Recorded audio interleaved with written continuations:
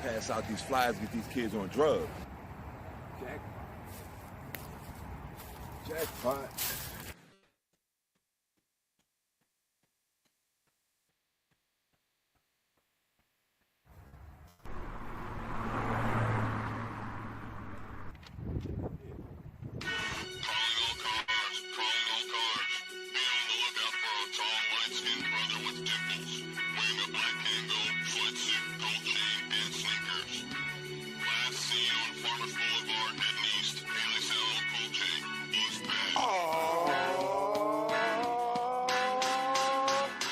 Nobody can smoke quite like I smoke. I take the muscle-bound joke and blow his face full of smoke.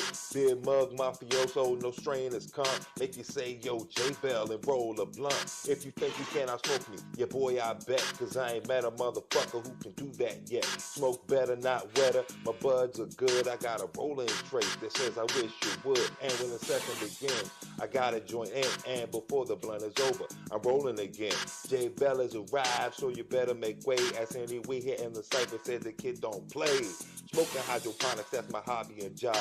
Chill with my mob while I'm rolling a bob. I got a pin joint rap that helps me get smacked. So many girls on my lap, cause my weed ain't crap. I'm smacked.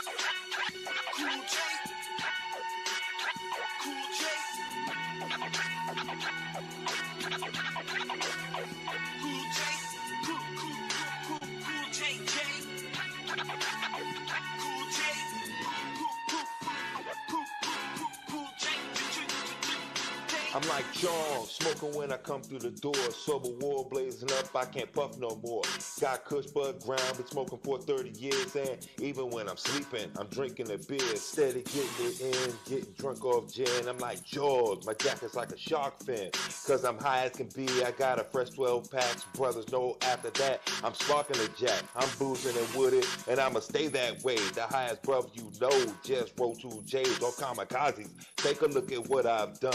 Used to smoke in my basement, now it's 201. With a hydro spine, I put weed in the line. You wanna match me?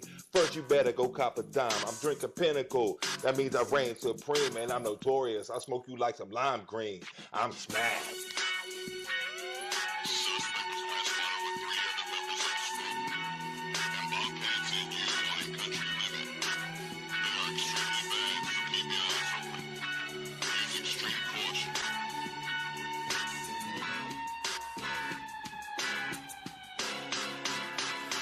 I eliminate pump, break up weed chunk. Your ego shrunk, cause your weed ain't skunk. I'm devastated, smoking weed in the shade. I eat brownies filled with cannabis, some call it them James. Sipping on Blue Bull, I'll give you a pull. I enjoy what I'm doing, plus my weed jar's full. Come battle me, why try? Bust that out as I smoke so much I passed out. You think that I died, never retired. I put my light on the shelf, the highest brother in the history of weed itself. You look bitter and mad, I'm just proving I'm bad. You wanna hit, give me 5 minutes plus a blunt in the bag. Weed head will treat them like animals, I eat them. Smoking, delete them, and the rep won't cheat them. I'm the smack this, taking out all rookies. So forget Chips Ahoy, put weed in them cookies. I'm smacked.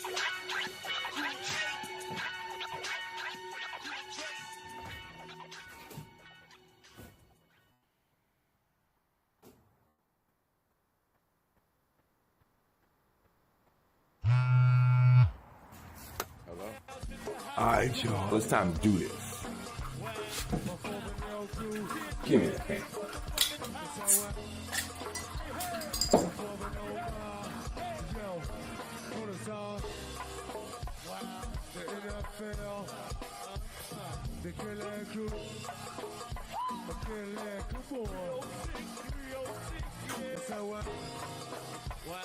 Good to see you. I might came through. The man Snow. On the song.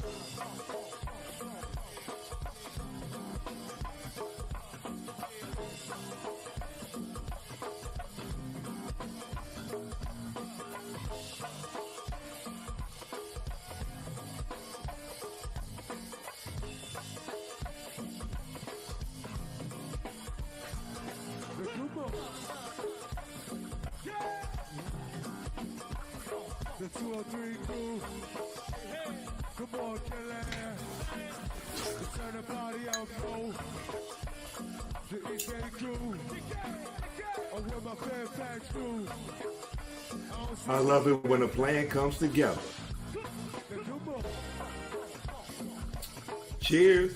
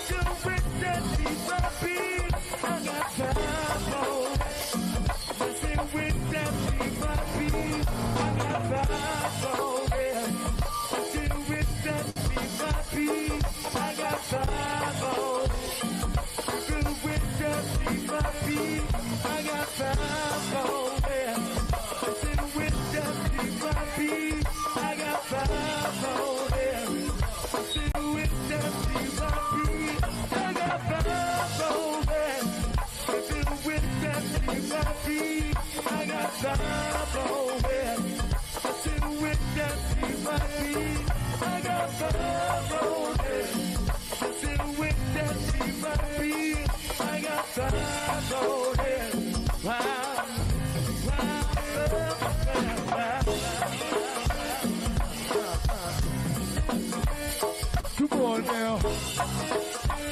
The 1800.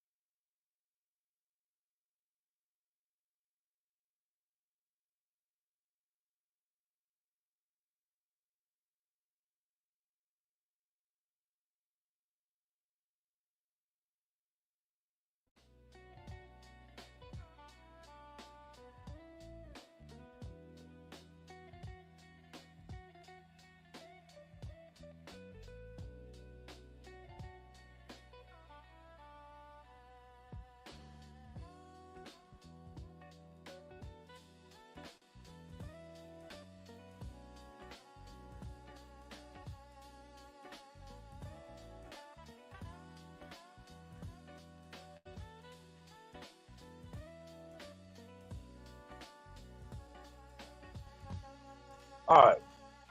Is that better? Wire nut. Thank you, James. I hope that helped. What I was saying was here's a new lollipop that I've done, a new super crop where I've squeezed the branch and bent it down. And this is what it looks like healed up right there. He's trying to strip a lot of these. How good are these?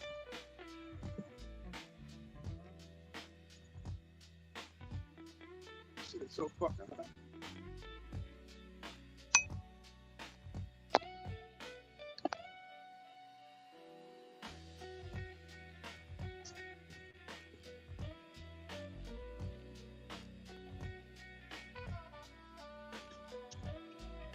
Better view. Are you seeing all this shit? Over top, below. And we're gonna go through and just see the rest.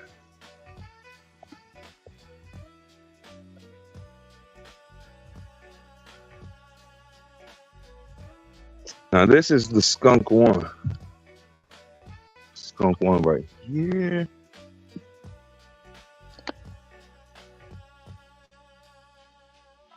Right. All right, cool. Yeah.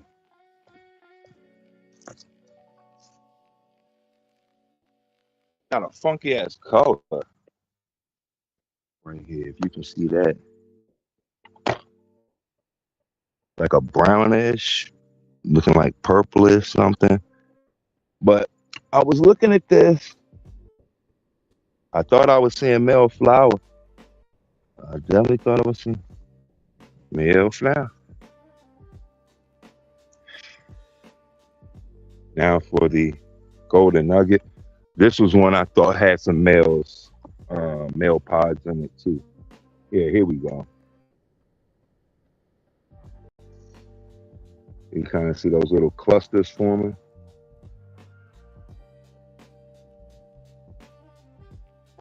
Get this one up close. We get to the tippy top. Oh yeah, you can kind of see the main cluster form. If I can get through all this shit. There we go. See all these pods forming? Pods forming.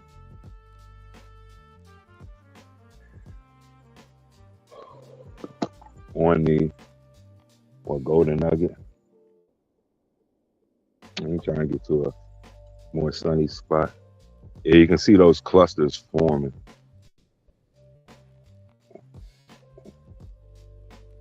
Right there.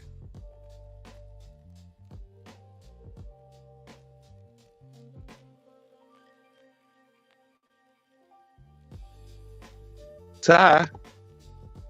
Tiggy tie. Let me check, see if the audio's good.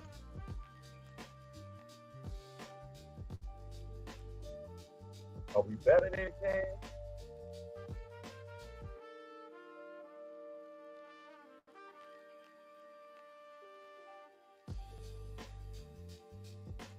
Okay, cool. Thank you. That was my fault. Yeah, my bad. That was my fault. This tie's coming along pretty good. That shit was like this big for months. And I can't believe it like quadrupled in size in like 2 months. Let me take a little closer look at this.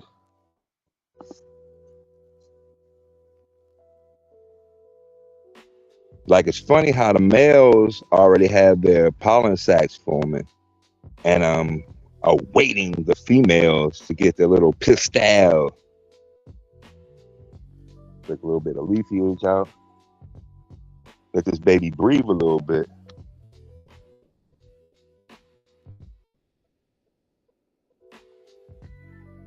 You see this as well?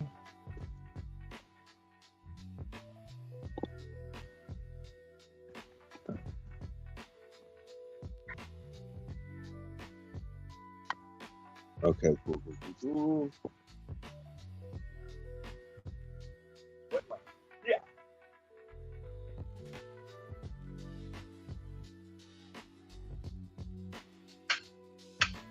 My beer got screwed over.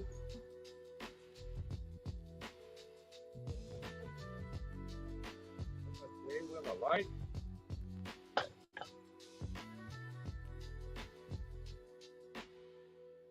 Okay. Got me J. Don't got my light.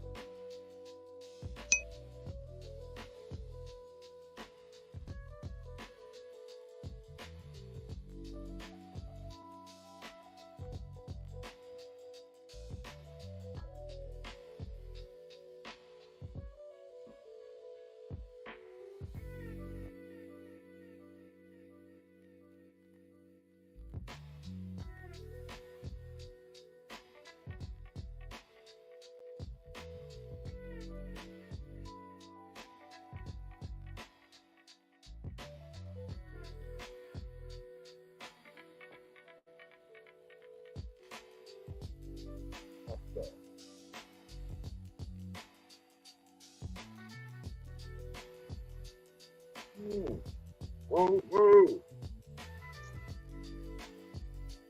I lost my fucking J.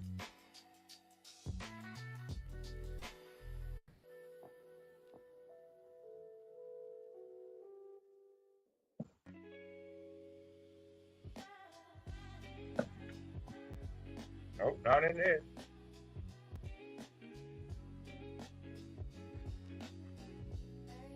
Hey.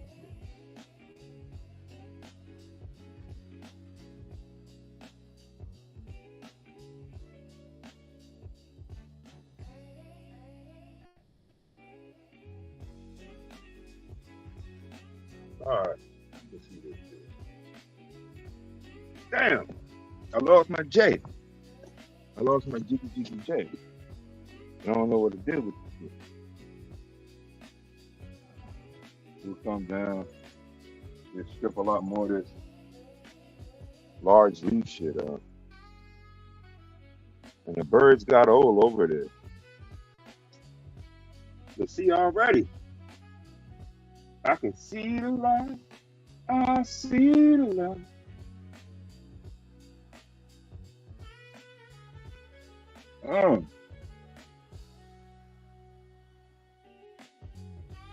What a difference that made.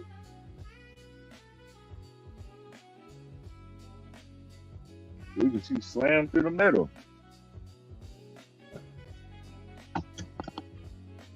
See the main stem, how it branched out. Feel pretty good.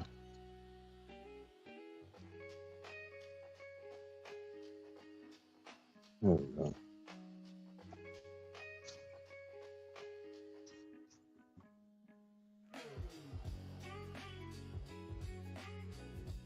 Go.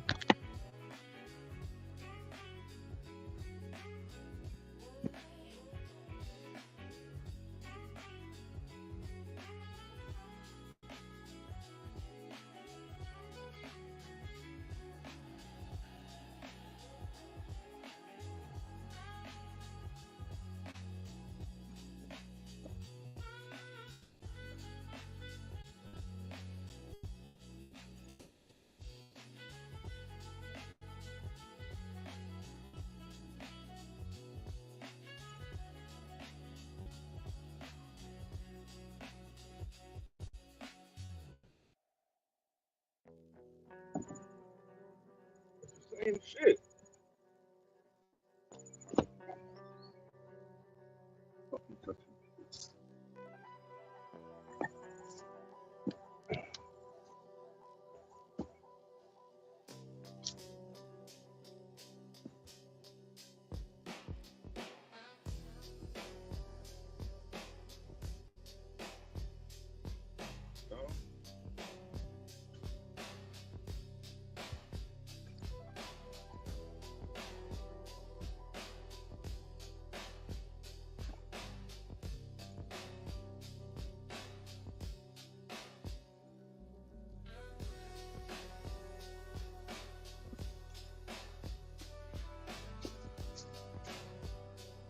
That's a little better.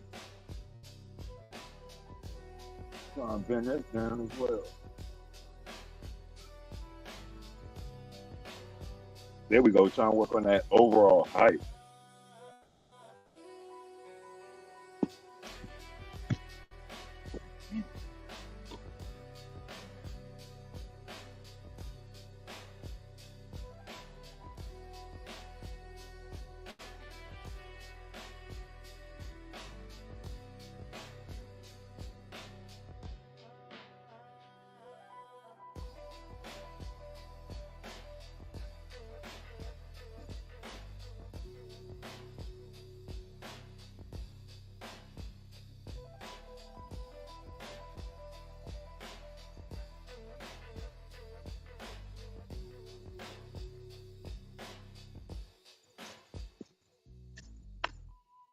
Uh-huh.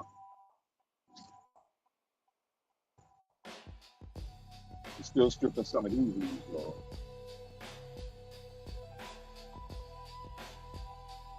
Let the plant breathe a little bit.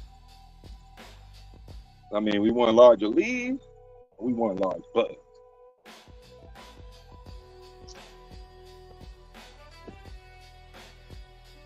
Oh, then I'll take it. 22 minutes. I don't sweat my ass off. No, sweat my ass. Okay, I just want to make sure this is good.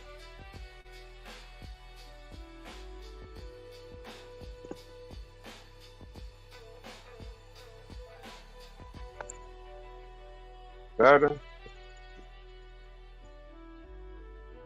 Yeah, it is.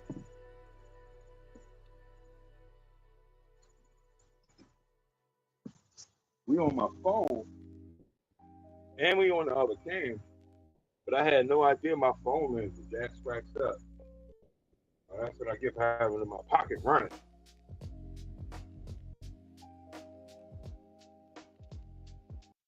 We're just stripping. Stripping. Trying to get some airflow, light penetration, reduce the dampness, and redirect the energy to the bud site. Uh-oh, you hear the eagles. Fly like an eagle. I'm sweating my ass off. Probably like 10 pounds, setting everything up and coming out here. What the hell? August can't end soon enough. Oh, yeah. I forgot my headphones.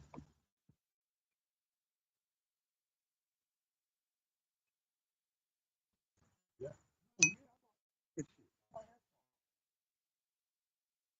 Headphones, okay.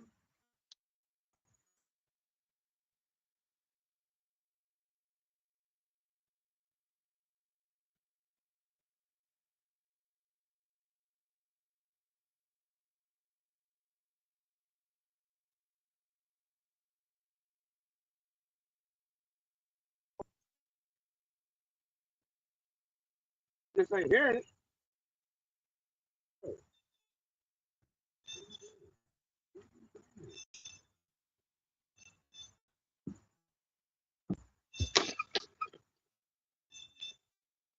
Yo, what the fuck? What the fuck? What the fuck? Pass out these flyers, get these kids on drugs.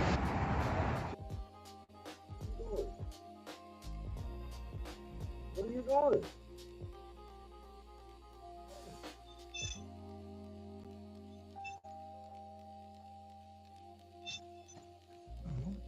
No. Hold on. Jay, camera keeps going out.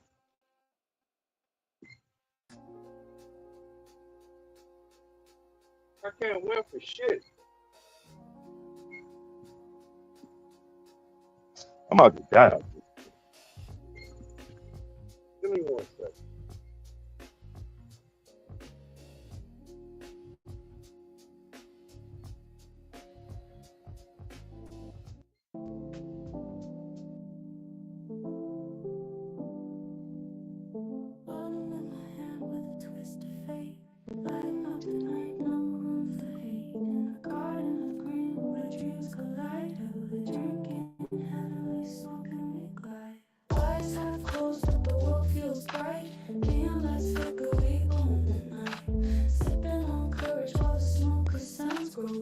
variety show where reality blends. For another round, watch the shadows sway. In the haze of smoke, we lose the gray. Heavily drinking, heavily smoking, we know this is paradise at the global variety show.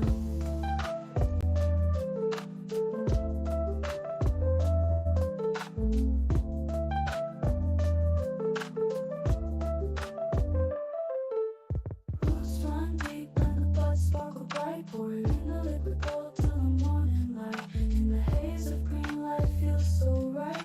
Heavily drinking, heavily smoking so high. In the silent whispers of the fallen ash, time stands still in this lightning flash. Glowing dreams like vines in the glow, crafting legends at the Go Variety Show. Raise your glass high, feel the bass thump. In the smoky realm, let your heart jump. Heavily drinking, heavily smoking. Yeah, we flow with the screen. Utopia where the good vibes.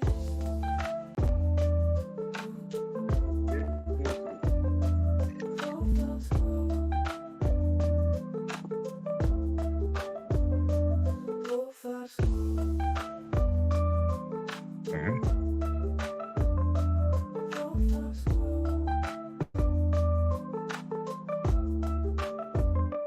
Flow vibes grow.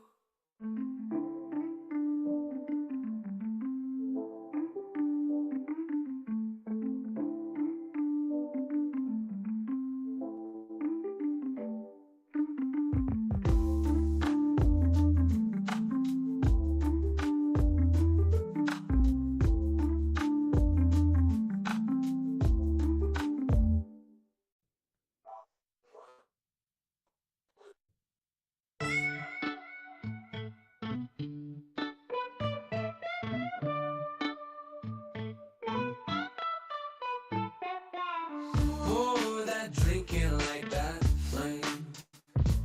In a foggy cloud, no need for shame.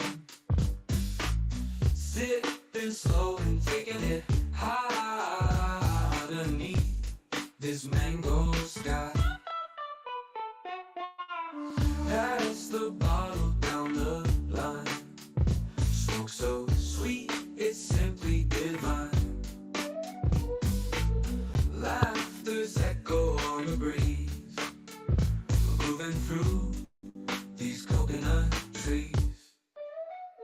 Heavily drinking, heavily smoking, living life without a token. In this garden where we'll play for the Grow Variety Show today. Today. Cool the fire, feel your endless nights where the vibes are always right.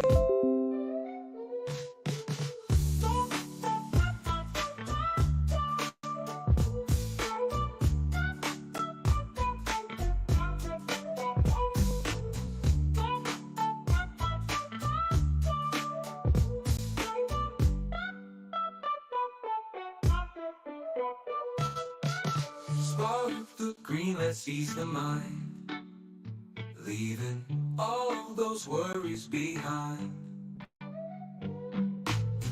Hearts are light and spirits free. Come together, you and me. Heavily drinking, heavily smoking, living life without a token. In this garden where we'll play for the Grow Variety Show today. Today.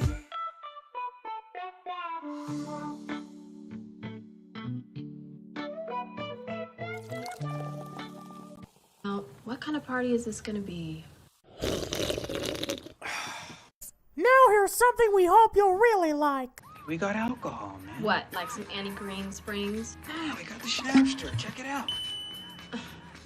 Bitchin'. Don't be such a square. Everybody who's anybody drinks.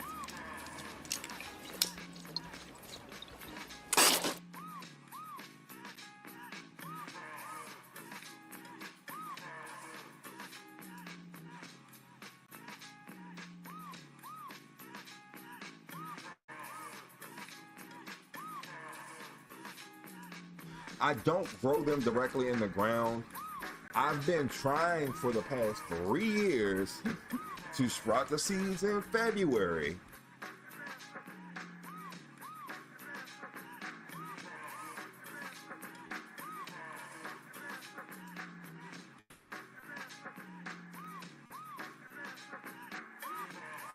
How we doing there, fellow Cannabisians?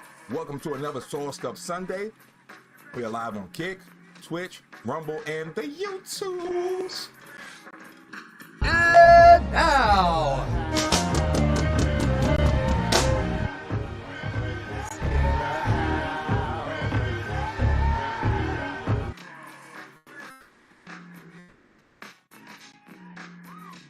Body counts at 2. Can we make it, baby? Baby, are you taping? Baby, are you taping?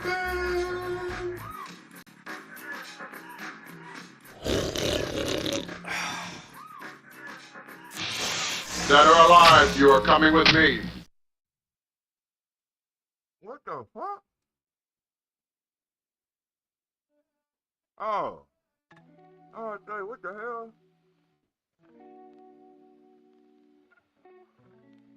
Yeah, I'm sorry, y'all. It's too fucking hot. Way too fucking hot out there for me. Holy shit. Too goddamn hot. Holy fuck.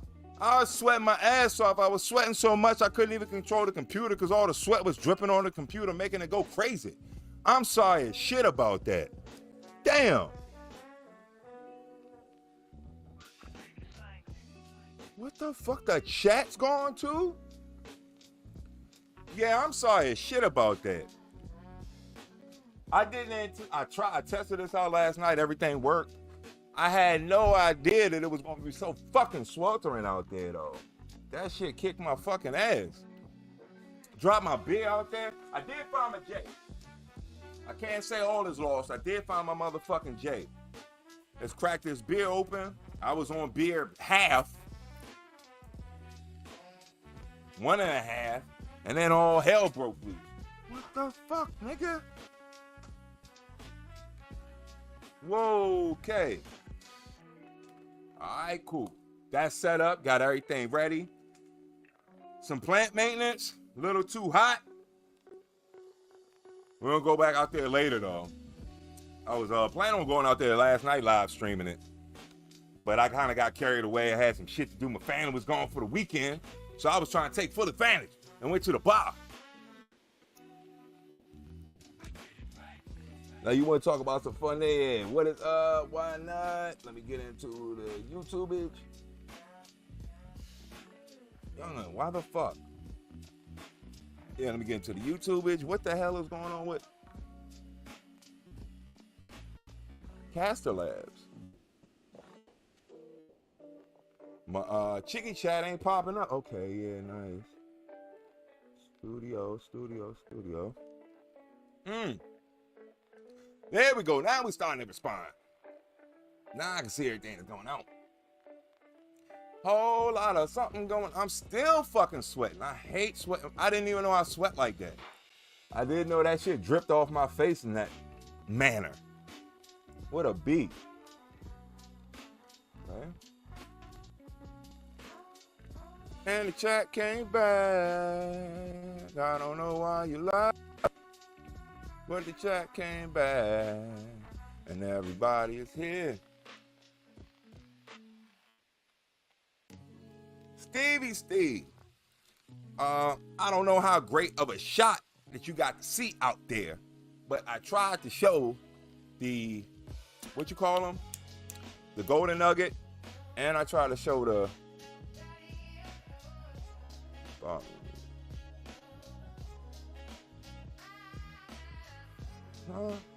there we go. That's right. There we go. Thank you. Okay, now we perfectly situated on the screen, just making sure everything was good. Yeah, I don't know if you saw that the golden nugget. The skunk seems to be reverting away from it. I still think it is. and the skunk triple back cross that was so tall and leafy and all. I think all of those are males. I tried to give an up-close version today. It didn't look so great. I didn't realize my phone screen was so cracked. Not phone screen. The camera was so scratched. You couldn't see as much detail as I wanted, even though it's, 4 cameras on the bitch. Oh, talking about bullshit.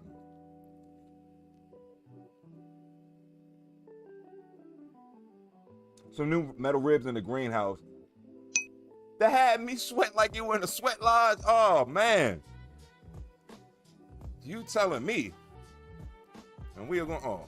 No, okay, lights cool, lights cool, lights cool. Kick, everything is goody good. Rumble, everything all to the good, I hope. I'll get into my page. I didn't have everything smartly set up. I should have had it set up immediately to when I came in here. I had everything ready to go and had a sit down stream, the chat stream from coming out in the garden. But oh, fuck that. I was getting pelted with UV out that bitch. How? How? Shit hurt. Oh. Ooh. Oh. Yeah, that shit was hurting. What? That's what you give me? That's the excitement you give me? How about now? That's better. Now I feel appreciated. Thank you very much. Feel very appreciated. And for the rest of the show, I do have Septoria. I looked it up. When was that? Like Thursday. And from the Baca Institute, they not only talk about the symptoms of it, but how to cure it. I figured that'd be pretty handy dandy for my man Stevie Steve. Everything else is going well for the most part. I did get that colon plant numbers that I wanted, just not the plants that I wanted. But I kind of knew that coming in. Be careful what you wish for. Damn, I hope I have at least 3 males in there and the monkey paw curls. Dun, dun, dun. So let me go ahead and set this video up. We can go into Septoria. Then on my quest of enhancing all of the cannabis-ness. Oh, I can put the topics display up too, now that I think about it. Body count, body count. The body count's accurate, right? Yeah, the body count is accurate. Yeah, we're gonna need that. And we're gonna need the Chiggy chat. Okay, everything looks good on the next part. So now let me go into the Dibio part. Make sure I got Septoria first. Yes. Because we was about to look at something wrong. We was about to go into a grow tour and I ain't exactly want to do that yet. Come on, come on, come on. Smooth, baby. Where we at? Here we go. Got you covered. And I do actually like the Debaki Institute. Most of their videos are pretty short. Right to the point. No jokes. No tricks, baby. No tricks. We are missing something else. I don't... No, I'll keep you just in case. I'll change you to Ninja and shit. Yeah, I changed this shit to Ninja real quick. Okay. So now, yeah, on to the little intro portion. We learn about Septoria. If you have leaves that look like this on your cannabis plant, odds are you probably have Septoria. And this Tobacco University video will provide you... Now, I do remember you saying Stevie Steve. Okay, micronized sulfur. Okay, I got, what, prilled sulfur? Did y'all see that shit? I got the liquid and the, where is it? Oh, walk right past the motherfucker. I got some of the flakes, like the frilled, flaky corn pops, and I got some liquid. Sulfur though, for plant.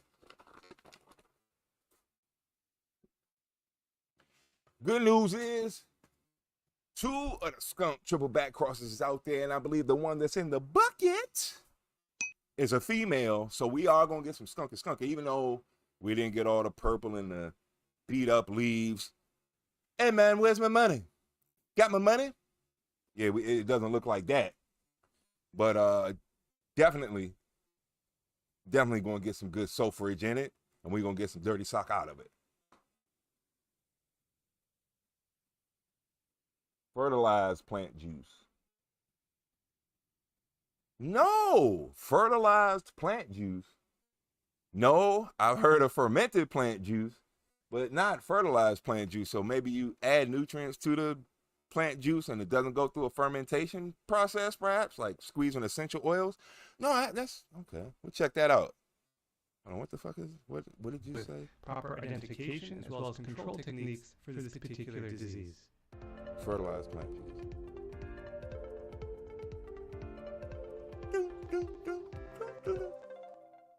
All right, let's look at how to identify and control septoria on cannabis plants. So first off, proper identification is septoria leaf spot can cause leaf loss and reduction in photosynthesis, and is one of the most common leaf spot pathogens among that joint's still in my head. Great image of that here. Scout lower leaves. I pulled up YouTube. Canopy, where leaf wetness and high humidity occur. This is likely a place for the disease. They all look the same.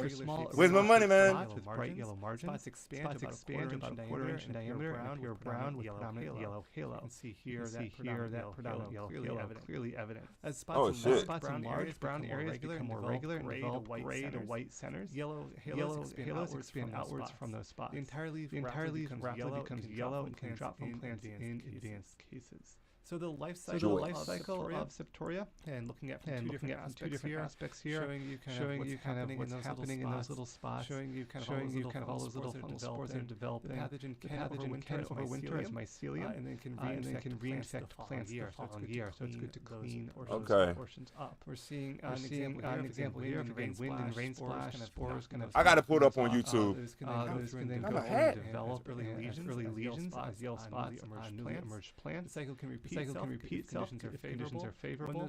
When those leaves drop off the plant, serve as overwintering areas. Now this is showing soybeans, but the same thing does apply to cannabis. Where the overwintering spore can occur, proper conditions cause it to kind of proliferate and infect new plants. So how do you go about managing this? This kind of shows a really good kind of zoomed in version here. This is not cannabis. This is showing you the great image of what septoria can look like.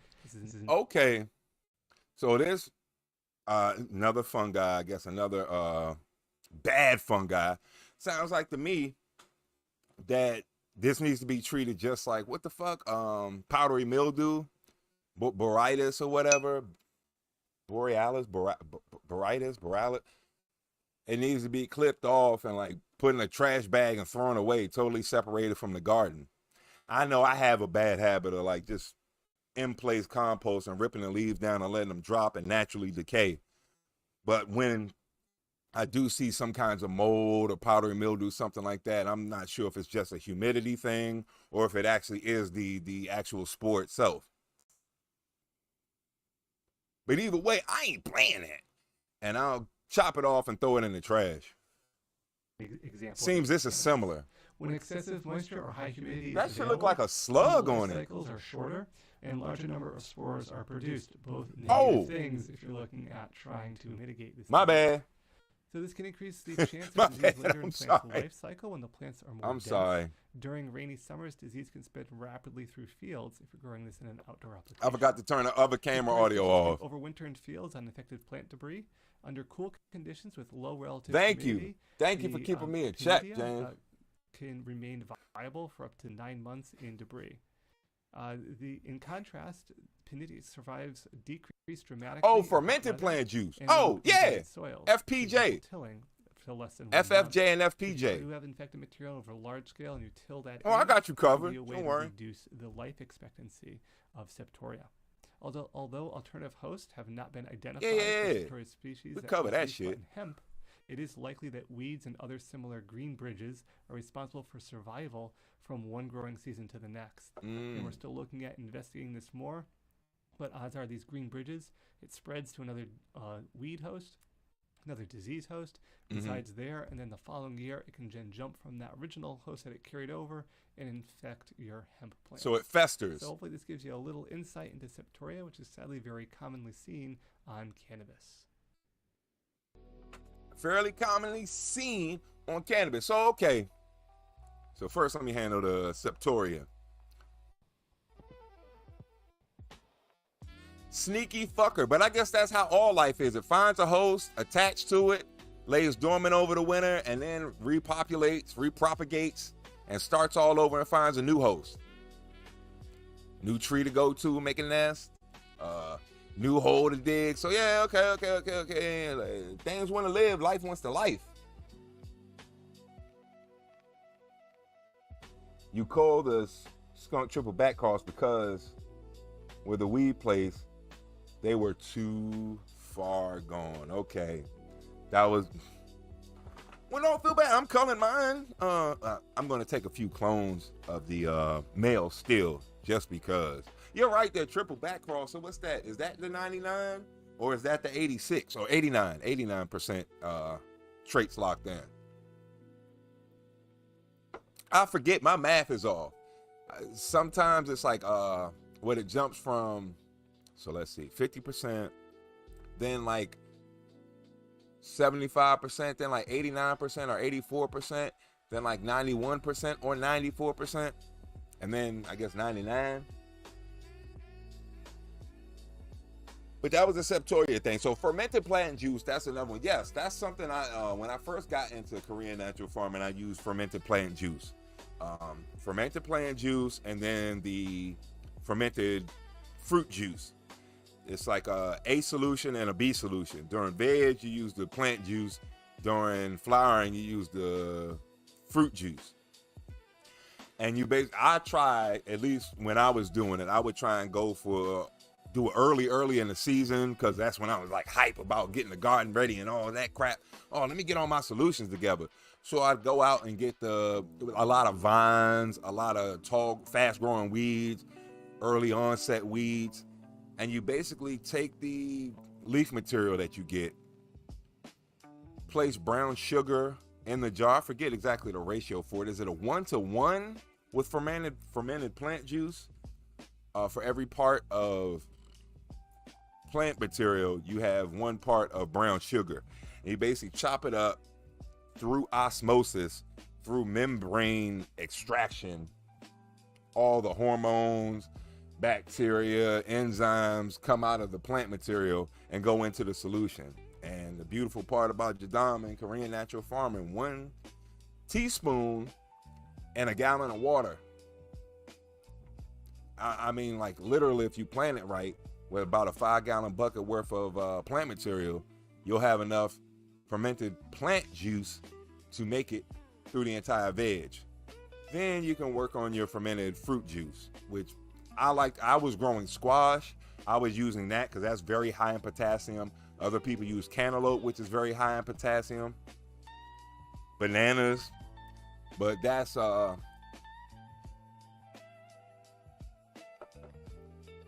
way the two mixtures kind of work.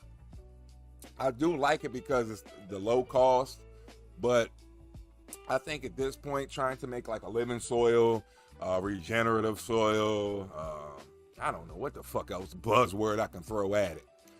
But at this stage in the game, through IMO and all my indigenous microbes, all the plants really seem to be fine. This year, I was very hands-off with any kind of sprays, or I went out early. I probably haven't done lactobacillus or brown rice vinegar in about 2 months, and the plants seem to be totally fine. Like, what am I really doing? But I think that was the benefit of trying to do all the early work that I did, the front end work, I guess is what I'm trying to say.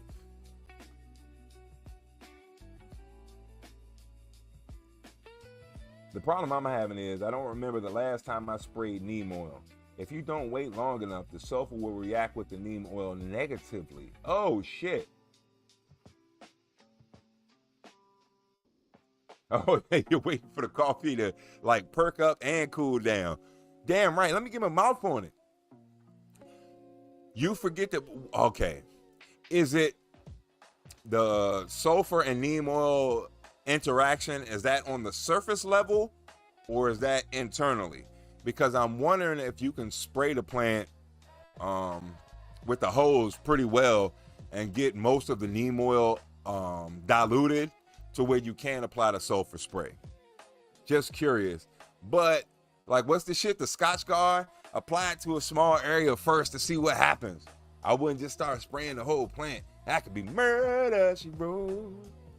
Murder, she wrote. Murder, she wrote. Murder, she wrote. Mr. Manna. Yum too flirty, flirty. Yeah, so you want to be extra careful with that. Now for my next portion. What's my next magic trick? Oh, the DIY Canatrol. Now, the last video I showed on it, this would be the second week running.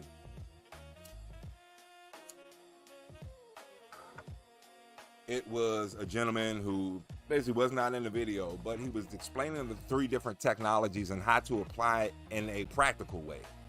He was basically saying with a refrigerator, a heat mat, a fan in the top corner of the refrigerator, and a larger fan at the bottom of the refrigerator pointing upwards will help use the natural principles of evaporation. The refrigerator basically causes the condensation, the heat mat dries it out, and that allows it to work in a pulling, drawing out of moisture, quick drying effect. I guess replicating the technologies that the Canatrol has. Now, the video here, the gentleman is in the video and he seems to be very engineerical. Hopefully this ain't too pricey. The first video, I believe, was a guy from Europe because the price was in euros. You can make the Canatrol for less than under 100 euros, which I'm figuring is like 150 bucks, 180 bucks, something like that. A large heat mat, a refrigerator box, the larger the better, and the computer fans is what he was using, will replicate what the Canatrol does. Now, this gentleman in this video today about making your own DIY Canatrol looks like, oh, he's mechanically inclined and he's gonna solder some shit today. So we're gonna look to see not only cost, effectiveness, but practicality of trying to make another version, another gentleman's interpretation of the Canatrol. DIY, right? Yeah, DIY Canatrol. Oh shit, this motherfucker look like Magneto. The New Mutants Magneto. Holy shit. In the Merciless. Oh, cheers. We were just out in the garden and I was sweating too much. I was breaking my equipment. Oh, and I did have sunglasses on the on the camera lens, the overall lens, the small corner one. When we were in the garden, sunglasses were on that. That's what made the view a little better because I know that it's so bright back there. James, Paul, Steve, yes. The posse is here.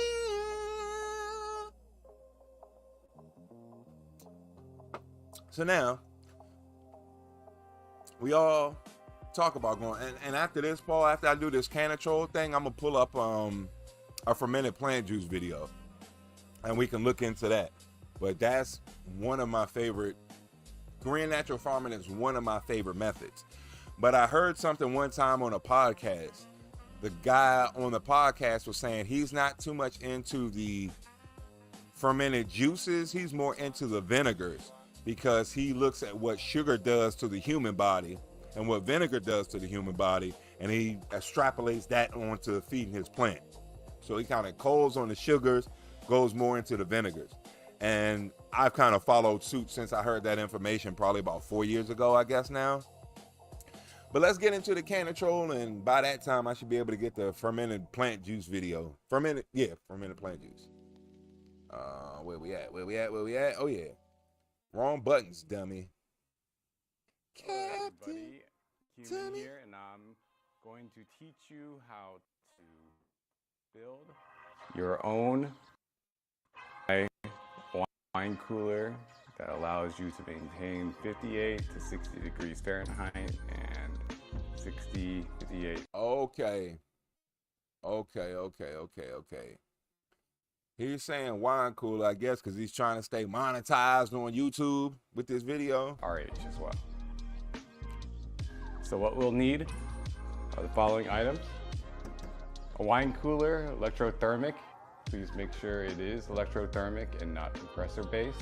Otherwise, you will not be able to maintain humidity. Also ensure that the bottom of the wine fridge is flat. Ideally, so when the water and moisture drips down, it'll all pull down and can drain from the back. Certain models have a raised area, that recessed area, that allows for one bottle in front, but not all the way in the back. And we will want to make sure that we can reach the back. This will be where we put another dehumidifier. We'll also need this. This motherfucker's using dehumidifiers. Oh yeah, it is. I think he went upscale where other people went low scale. That's his perk in this. But the main point of this is a refrigerator will do. So this motherfucker looks fancy as fuck. I ain't gonna lie to you. Realistically, it's probably about $2,300. It looks like it's worth about $6K. But people are getting rid of refrigerators all the time. As long as they don't like drill the holes in the shit, you all right. You can probably find a scrap, throwaway, free refrigerator very easily on Craigslist, what's that, Facebook Marketplace, shit like that. $25 or whatever. The little college refrigerator I have, you can't see it too well. It's what the beers are supported on this. But I paid $25 for it probably like 10 years ago at this point. But that would work as a Canatrol. That's about the closest thing to the little small wine box that the Canatrol is. But the reason they went for this larger size is to, of course, store more bud and kind of beat out the Canatrol. Why make your own Canatrol if it's going to be the exact same? Why don't you go big or go home? And so therefore, we're going to add a little bit more size. And you can just do it with a refrigerator. A refrigerator, the plant heat mat, and a couple computer fans. Need dehu. Ideally 16. Now this motherfucker's going a little more high tech than what I just explained, but you know, I don't want to leave anybody out. Let's just put it this way. We watched the beginning, my entry level version the first time. Now we're watching the advanced. Oh, I hope I can keep up, and I better take a lot of detailed notes version right now. Woo! Ounce capacity, because it's smaller. We'll be taking it apart, putting the guts inside the refrigerator. The guts? Over here is a controller with electricity outlet that allows you to monitor temperature and humidity. Fridge 2.0 models out there. Now, yeah, this is pretty cheap. Now, I know this from my own experience of beer. That's kind of why I bought the little mini fridge. But these little temperature gauges, thermometers, regulators, I believe is what they call.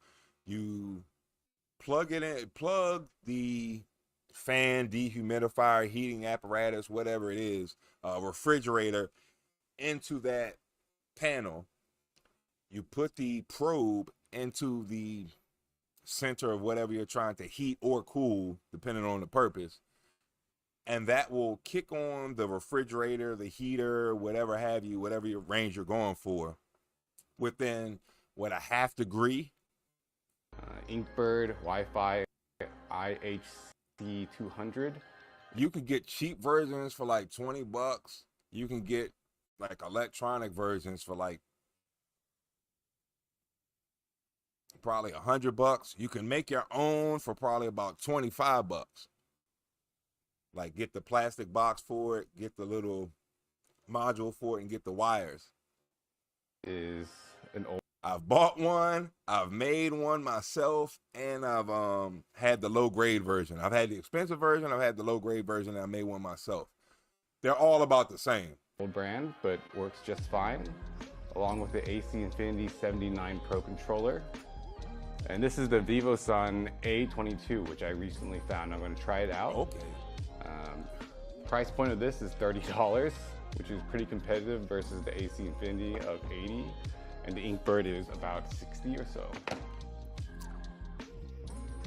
But this also works with a deep freezer will work too. I know there's probably a lot of people throwing away older deep freezers, but it works in the same consistency. When I was brewing beer, because there's a lot of crossover in this as far as trying to keep a controlled environment, they would call this a kegerator. And the beer taps will be coming out of the face of this, out of the refrigerator door. They would drill the holes in it, put the taps in, and keep the kegs, like take all the racks out of the refrigerator and keep 2 or 3 kegs in there. Old Pepsi or Coca-Cola kegs. They're about 5 gallons. They're smaller. They're not like the big giant ones you see on TV. Those are commercial kegs. The home grade kegs are like only 5 gallons and really, really tiny. You can fit about 3 of them in there, and people will drill the tap handles through the door. You can also do the same thing with a deep freezer. And usually the people had the tap handles coming out of the top door of the deep freezer, so you can, put your mug underneath and pull the tap and feel like a real man, like it's Cheers or some shit. But either way, the starting housing, the refrigerator, deep freezer, both work well, and you can get them pretty cheap. The mini fridge, same way. You can get them pretty cheap to start out with, at making your cost of entry pretty low into making the DIY Canatrol. I'm thinking about this shit hard. What's the worst that could happen, right? I blow up my house and set it on fire because of an electrical failure. But I mean, besides that, it's worth it, right? We'll also need a glue gun just to seal up any holes we make with a soldering iron, not a glue gun. Drill, which is, excuse me, over here. Drill and a bit to drill into the back. No drill, no power tools in the house. Oh, it's not a drill, it's just my electric toothbrush. It's where we put our wiring. Electrical tape, easy. And I am using these wire connectors with sealant. When we take apart the dehumidifier, we will do a little bit of crimping. Now, I'm going to pin this comment, Steve, because I think everybody here could have typed that themselves. I think this is something we can all relate to. Oh, I thought about this, James, Steve. I need a link to your merch. The Got Seeds merch and like the bumper sticker, Steve, the Elder Leaf. I need merch. I'll pay for the merch. You need sales. You need what you call it, a testimonial from the customers. Oh, my fucking beer is in hiatus. I didn't get a chance to finish it. But yeah, I want to buy merch from y'all. That was the one thing. So I need to I guess first see what you got. Give me pricing, and then I'll set it up. But I want to help advertise too. I actually want the merch. I want to wear it. But you can also, I'm glad I remember that or do shit. whatever it is Damn. that you want. I just don't know how. I'm working on merch, so yeah, I'd like to get y'all merch first. So let's get started. Those are the things we needed. And and Steve, what you just said, what I just penned, let me go ahead and read it. When it comes time to hang dry, I remove everything from my grow room and dry in there, and still never have enough room. So I end up hanging plants in my bedroom too. A shed, a garage,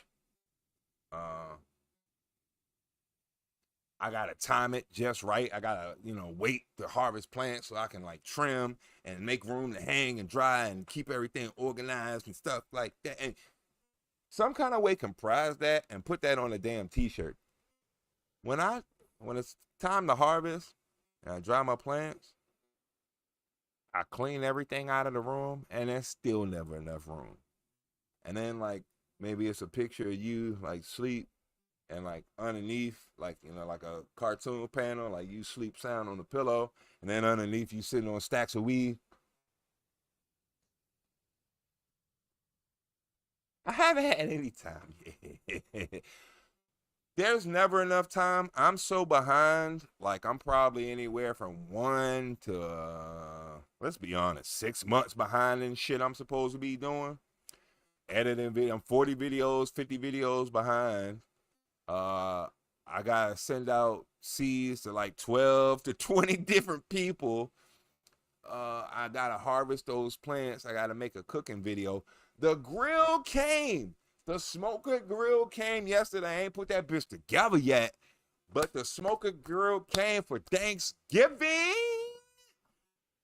We're gonna smoke that infused turkey, infused mashed potatoes. And I'm working on getting them together. It's not growing as well, but for vegetables, infused Iroquois skunk pole beans.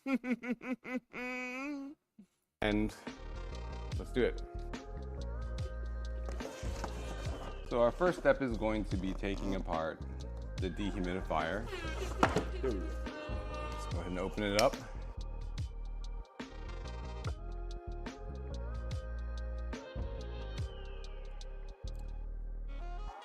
So he's using a dehumidifier. We'll need. Yep. I like the heat mat method. Damn. He ain't curved that shit out. I like the heat mat method way better. Our dehu. Oh, we gotta go through all that bubble foam and shit? Come on, man. You should have spit that up. This part and this inner part is what we're gonna take. So, oh, you just need an address. Apart with the screws. I was like, oh, that's easy. I'll go ahead and dox myself. And I was about to give you my mom's address.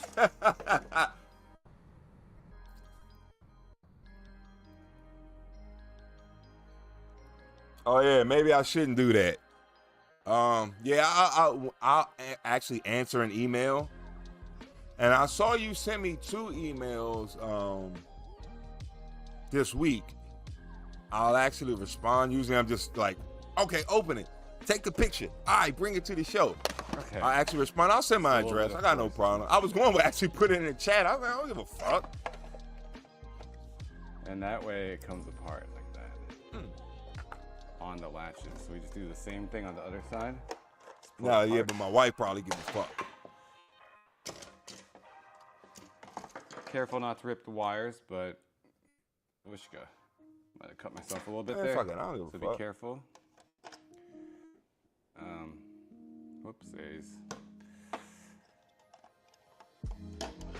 And then now that we have it apart, injury 1, let me go get a band-aid. Now we have it open at least. Be careful with this process. We just unscrew further. All right. Yeah, there you go. All right. Unscrew. Yeah, just do it up in the chat. I don't give a fuck. Anything connecting the dehu to. Yeah, thank you. I just do it up in the chat. Plastic body.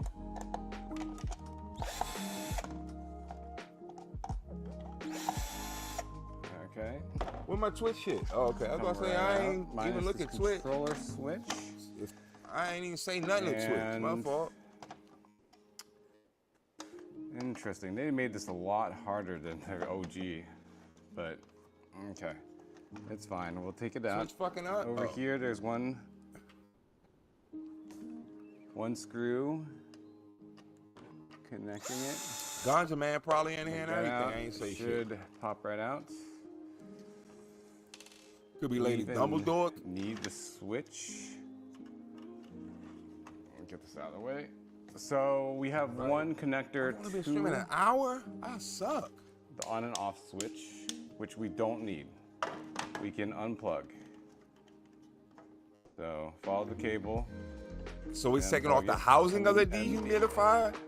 That's finished. We don't need this anymore.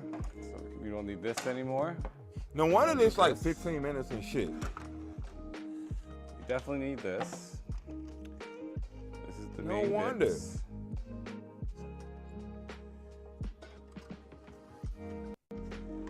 And actually, we don't even need the motherboard, so we can just connect this as well. Damn. But once you get the dehumidifier out, we still need to remove the AC. So we're gonna take a pry tool and try to pry apart this plastic. You're gonna break that shit. Covering. Or is it built in? I can't tell.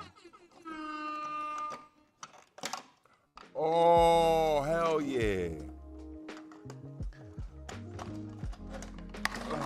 There we go, from the bottom. Hell yeah. You just exposed. We made Dude, seriously, this thing is damn, Jay fell on the floor. just a mess. All right. There you go. Pry apart that part a little bit. Get the wiring out. What's different? Let's first remove the clip.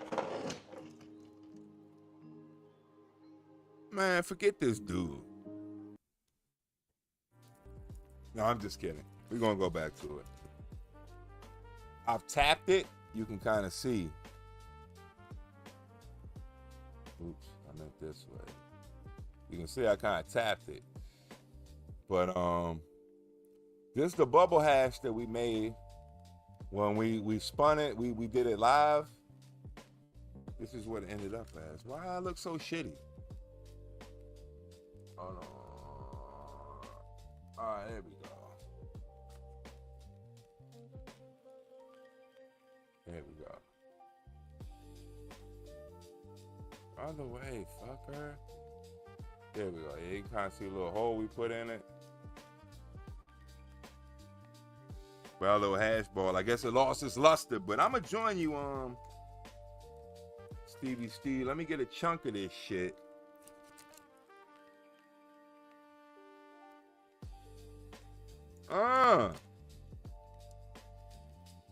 It was chewy and gooey. See how it broke off?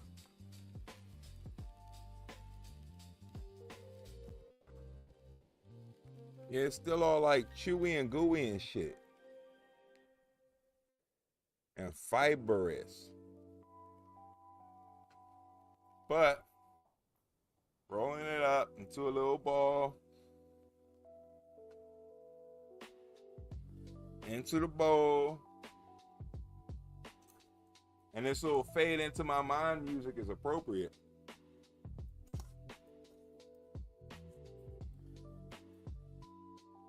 Just so no air can damage us. Cheers, homie.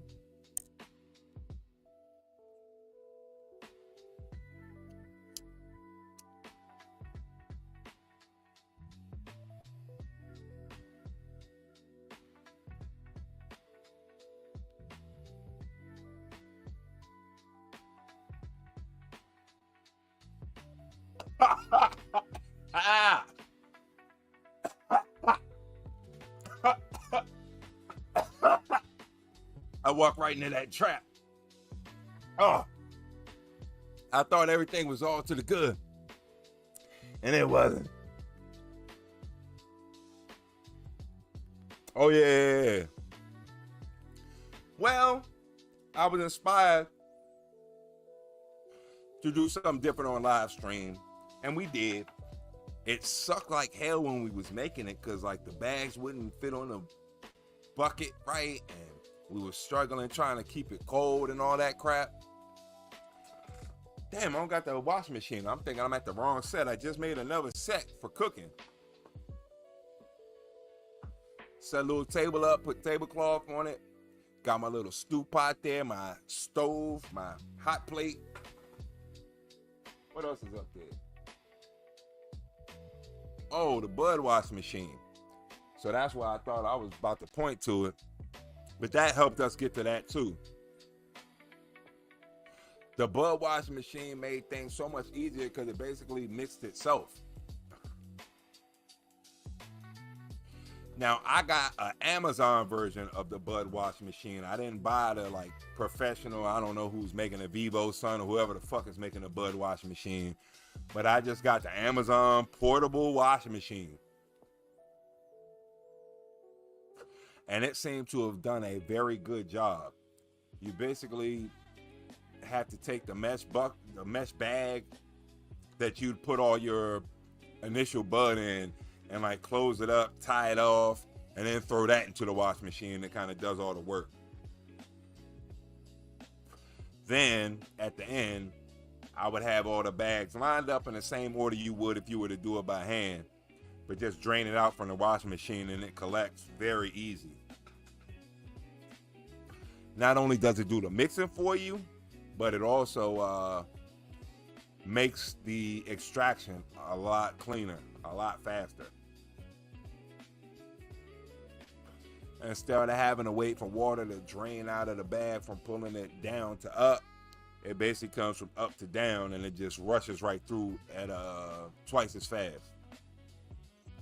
So by the time the water drains out, you pretty much done collected all the hash that you need to.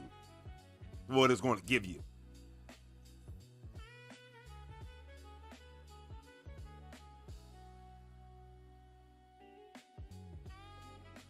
This shit has been burning forever and ever and ever and ever and ever.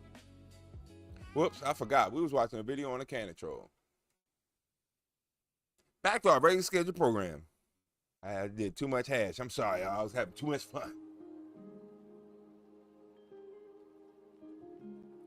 But I was getting tired of watching the chemist mix the chemicals and not know what's going on. We have it exposed. You can remove it from the motherboard. Jeez Louise, what kind of thermal paste did they put on this garbage? Okay. Jeez Louise. And language. Remove this as well. We don't care about. So he just removed the AC out of the trigger sensor dehumidifier and kept the dehumidifier part? We can cut the wires from it. We only want the blue and the green. Yeah, 11:22, what Steve said. Can cut those as well. It's 6 p.m. Holy shit. Okay. Let's attempt to cut it. Giving ourselves as much line. Well, no wonder you be leaving. It's time to go to sleep or party. Cut the blue as well. Dang, thanks for coming, scared. Paul. Even though it seems like I don't know what I'm doing, that's just true. Okay. And shit. we've got. Oh, tangle. God, it started already? Okay. We have this part. You weren't kidding from last week. This trigger part right here. We don't need it. I was like, all right, you know, he's just exaggerating. He got like a couple weeks of rest to go. Oh, no, you weren't kidding.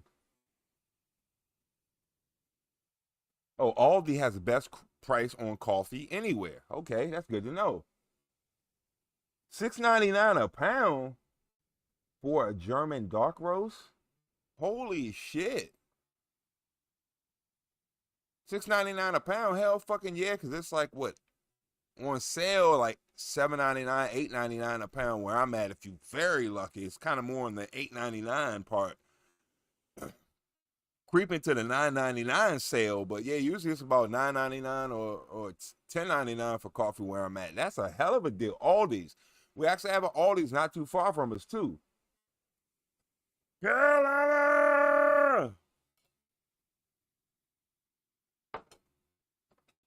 Carolina! I don't got nothing to spin around, unfortunately. I don't know what the hell. But Carolina, how did your stream go on Twitch the other night?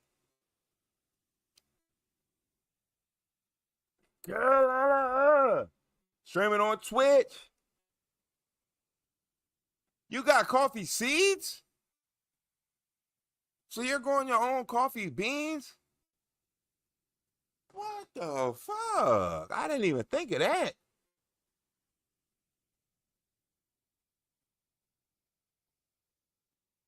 Greenwich Meridian. Oh, okay. I get you. GMT. Is that Big Ben? Oh, it's done? And we have... No! I was having so much fun. Black I'm and wasting red wire for 2 ends. Woo! Cut apart that part too.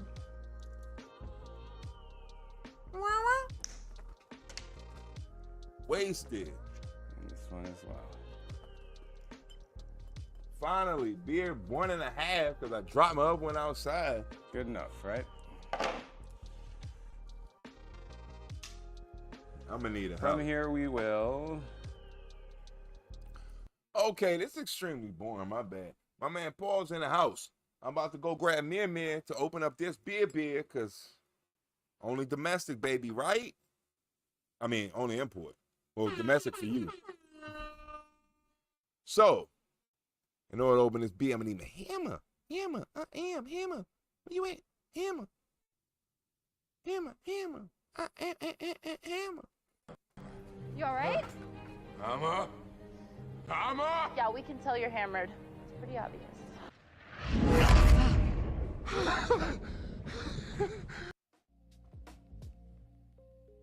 And I'm worthy. I'm extra worthy.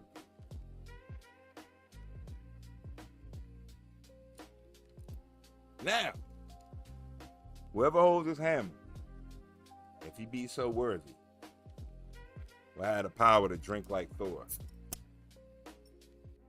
That be this guy.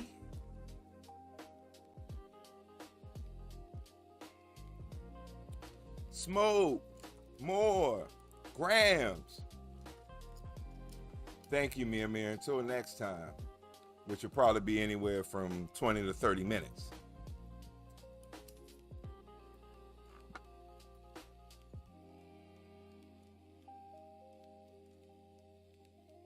Where the beer top?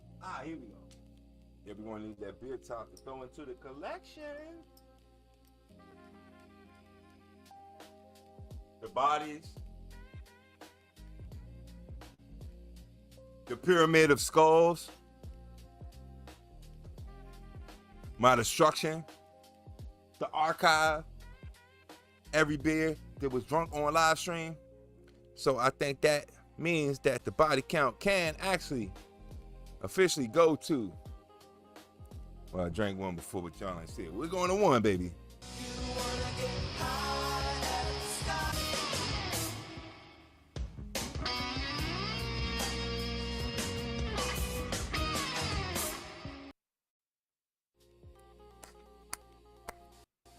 So I'm about, hey, whoa. About to move.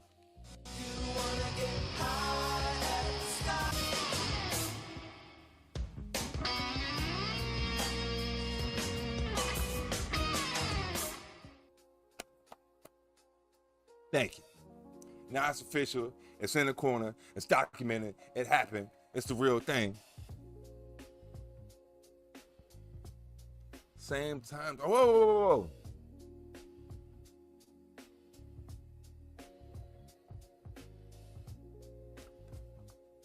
Most of your Colombian seeds, you gave your daughter most of your Colombian seeds to take to her grandma's house in Florida to grow.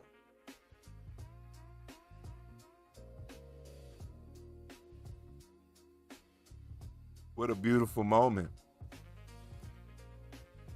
What a beautiful moment. Oh my gosh. That's wonderful. Another generation of upstate New York grower with some Colombian? Gee, that ain't even fair. Holy shit. It's like walking out with a loaded gun. All right, let's finish this dude. You could strip a little bit of the wire just to expose it. Just in case y'all want to do it, I'm trying not to skip. But he lost me once he opened up the damn dehumidifier. I'm like, yo, what the fuck? Why don't you just buy the parts raw?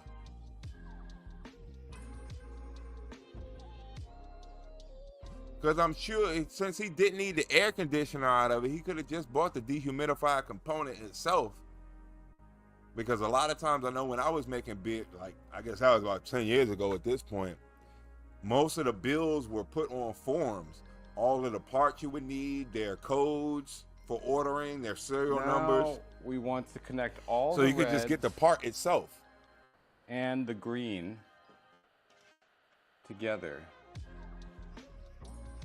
I love the cast. Yeah. Thank you, bots. All the reds and the greens together. Line those Thank up. you, bot, for reminding me because I was frozen. I smoked that damn hash and forgot who I was. Who knows? So we want to insert it into here. I think my name is Thomas. Into one of these. Thomas Jenkins. Actually, you know, of course, it's not as Jason Bell, but I think I'm Thomas Jenkins. Am I? No dog hair. Jerome Baker. Just kind of squeeze it in there. Push it in as far as you can. Jebediah. Okay. That was Jebediah actually a lot easier Beckham? than the first time I did that. And sure they're in-ish. Castalab.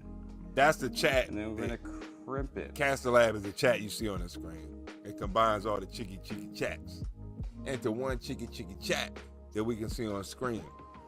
Press Stream. it down. Screen. Sure. Chicky chat. Okay, securing it. I want to see him get electrocuted at this point. Fuck this motherfucker. He's too smart for me. And I guess it's too boring. Because he's too smart for me. Good enough, right? Good enough. We want to tape that up. But we'll do the Yeah, red taking a side, back black to it side would have got you to this point a lot quicker. Negative. That would have been good enough. Connect the black ends together along with Always blue. bet on black. Really, it's not too difficult. Sneak it in there. You like that? Other Passenger way. 57, Wesley Snipes. I'm assuming. Just insert it. Squeeze as far as you can. Passenger 57. Kind of at this point, I'm just hoping it works. Because if it doesn't, then that sucks. But once they're in-ish, then you just crimp it down. Oh, shoot.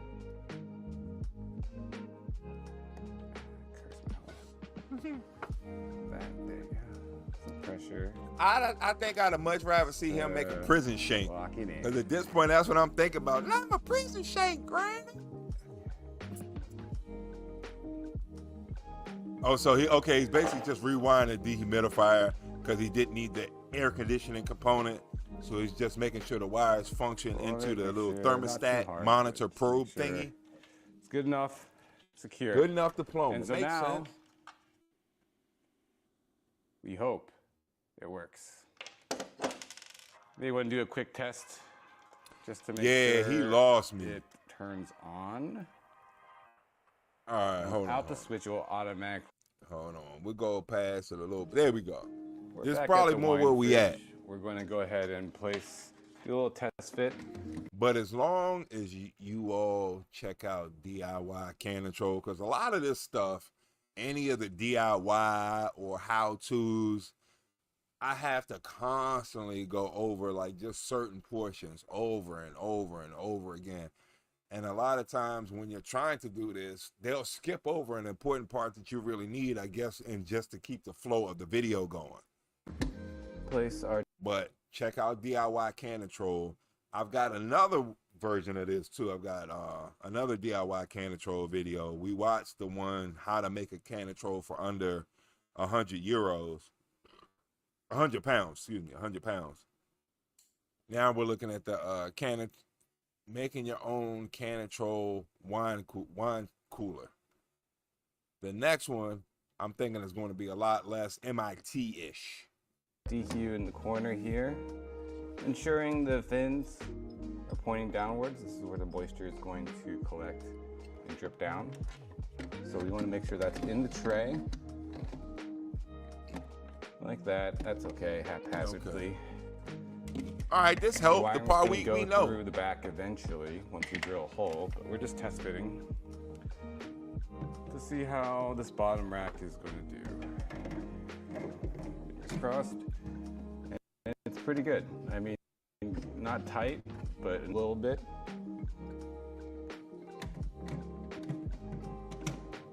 Not going to bother anything. We can place the second tray up here. Not gonna hurt anything at all. This is YouTube friendly, so he's basically calling it a wine cooler in the name of the video. That's in the title, How to Build Your Own DIY Can Control Wine Cooler. But pretty much he is demonstrating how putting in the dehumidifier is basically what turns this into the can control. That's his method. I think I prefer the fan and heat mat method. Might be a little slower, but I feel that it's more controlled. This is putting all your eggs on this dehumidifier, and I hope it works. He lost me, so I don't have any faith in, like, okay, I gotta monitor this shit all night. I gotta pull a Steve and just look at the fucking door. Just to like try and see a molecule of hydrogen come out and get evaporated. All right, that's right, man. Steve's gonna be up for the next 2 months. Elder Leaf Collective has to pull a series of all-nighters. So hold on. He said 10 to 12 weeks of all-nighters last week. So he's got to pull another 10, 11 weeks.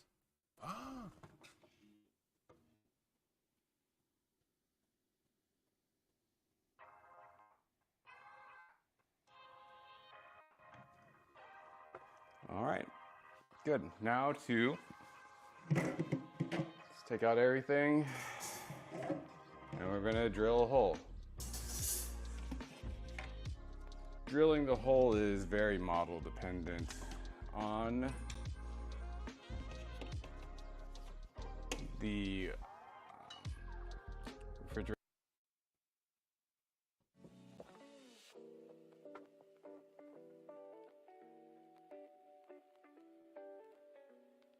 I'm in the money. I'm in the money. I'm in the money. I'm in the money. I'm in the money. I'm in the money. But in general, we're going to drill back here because holy shit, I'm wealthy. There's nothing. I'm wealthy with fucking seeds. Thank you. Oh man. Now I gotta build a damn spillway in a koi pond. I should have got a job working at a lighthouse. Yes. Employee of the month, mother. Caster Labs. You making fun of me, too. But styrofoam back here. All of I love it. I love it. Up here for this particular model. Okay. Also, I know jump the cut cool just prong enough, will have all to right. Unscrew some parts to expose the true back, but this model doesn't. True back, blue back, baby. The hole size that we're drilling is going to be dependent on the size. We of drilling the sensor in the back and cables that need to run through the wire fridge. So we're going to take Oh, apart. wine fridge. I said wire. Wine Take out fridge. the I stuff was that we close. need now Wrong consonant. Thankfully, my sensor size is pretty small. His sensor size is small. We're gonna use His sensor size is small. Get it because he's Asian? a smaller drill bit. And he needs a smaller drill bit. Will this work for a Connor? All right, we don't need to see that part. We get you. Drill the hole, put the wire through, put the probe so it goes to the front. See, because the 3M things I can stick on. Hold on.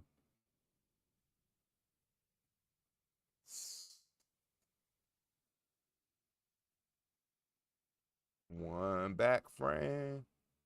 All right, so I can pause or humidity probe, etc. I have. See, because he's Asian. One of these 3M things I can stick onto there and zip tie it. I want to avoid anywhere where there's condensation coming through. 3M does a lot of stuff. What is it? Tape? Is it like the not the scuff the wood floor things? The bumper things? They make film. Scotch tape? What the hell? Put it middle-ish in the back. So that should be good right there.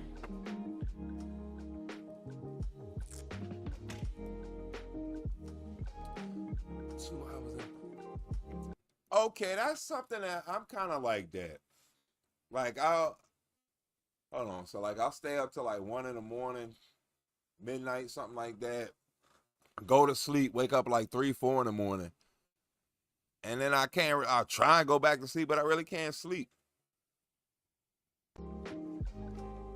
And I'll take a nap, like somewhere in like 1, 2 in the afternoon. I'll be dead tired.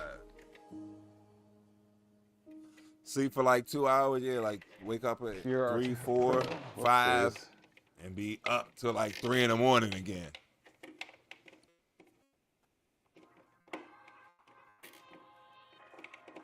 You got a small sensor, a small probe, and he used a small drill bit because he's Asian.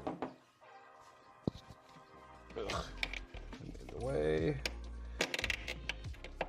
You have to be awake all night long too. Oh shit! No wonder y'all two linked up. Hell fucking yeah. Okay.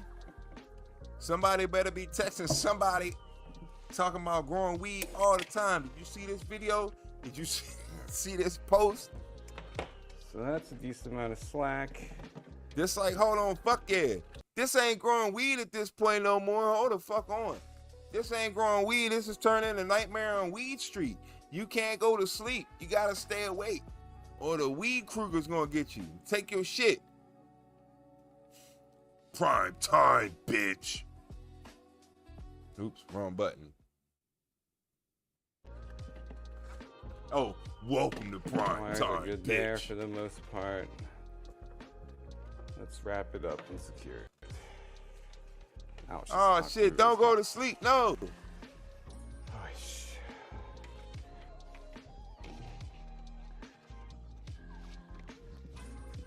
So we just go in and fill.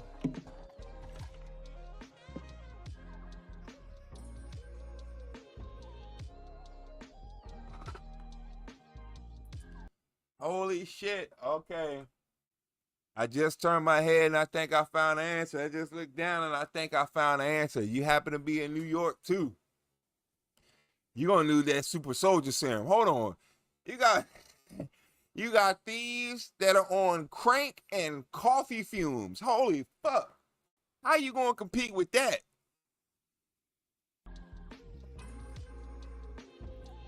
We are gonna need that GoFundMe baboon fund thing. Go fund me a baboon. Hey, look, I grow weed and people up here on crank and coffee. Yeah, can you help me so I can actually have a good night's sleep and like have a picture with you and your daughter, but like when she little, preferably with like 2 pigtails and her teeth missing. The hole is all filled up. So she's like as cute as possible and they have sympathy for you. It's okay. And there's the temperature sensor. There's the DHue. The DHue has the fins pointing downwards. into the collection tray. We'll get that baboon in no time. How much is it? 100K? That's chump change. So let's go on to the other side. Fuck the baboon. I'm going to get a Maserati. So I have fully glued, hopefully, the other side. And we can also see down here. Man, I don't care about your damn work, man. Do it work. All right, boom. Oh, he using the app.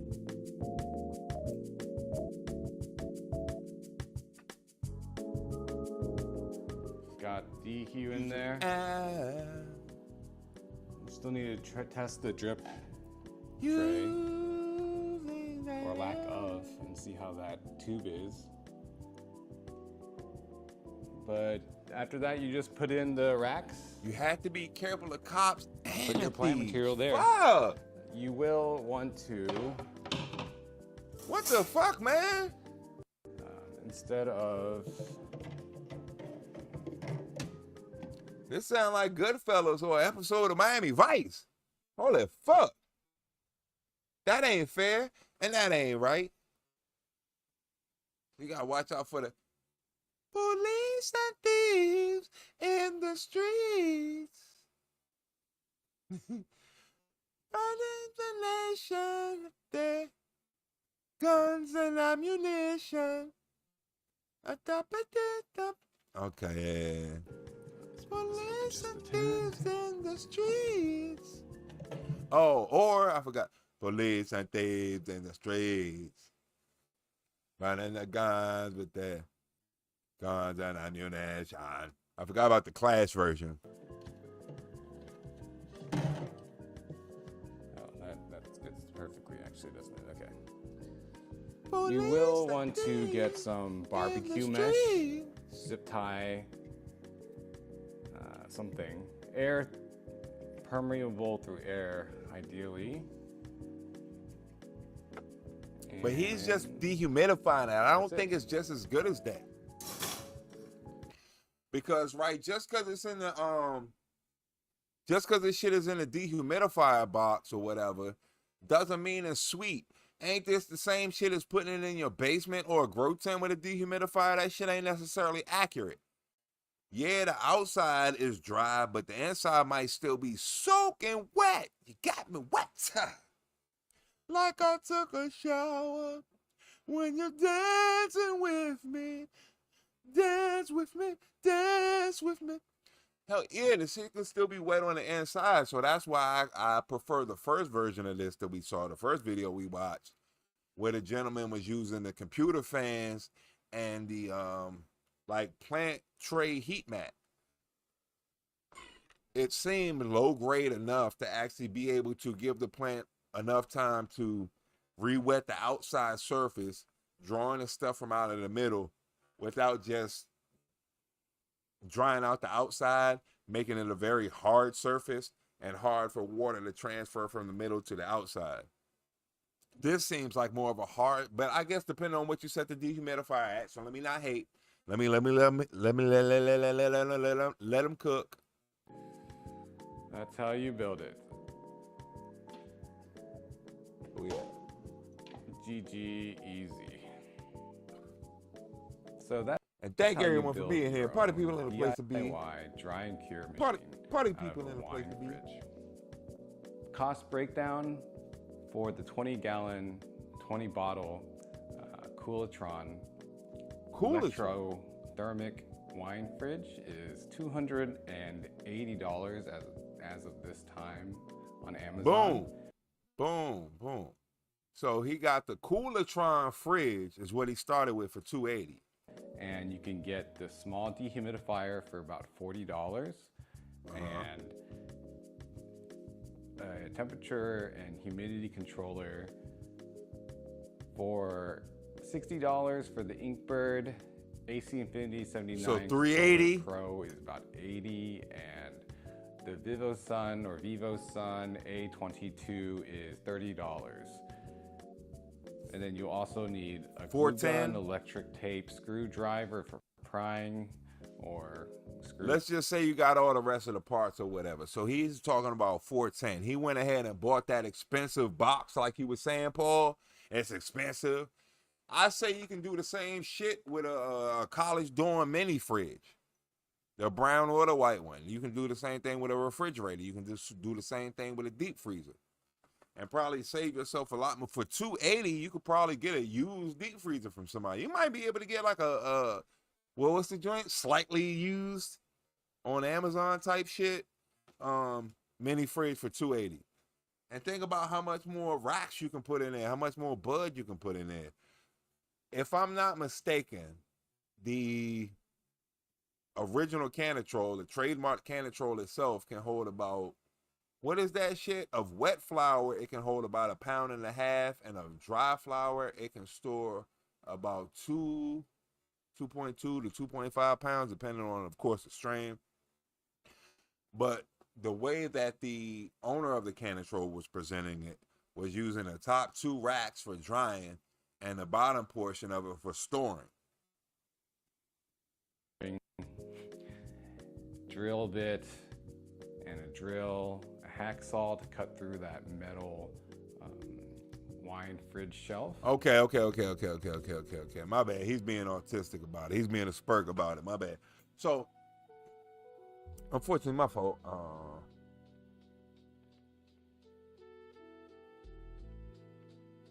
Christian Native American Church, $80 a year for legal protection. The mob still runs everything. They wear blue uniforms now. That's how they get away with the theft. Oh,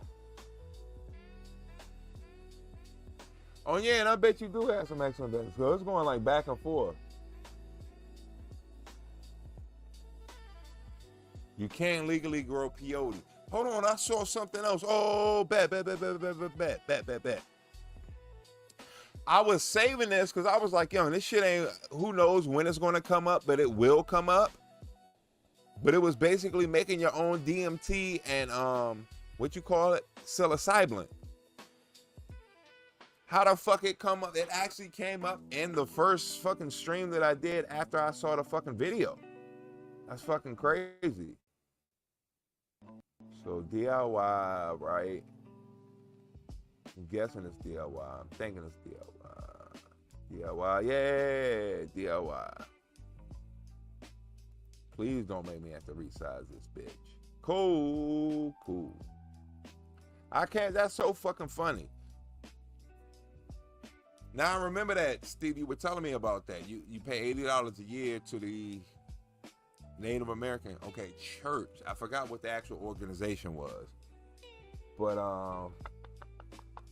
that's how you're legally able to grow peyotes, and you are a fan of intoxicant plants. I love that.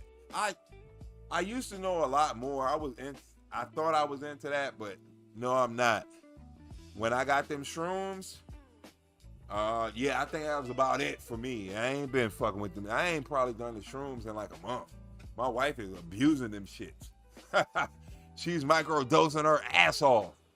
And she's like, oh, I'm down to the last little bit, and it's only like the big caps. Like, oh, I don't know if I'm prepared to do all of them for like my last little bits of the trips. But I'm fine.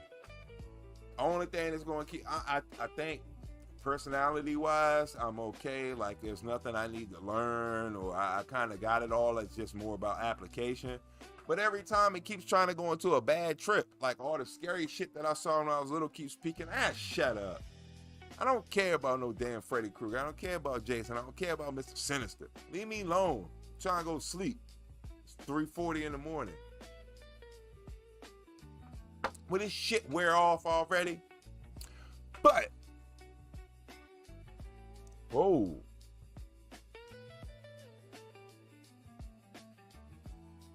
One of the biggest bosses shits in the Oval Office.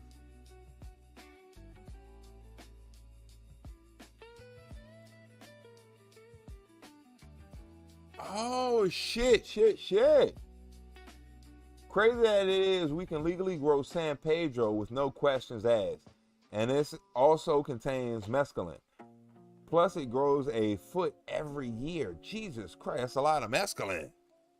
That's why that shit was so fucking big in the 90s, I guess, or the early 2000s, I should say. Late 90s, early 2000s.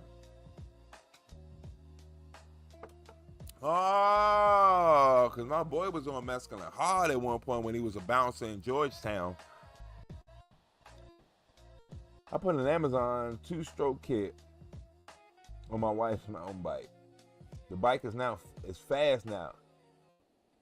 It's up to 33 miles an hour. Holy fuck, man. I hope you put brakes on that shit. Now she gonna be somewhere in New Mexico. 33 miles an hour. Holy shit. Twice as fast as a person can run. Plus, you know, top speed a human can run is 16 miles an hour. So pretty much any animal can kick our ass. Yeah, send some pics of the bike. It's showcase time. I gotta get with this shit. I actually gotta get motivated to drive 40 minutes to get a new phone, but yeah. No, I mean, I am motivated. Now that I got the grill, I had to get the phone. Once I saw what the live stream looked like today, with the cracked and scratched phone screen I got, oh hell no, that ain't gonna work. That shit ain't gonna work. If we gonna do IRL, if we gonna show you do maintenance in the garden, we gotta see better than what we saw today. We definitely gotta see better than what we saw today. So I might ditch the 2 cam thing, and I'm gonna just go with the high def, the 2K, the 4K cam we using now. Take that out in the garden, and yeah, we just gonna have to get busy.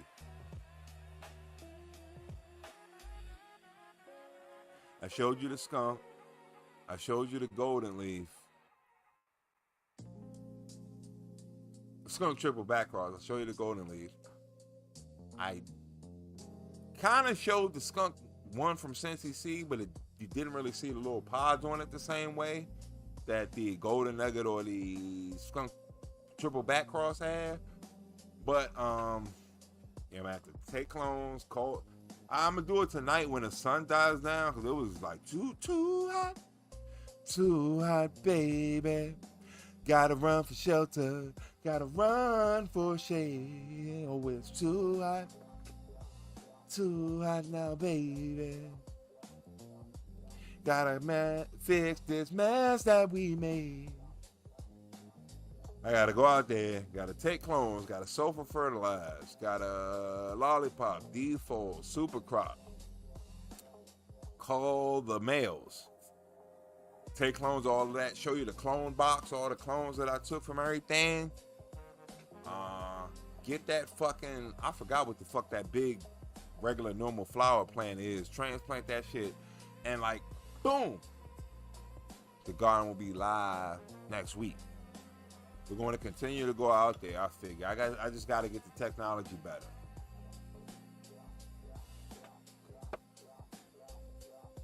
You're searching for salvia. Salvia is not. $127 for the kit. Oh, $40. With shipping, plus $40 for the aftermarket exhaust pipe. So $167. 170 to make your wife's mountain bike go 33 miles an hour. Twice as fast. Let's say twice as fast. It's 33 miles an hour isn't the good marketing ploy. It makes your bike, no, it is, because you probably can't go 16 miles an hour on a mountain bike. So $167 for an exhaust, a moat. It's going down. Meet me at the mall. It's going down. Meet me at the club. Hell yeah.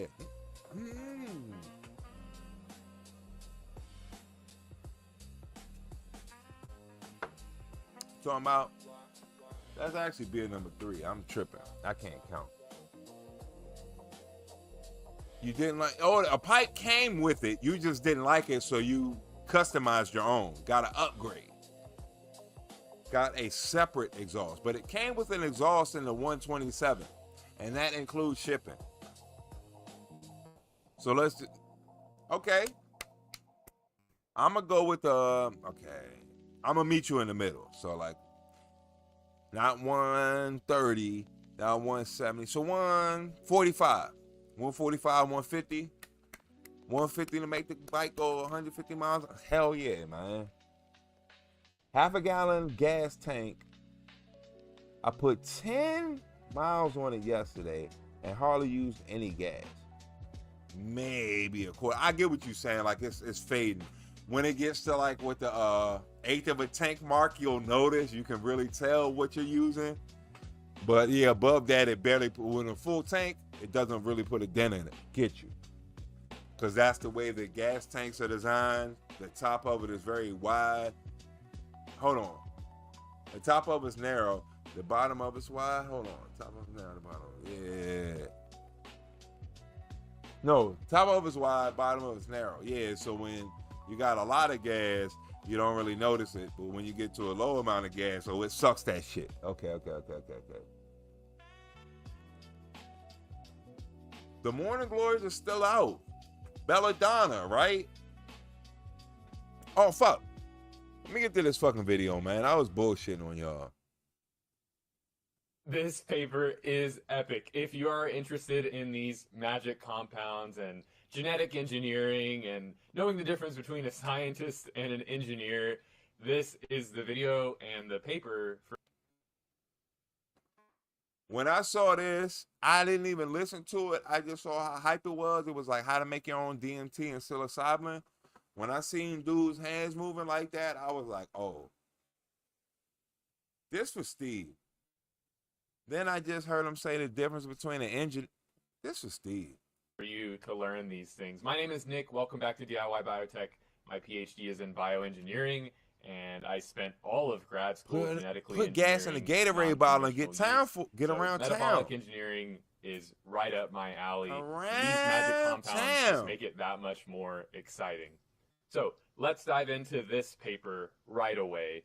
So we can see the title here. 90s Kaluna? Well, first of all, this is in metabolic engineering. Kaluna Maka Maka? As far as I understand, the most prestigious journal to get in if you're doing metabolic engineering work. I mean, which is basically just genetically modifying organisms to produce compounds of interest. That's all metabolic engineering is. So very good journal, good place to be. And so we're doing genome-based optimization of psilocybin and DMT.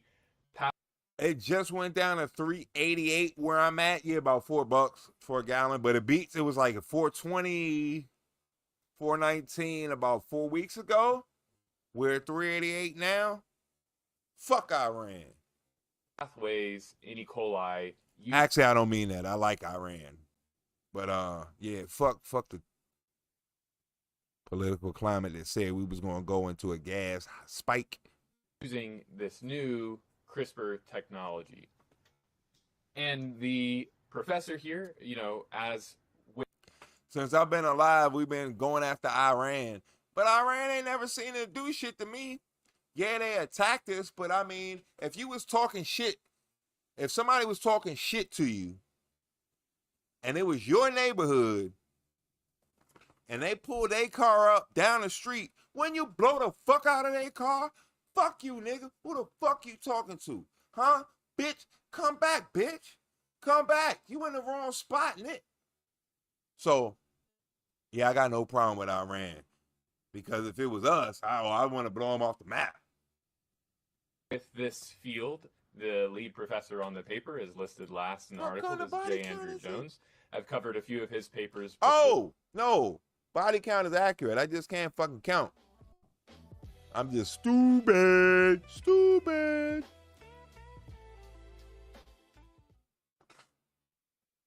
One more time for Steve, right? One more time for, I said Steve. One more time for Paul while he's here. You all right? I'm up. Yeah, we can tell you're hammered. It's pretty obvious.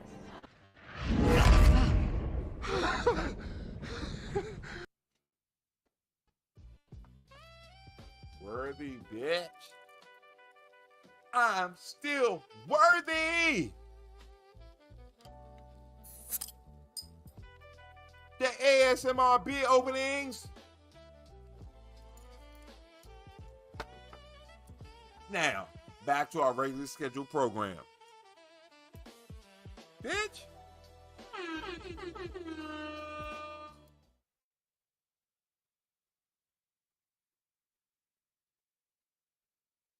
Motherfucker.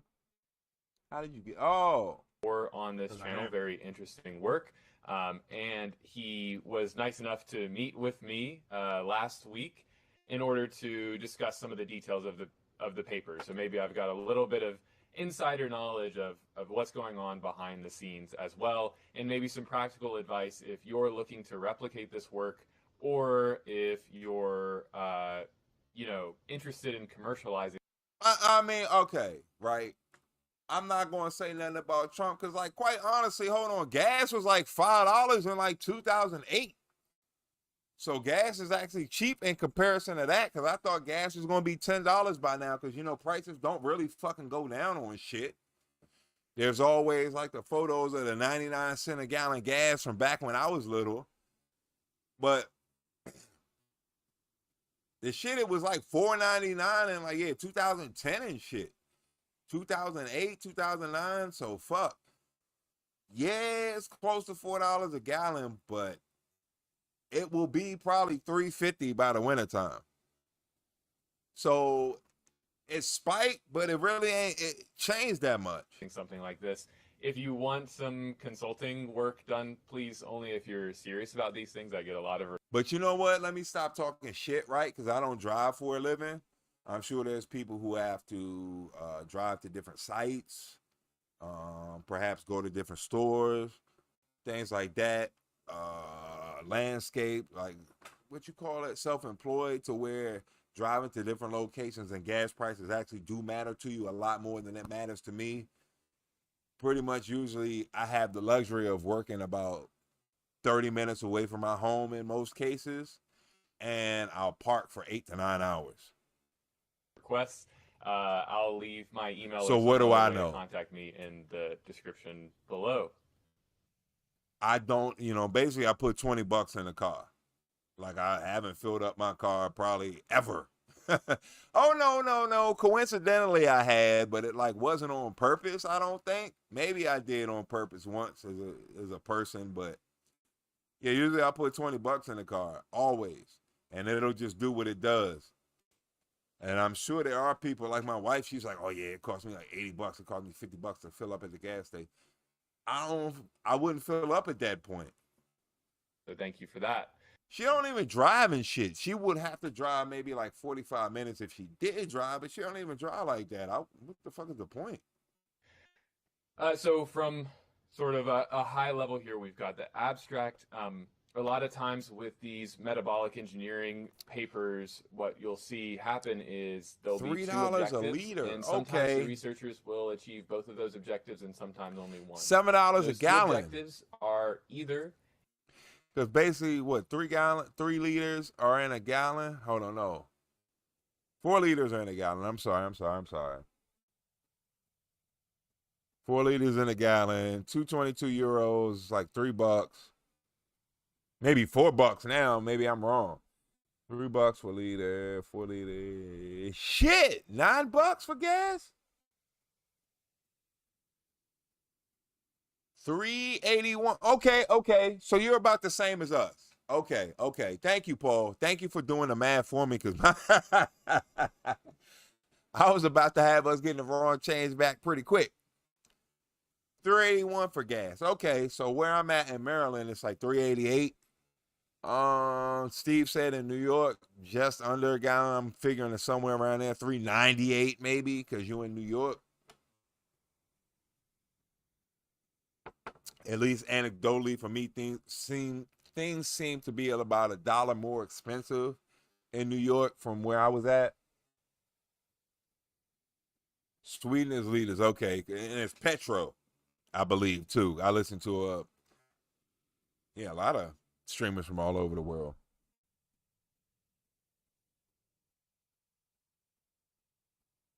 Oh yeah, the food of the gods. Recommend the food of the gods. Did you not put a link in before?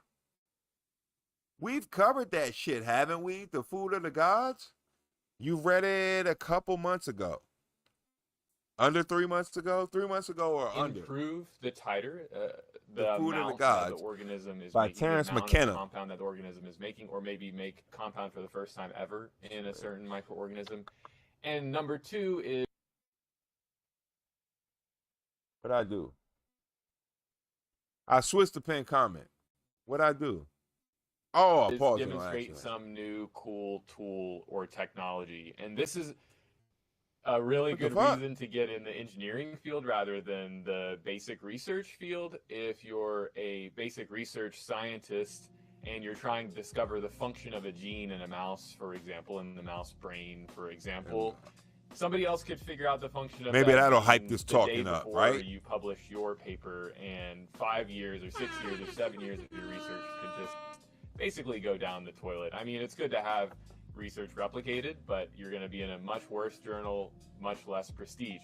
Whereas with engineering, you can sort of wave your hand and say, yes, this tool is technically new because of this conditional and this conditional and this conditional and this conditional. That's kind of nice to say in engineering. You quit smoking cigarettes 20 years ago? Basically.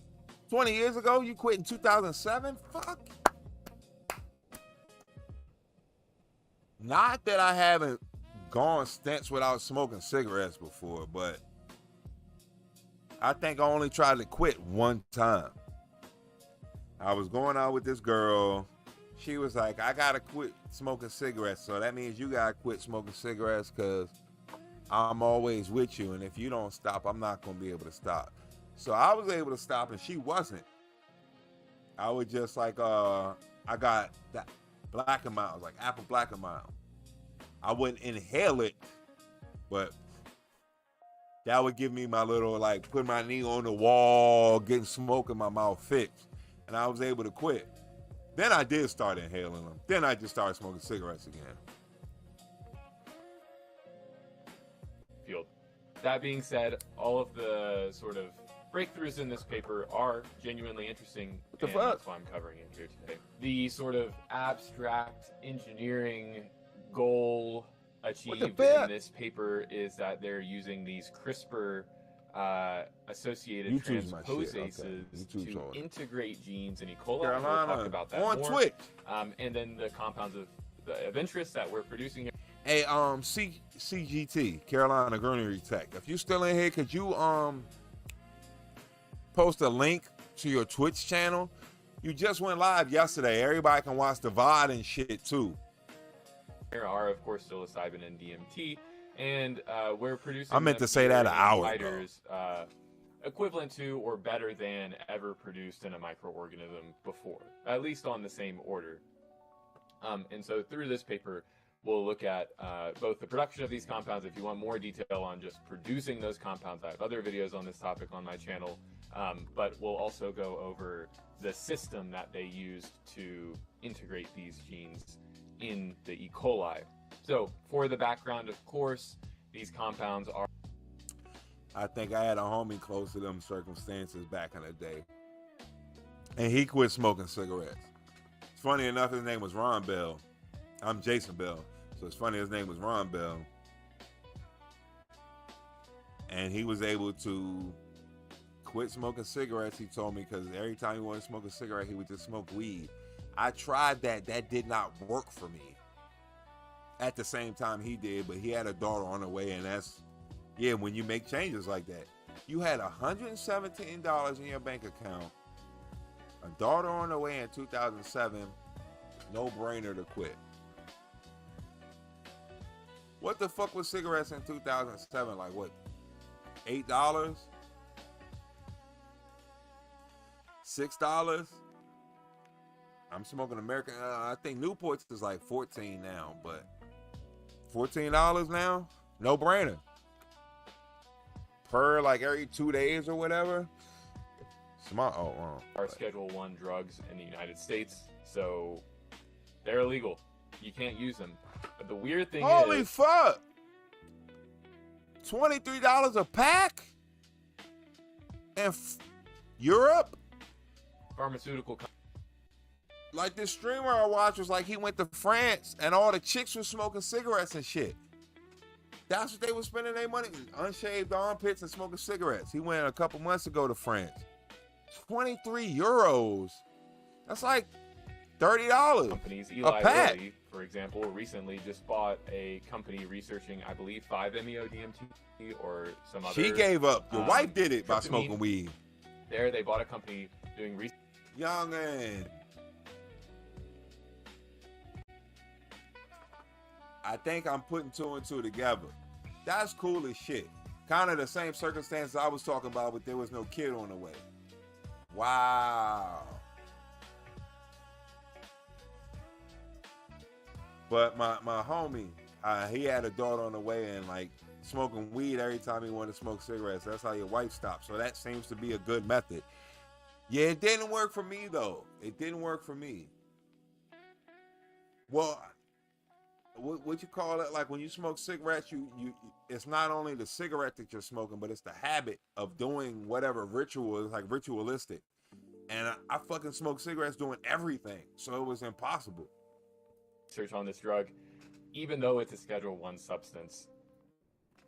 I think, like, honestly, okay, when I was like 7 years old, I decided everything in life. Like 5 to 7 years old, I want to smoke cigarettes and drink like the old movies. And George Burns still alive, and he like 80 something. Then Cheers was very popular. Like, I want to go to the bar and be Norm. I want to be that up in the bar and drink some beer, which I thought tasted like Red Bull, I guess. When I was like 5 to 7, I think beer tasted like Red Bull. The first beer I ever had, I was like 12 years old. It was like the 6th grade going on, so I was like 13, I guess. Going from the 6th grade to the 7th grade, I had a 12-pack of Miller High Life, a 6-pack of Heineken, because they was green bottles and I wanted them shits. The Miller was cheap. The Miller High Life was cheap. And I got something else. Oh, some Mad Dog, which I like the pretty colors of the Mad Dog. And so I think I spent $20. That's how I got all that shit. Plus, you know, whatever I had to send to the vendor to get 2 quarts of Old English. That first sip, like, my first beer. I'm 12 or 13. I'm a fucking man now.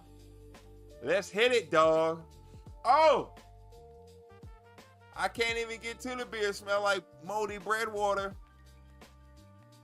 I don't think I want this. I don't know if I can drink this, guys. But it was me. I was the only guy. I was the one who wanted it. I can't drink this shit. I don't want it. Now, of course, I've got like 90 ounces of it. 90 to 110 ounces of it. I don't want it. So my big idea was to pour sugar in it to make it taste better. It was like not sweet. I'm only used to soda because I'm 12 and 13. I put sugar in the shit. A pack of the sugar. Whoosh. The shit foams out of control because I don't understand it. There's yeast still in the beer and yeast eat sugar. So the second they get some sugar, they blow it up, causing foamage. So I went home, got my 1992 Dream Team Olympic McDonald's cup. I don't know if it was Magic Johnson or Larry Bird. I don't know. I didn't like either one of them. I wasn't a fan of them. That was kind of not my era. I wasn't a Michael Jordan fan either, but it was a Dream Team cup. So it's 1992. So, okay, I actually know when this shit happened. I pour the beer into this large Olympic McDonald's plastic cup, and then I'm able to pour sugar in it in a good enough rate to where when it foams up, it can counteract it. And then the bubbles start popping, and the beer is sweet, and I'm actually able to drink the shit. Look at me now, Ma. I'm on TV.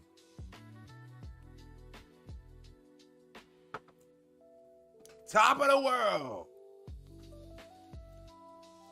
So that provides some insight that potentially these drugs are on a path towards legalization or at least approval. Oh, for you can grow medical tobacco use, and in some states and some counties in the United States, that's true, and in many countries, it's completely legal. One of the points being made here: growing tobacco is like growing weed in Australia during the Prohibition days. Holy shit! For using biosynthesis rather than chemical production or growing the mushrooms. No or peyote, no licking tobacco, the toads no weed. directly. Licking the toads isn't literal, but crikey, we can't have any inebriation out here. Whatever. Is that the cost of production is relatively high for every method except for metabolic engineering and biosynthesis. Of course, that isn't true for all of these compounds. As far as I understand, Yeah, okay. I get that it sucks that there's no weed. But I mean, come on, man. When I saw that, I got, what you call it? Not angry, not envious. Because I go over this all the time, right? Not envious, not jealous. Envious is, hold on. Envious is I want what, hold on, no. Jealous is it shouldn't be you, it should be me. Envious is I want exactly what you have. I'm, damn, I gotta remember the word for that shit. Where you wish you had thought ahead, done the same thing as the other person did. I want the exact same thing. I'm glad you had what you have, but I wish I had the foresight to see the same thing. And I'm lettuce, tomatoes, cucumbers, eggplant, zucchini, squash. That sounds like the non-medicinal garden that I want. Well, not eggplant, but I'm not hating on that shit. Yeah, it's take the nutrients that you make and make nutrient-rich food that's gonna keep you alive, month.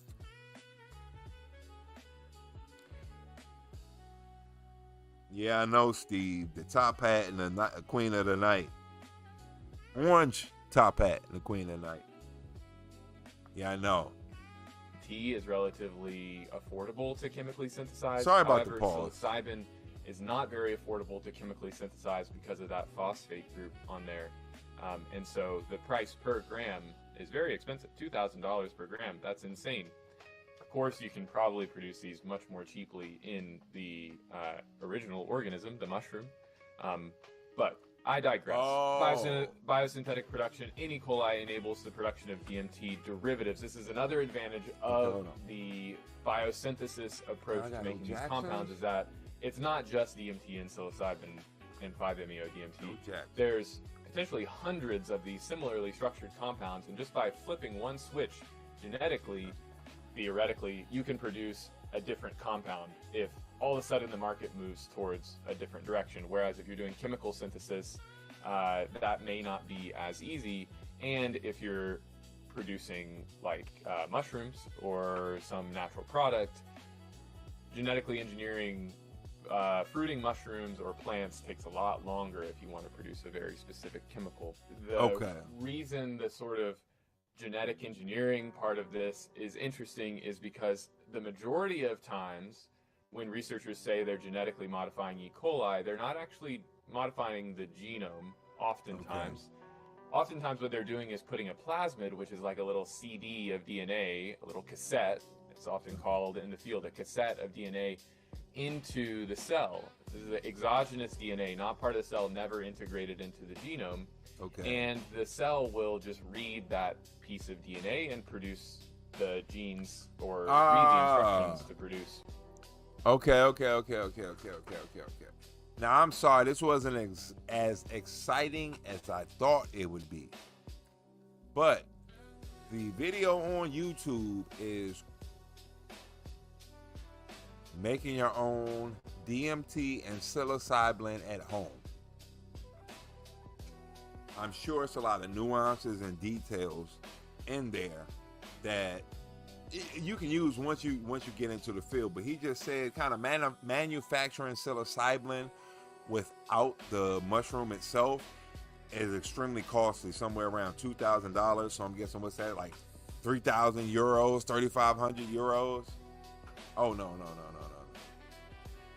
Yeah, 2,800 euros. That's what I'm trying to say. 2,800 euros.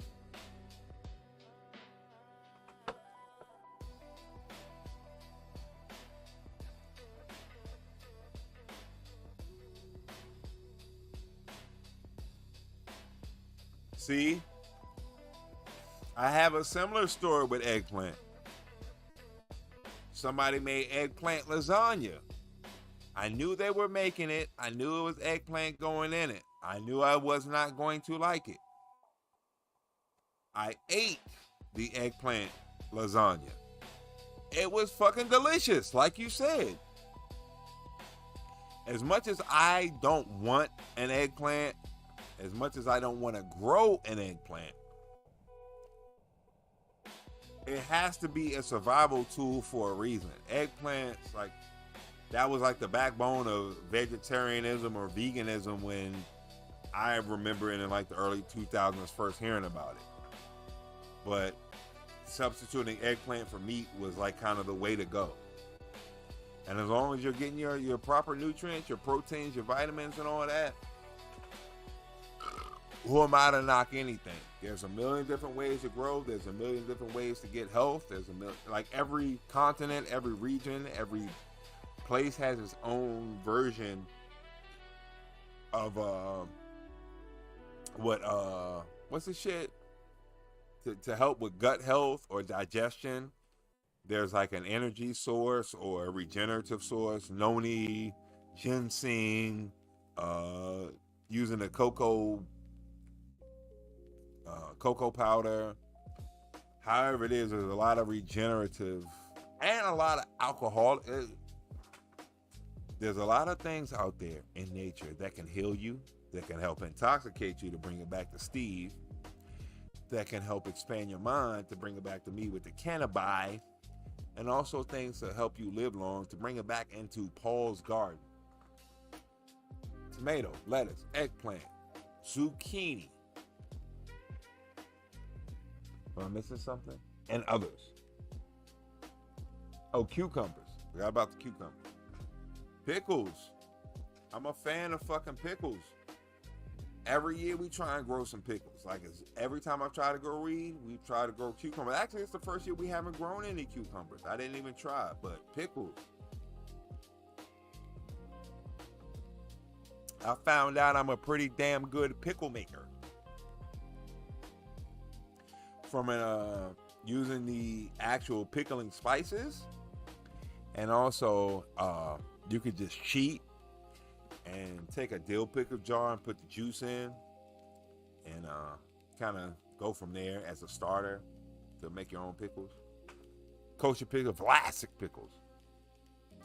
That's how you know it's kosher. You'll grow an eggplant next season. That's a great idea. The fucking headphones went out on me, but it's been a couple hours. I thought I lost it. I thought I lost my J, but I did lose beer. But that's okay. I bought a 18-pack yesterday. We can get high and smoke some hay.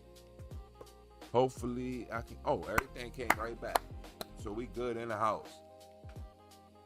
We are good in the house.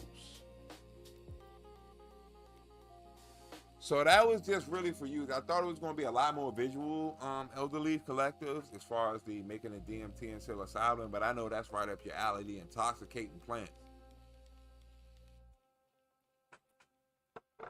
And so when I thought dude was going to, when I actually saw this video, I thought dude was going to break down how to best extract the psilocybin out of the mushroom. He's actually talking about making a synthetic psilocybin. What was his joint? Money's no object, but it can't beat the cost effectiveness and efficiency of having the actual mushroom itself. So at that point, this became a little less valuable to me, and I think maybe a little less valuable to us onlookers like the newbies. Now, as far as you go, Steve, I think this could be very useful for you, and I just wanted to kind of showcase this for a moment. Where we at, little homie? Because I'm trying to show my grow little home. Hey, okay, we got that. The Sunnyside blend. And, oh, Bong. This is what I saw this video the other day. And I was like, young, is this more so what I'm doing? I keep calling it lollipopping and super cropping, but I think this is honestly more so what I'm doing than anything else. And that's mainlining. Where I try and strip the plant up to like the last 3 nodes. I thought that was lollipopping, but apparently lollipopping is when you just take the lower third of the plant and eradicate it. So I'm doing a little bit of lollipopping, mainlining, super cropping, defoliating, and popping, locking, and rocking. Okay, my bad. But anyway, we're going to look into this, and you tell me, from what you saw and what you observed out in the garden, was this anywhere close, the mainlining technique, or am I still lollipopping and locking and rocking and all that crap? And now, I ain't even get to hear that shit. Son of a bitch. Oh, we might have to turn the tunes down for this. Ganja Gang. Heute stellen wir mal wieder unsere Pflanzen in den Fokus. What? Also legen wir direkt los. Für unser neues Projekt haben 6 wunderschöne Mädels das Licht der Welt erblickt. Entschieden habe ich mich für 3 Critical von Royal Queen Seeds und 3 Critical Orange Punch Pflanzen von Dutch Passion. Halt! Okay, where we at? Because these were the videos I had lined up. I almost forgot. We were supposed to go to fermented plant juice and hook the homie up.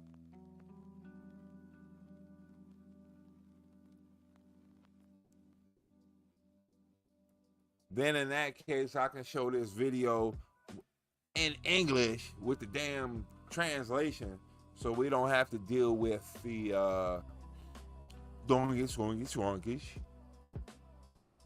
And we mentioned Korean natural farming. I wanted to go to the source on this. We're gonna look at Chris Trump cook. I know I'm gonna have to go back, and if you play a YouTube video and they try and show an ad, you can just bung out of that shit and then come right back into the video.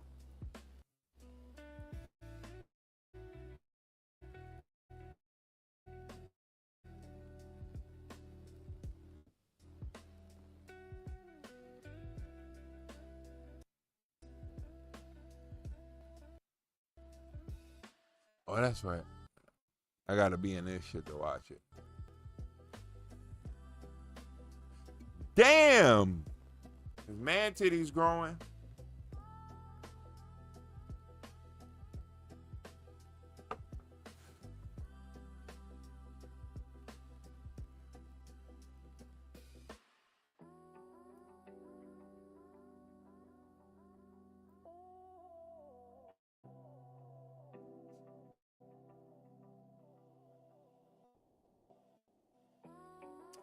So boom, FPJ, fermented plant juice. Thank you, James, by the way. I can also pull up one of my videos, but I was like, fuck it. Let's hear from the fucking source, the man who made Korean natural farming infamous. Brown sugar is a main ingredient in Korean natural farming. Brown sugar basically, through osmosis, basically through cell membranes, extracts whatever material or enzyme, nutrient you're trying to get out of your starting medium, whether it's brown rice vinegar, whether it's fruit juice, whether it's plant juice, fish amino acid. Brown sugar is their mode to extract the nutrients out of whatever they're trying to extract nutrients from. A knife or scissors to cut things into smaller chunks. Large ass mixing container and a large gallon size, half gallon size mason jars. You're going to need paper towels, vinegar, alcohol to basically clean the surface of the lid around the ridges of the jar, the opening of the jar, in order to ensure that no mold, pests, like ants collect or anything like that. Rubber bands, because you're going to need paper towels to put over top of most of your fermentations. You're going to want it to be open fermented. Lactobacillus is going to be the bacteria that ferments most of these concoctions, solutions that you're using with brown rice vinegar. A non-poisonous vibrant plant, whether it's a weed, whether it's a vine, but basically they're saying don't use ivy, which is a rapid growing plant, a rapid growing vine, but it is poisonous. It will extract whatever out of the material through using the brown sugar in the fermentation process. Storage containers. You also want to have a dark spot. I like to store my fermentations in a cardboard box to where no light can penetrate. No UV breakdown.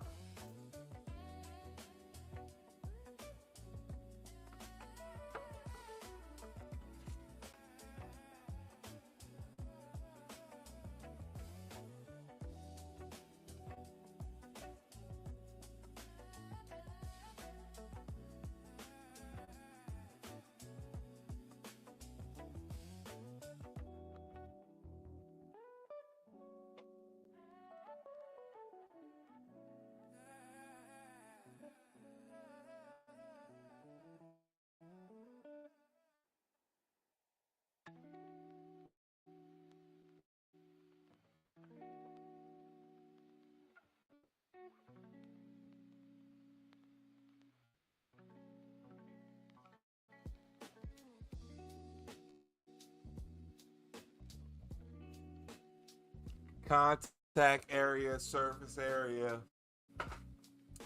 My bad, I had to whiz De Niro extremely hard. So he's using banana flowers. You can use cantaloupe.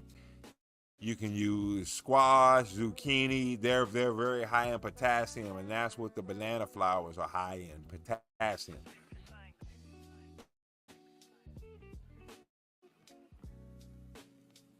He's going hard. Hold on. Let me get I need some cigarette.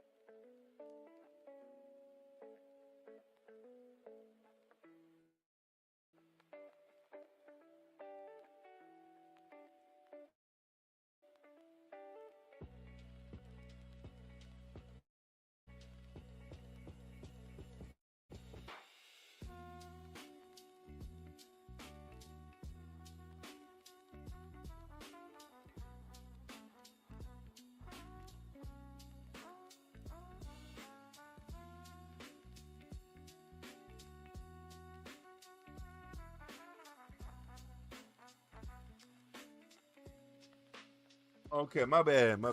So this is a 1-to-1. So for every part of plant, it's a part of brown sugar. That's what I thought.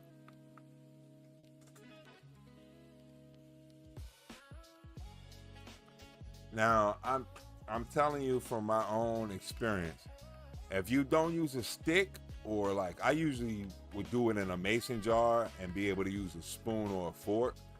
But if you're doing it on this level, you're gonna want some fucking plastic gloves, because whenever I have to touch that shit, it gets very fucking slimy. That sugar breaks down and it turns into like an oatmeal, basically. That's what you're trying to do with all of this shit. You're creating that larger surface contact area in order to try to get you to an like oatmeal type consistency. And you will actually see the part where it gets leafy, then the leaf gets wet and like saturated. You can see the moisture is coming out of it, and then the water starting to collect at the bottom, the liquid.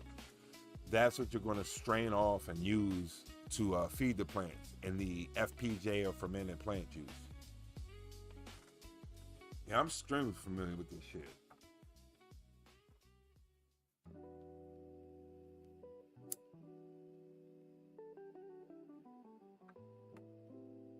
See, he sped that shit up.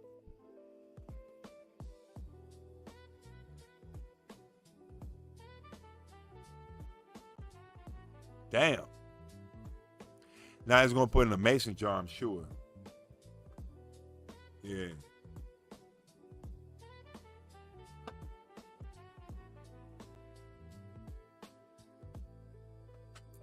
See, this motherfucker got a good ass, like, I don't know where the fuck to get them jars from. That wide of a fucking mouth, but that's what you're basically gonna need.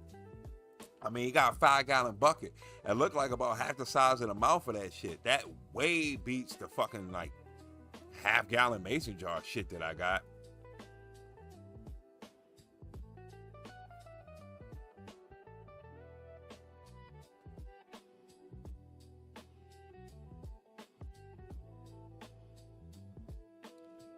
So right, here's the beauty of Korean natural farming, right?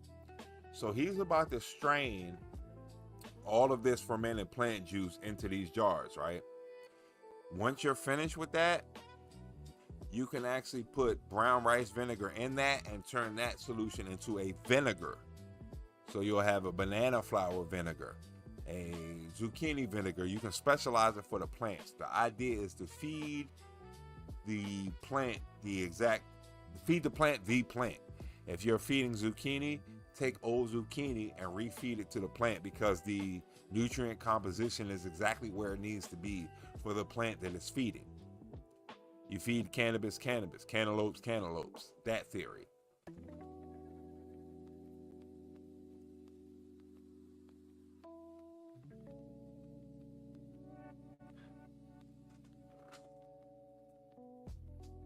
You know what, Steve?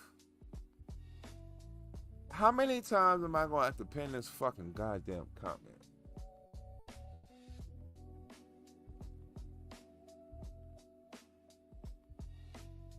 Huh? Why are you saying that? Oh, I gotta unpin this first. Okay. Hey. It's called Jigsaw from Baker's Creek. Paul, thank you for coming in. Cheers, homie. Thank you. Have a good week, good night. Shades of purple. Oh, mainline and lollipop are pretty similar. Okay. Oh, this was it. The pot of coffee thing.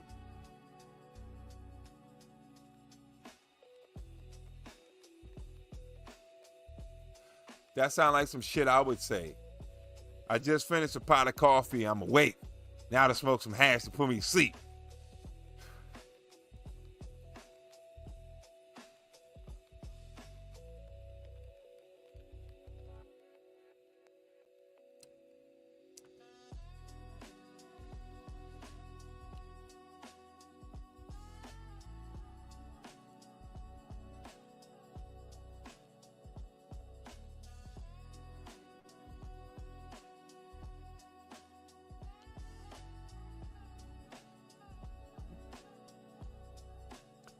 The way I like to look at it, they call it a cap. Now, what they're trying to do is basically put a barrier of brown sugar only on top of everything that's on the bottom of it. Now, like he said, yes, it does help to make sure everything ferments correctly, to make sure there's enough sugar in there.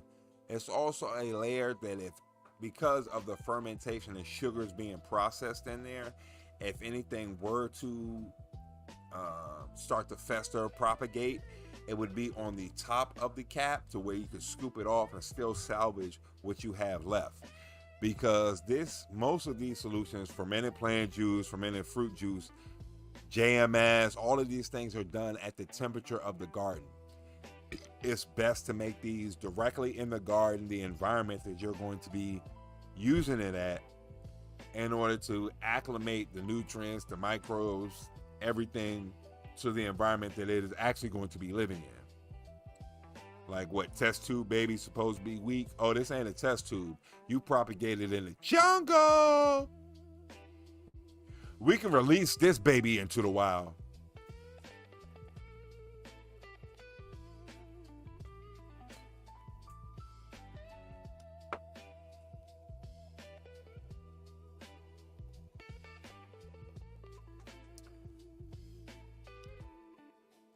How many hours in, bitch?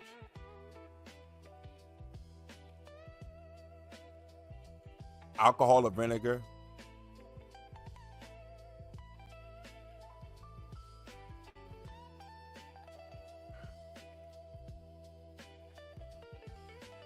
Okay.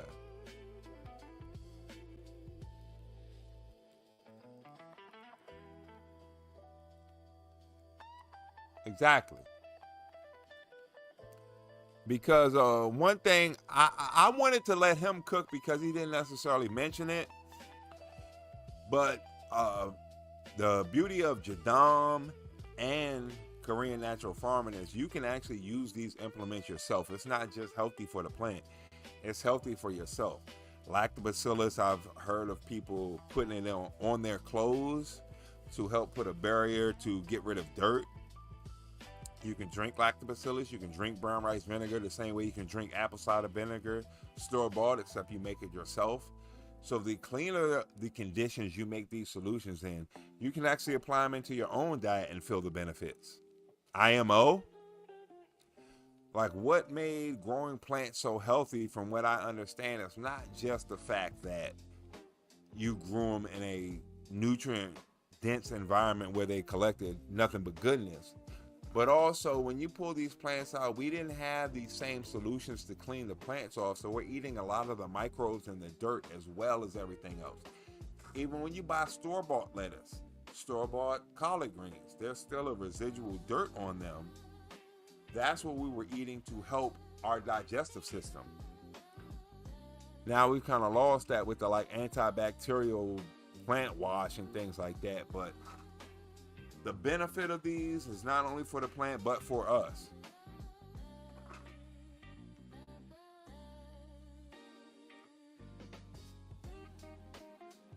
pH.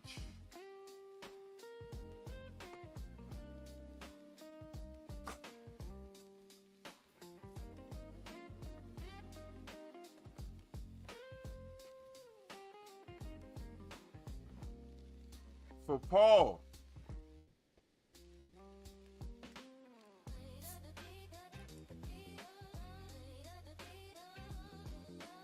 Paul in there.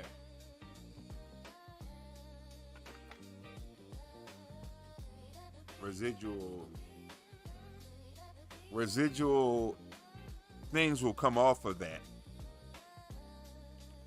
Residual fibers will come off of that material. If you use cotton, you need something a little more sturdy, a microfiber cloth. You use the paper towel. I would recommend something like that, something that won't basically break down and leave any residual pieces.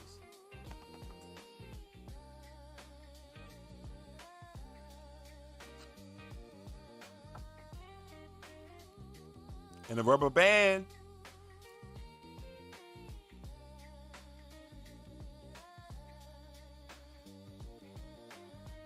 String.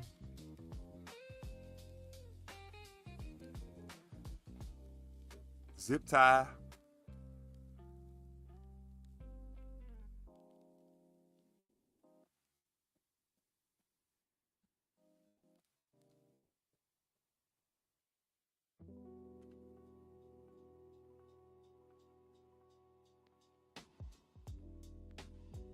Yes.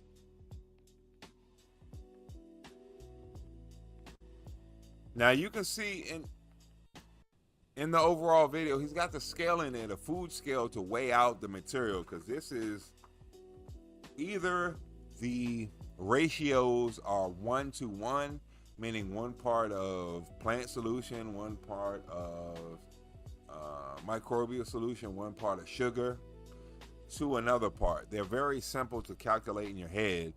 These are supposed to be done with poor, illiterate people being in charge of it and still being able to thrive, maintain, and earn a good living off of farming using these practices. So he does have the scale there to be exact, but to make these things, you don't necessarily have to be exact. These are meant to be very versatile ways of making any of these solutions. He's making it in a glass jar, but you can even make it in plastic if need be, a milk jug.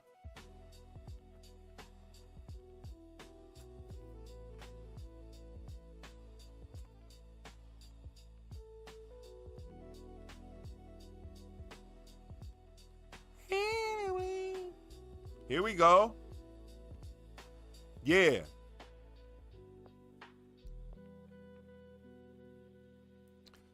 So hold on, I'm gonna go back a few frames so we can see the side by side. He's got the up close so you can actually see the banana flowers.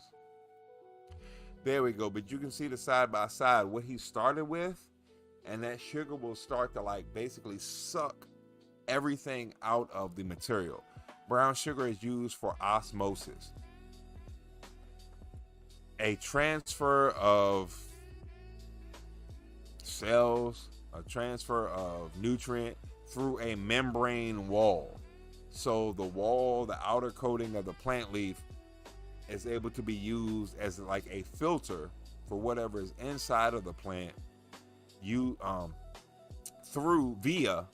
the brown sugar. Why everything is using brown sugar? Because it's able to go through that skin membrane and strip out the enzymes, hormones, all that good stuff. You start out with quite an abundance. He's got it in full display. But after that 5 to 7 days, it liquefies quite a bit. You strain that off to make sure you don't get any plant material. The better the straining, the longer the preservation of this fermented plant juice could be. But this is basically the process. Brown sugar, plant, jar, wait. Don't you love Korean natural farming?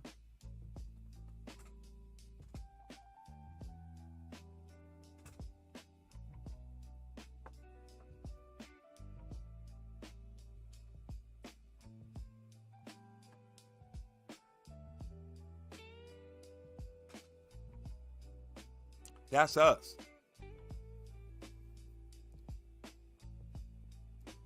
The paper towel is us.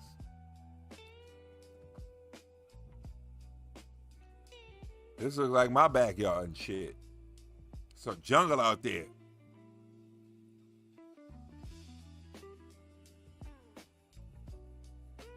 Some mesh.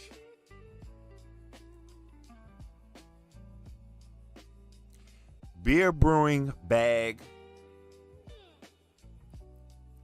That looks like a beer brewing bag, to where you put your grains in it and it helps to filter out any small material going into your overall volume of beer, so you don't have to clear it out as much to make it look like this, see-through. Oh, bomb. You can see in this shit, you can see the bottom, the little yeast that collected in the beer.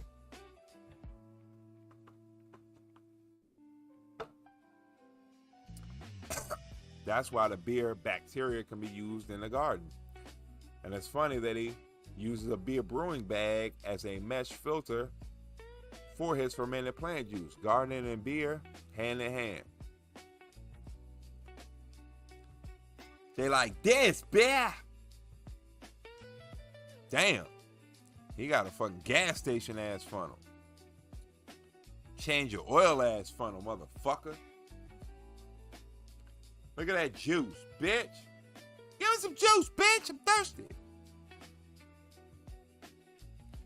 And then he can let that shit settle, cover up the rest of that shit with that bag, and let it just drain, and get that extra like quarter cup of liquid. He can make vinegar. Vinegar, yeah. You're gonna make vinegar out of it.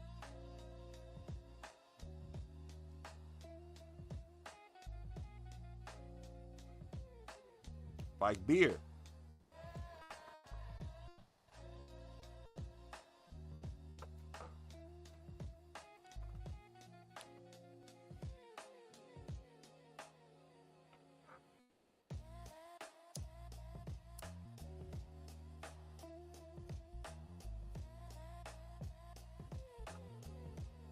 Banana vinegar. He gonna make banana vinegar out of this shit. So this is kind of the point I was talking about when I was listening to that podcast. And the gentleman was like, I'm kind of not too much into the ferments. I'm more into the vinegars. Sugar in the body can kind of be detrimental. You will get some rapid growth, some energy going. But the vinegars are what's going to help you to heal. Make the cell walls thicker, regulate metabolisms, correct pH. Within the plant and the soil, correcting the pH. I'm just reacting to the plant videos, baby.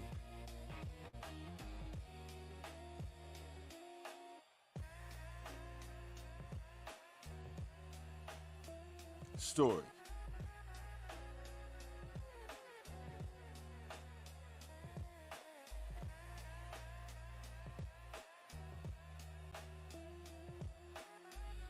.25 micron.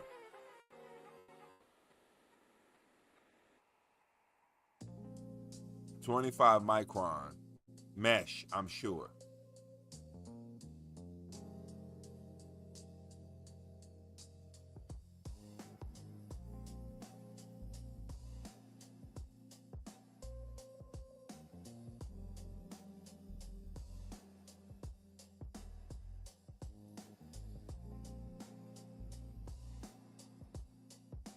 Okay.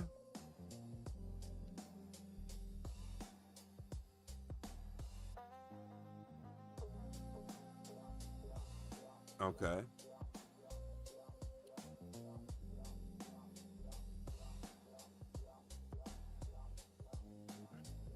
I actually put a metal lid on it, so that's funny.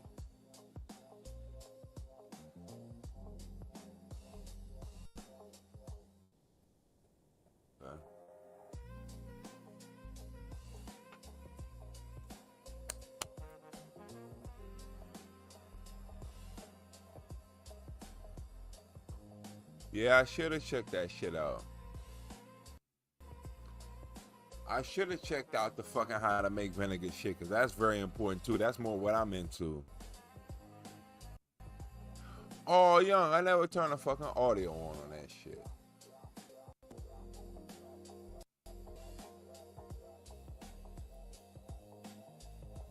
So you mean to tell me we missed all the audio out of that shit? Because I forgot to hit the fucking button?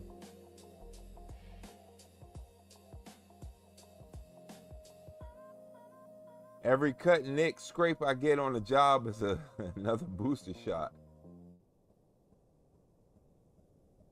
You got 3 grams of char?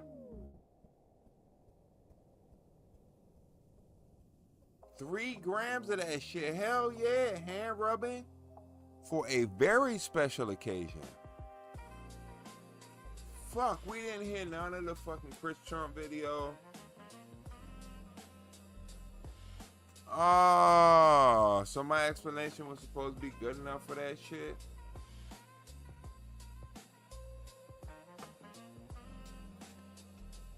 I guess I narrated it good enough, but holy shit. That was terrible. We're going to look into the garden. Because we already went out there, basically. But it was not as great of a visual as I thought it was going to be. Okay, got rid of the web pages. Boom, boom, boom, boom, boom, boom, boom, bang, bang, bang, bang, ding, ding, ding, ding, ding, ding. There we go. Okay, so now we got to the videos. We're going to look at the garden in a little bit better perspective. I did catch some video out there and shit a little earlier without all that sun in our face. Excuse me, man, that was rude. Yeah, bastard. What? Where the Dibio? Where the Dibio?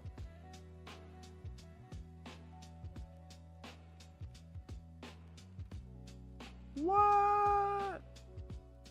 Oh, okay. It's not on the home screen.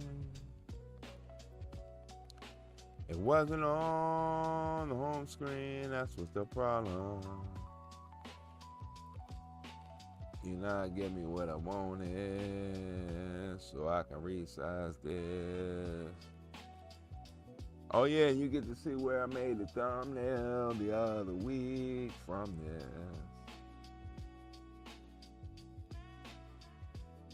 Sweetness. You get to see how the sausage was made.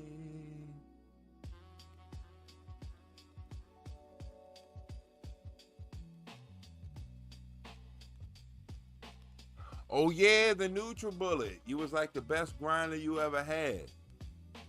I remember this. This is testimonial. We need to put that on a t-shirt, damn it.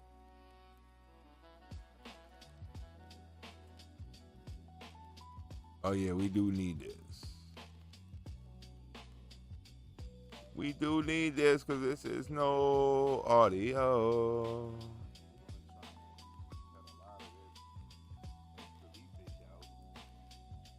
Some kind of lollipop goodness, a lollipop miracle. Okay, barely. Breathing. Maybe we can see in between it. But woo. So this was yesterday. Stretch, baby. Not yesterday, I'm sorry. This was last week. Because that's how we got the thumbnail for last week. This was last week. I didn't go out there yesterday. I had work to do. You still have 2 pounds from last season in the freezer. And you had only a little over a half pound of Sif last night to make.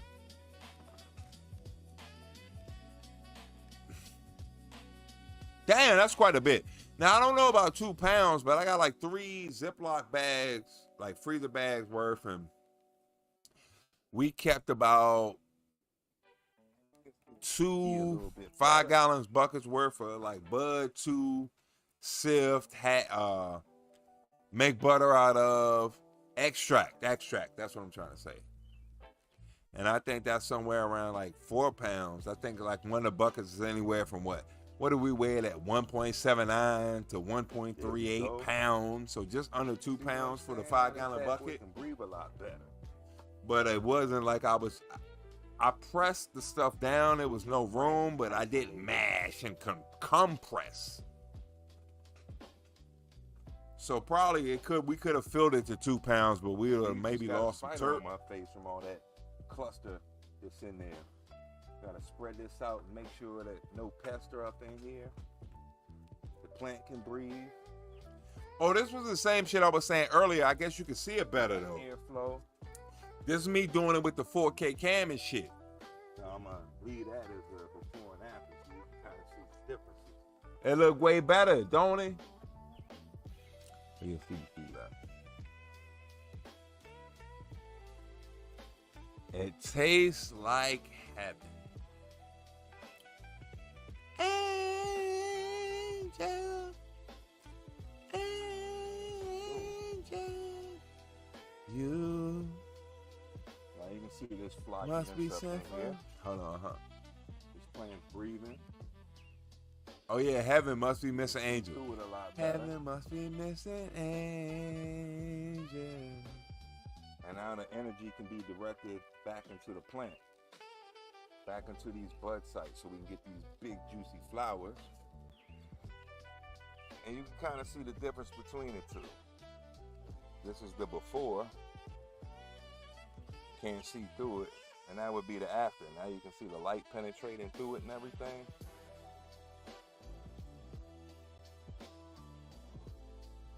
Okay.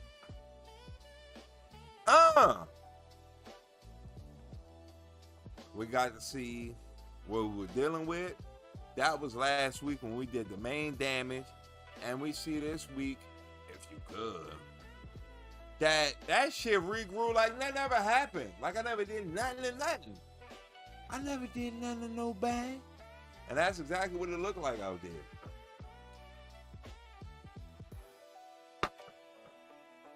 What the hell? It's sugar leaves and popcorn buds. That's the way to go. You can get your hash on, you can get your keef on, you can get your edible on. I guess now your chara on. Get my chara on. Dry sifting outside when it's about 15 degrees Fahrenheit. Did we see the what was dude name who made the sweet tooth again? Breeder Steve. And he was making a hash outside in Canada in the wintertime. So I would agree with you. The best results I had out of making like bubble hash were in the wintertime, in the shed, using like snow and shit like that. Letting it thaw out, getting pure water, and then making, and it still be cold, but using that water to make hash when we were out in the shed. That was like 2 years ago, I guess. 3 years ago. 2 years ago. We just did our second anniversary. So that was like one of our first 50 episodes, I guess. Thank you. I'm glad the plants are looking great.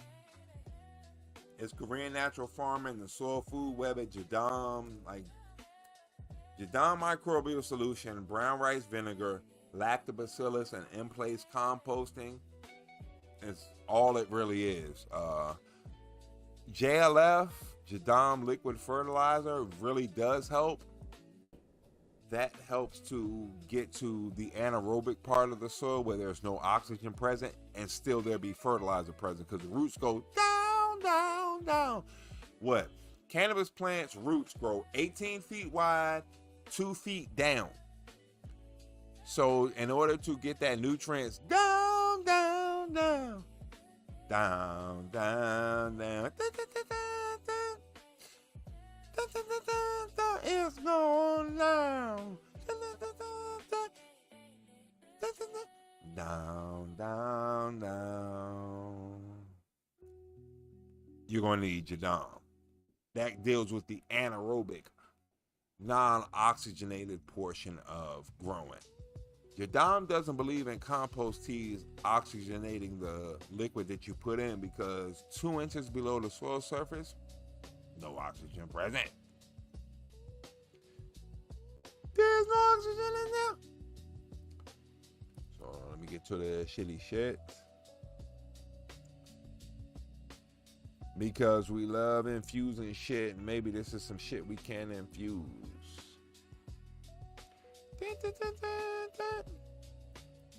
Down, down, down. It's tea, right? It's not teriyaki. Oh, we put that shit in the 48 teriyaki beef. Exactly what this shit is called. Check the screen and see if we all to the good. No, we need a little help. I need some help. Need some help. Bobby, help me. I need some help.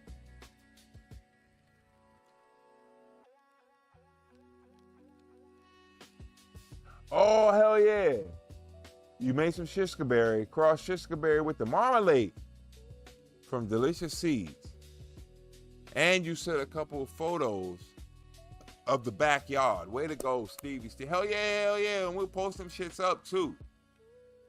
I remember the shishkaberry and I remember the, is it cherry marmalade? Cherry Paloma. I'm sorry, cherry Paloma. So it's marmalade. I have to grow them. Yeah, I think I have that, actually. I have the marmalade ones. I got to grow that, too, in the dog shit next. Once I get a golden nugget going. The shishkaberry mother had an awesome... Oh, it was awesome for sifting. Okay.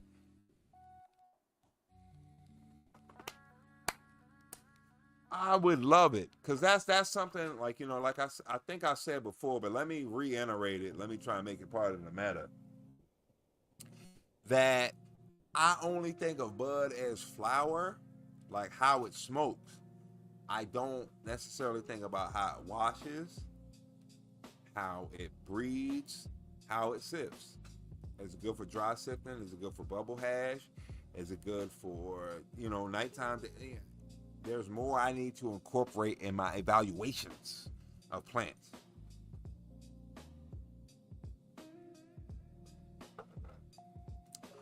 My homie's awake, and you need to stay up at night.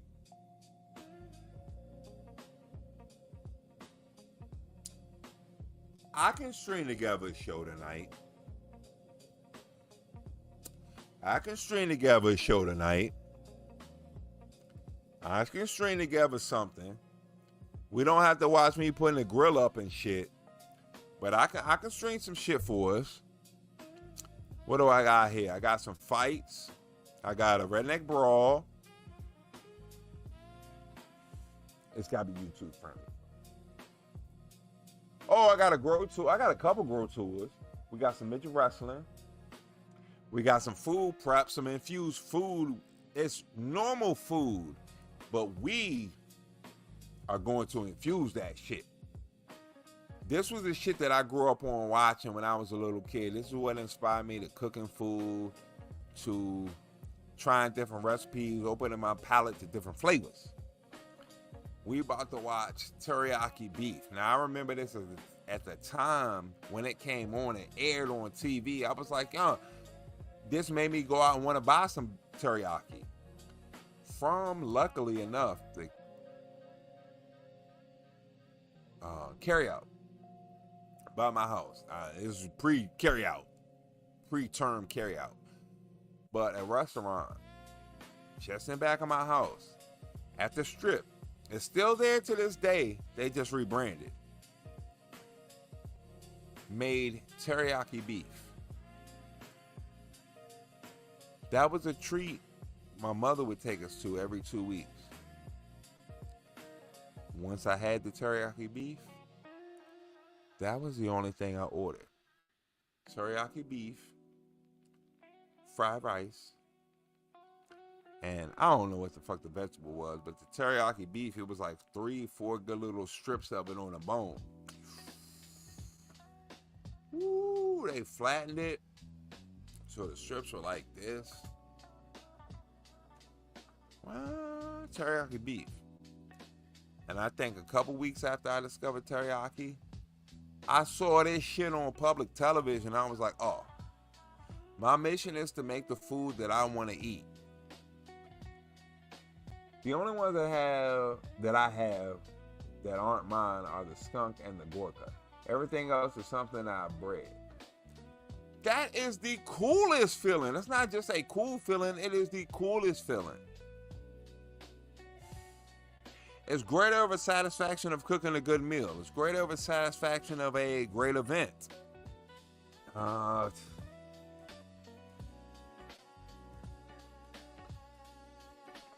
love y'all motherfuckers, man. Hey, thank you, Castle Labs, for showing up. Yeah, I can string a show together tonight. We can be fucking entertained tonight. Get some fucking Burger King up in me. Finish making a grill. Take a like 2-hour nap. We can get up. We can live stream again. Yes, I can make a YouTube friendly too. I got another one in me. It's going to be some knockouts. We're going to learn a bit about growing. We're going to go on a grow tour. But, yeah, I can pop back on in a couple hours. So, like, boom. Let's just say I end the stream at 2, right? I could pop back on. I got some shit to do. But I can pop back on at, like, 7 o'clock. We can stream from, like, 7 to 10, 7 to 12, some shit like that. If you guys stay, that shit is a fucking bitch. Because the main thing is 3 to 5 in the morning staying awake and fuck whatnot. But let me see. Do I got the video streamed up? What the fuck was I talking about? I'm so like in another dimension now, thinking about the next live stream. I forgot what's going on in this fucking live streaming shit. So what the fuck? What the fuck? What we watching, baby? So I can segue into that shit. Oh, bong the bong, the bang a dang bang, the dang the ding dong, the bang the ding ding, the bing the ding dong, the bang the dang dang, the bing the ding dong, ba boom the doom ba doom. Okay. Where we at right now in the portion of the show, as we are on the end on a good note portion, where I gotta put this in video, but what we're about is growing great non-medicinal plants, yeah, growing great cannabis / medicinal plants, yeah, and incorporating it into our life the best way possible. Now you're doing it with charas. You got about 2 pounds of keef. You can make some butters with that, and with that butters, we can cook some great meals with it. My wife just likes to spread it on toast. She's a simple gal. But every so often, we will infuse it into something a lot deeper. Such as Thanksgiving. Hence why we got the smoker grill so we can do it this year live, mother. Get live, mother. So what we're about to do right now is on a good note portion, where we laugh, enjoy ourselves, give our little closing out moments. And I am going to come back later. I'm going to stream it. I don't know what the fuck I'm going to call the shit. But I'll come back. Or maybe we can even go back into the garden because the sun will be out. I was talking about, what, like 6, 7 o'clock? We go out to the garden, boom. Then I can come out and do something. Or come back in here and stream the videos that I had pressed up. Because I got another live stream prepped up. We can go on a couple grow tours. We can do some more infused food. We can learn about some new nutrients that we can do ourselves, since fermented plant juice was interesting. Maybe later on in the next stream, we could do fermented fruit juice, the part B. Fermented plant juice is for the vegetative state of growing plants. Fermented plant juice, come on through to the other side, is the B part of growing. The flowering part, where you want your fruits to not only grow large, but swell. So, we could also do that as well on the next portion. When we come back live later in the night, because we got to help my man Steve out. We got 11 weeks to go. 10 to 11 weeks of trying to stay up overnight. So we got to help my man Steve out, because he's going through it. The cops and police and thieves in the streets, burning the nation with their guns and ammunition. About the thing, I'm at the top of the. I forget. The beat. Police and thieves in your streets. Yeah, so we basically gotta help Steve stay awake. There are, talk about fucking level 20 zombie mode. They fucking on meth and they on coffee. Sipping coffee. Why don't you back up off me? So a nice stream would help. Anything we can do to help Stevie Steve. And hopefully Paulie Paul, since he's on a 6-hour delay from the US time, can help you stay up from that crucial 2 to 7 a.m. time slot. Ladies and gentlemen, time to end on a good note.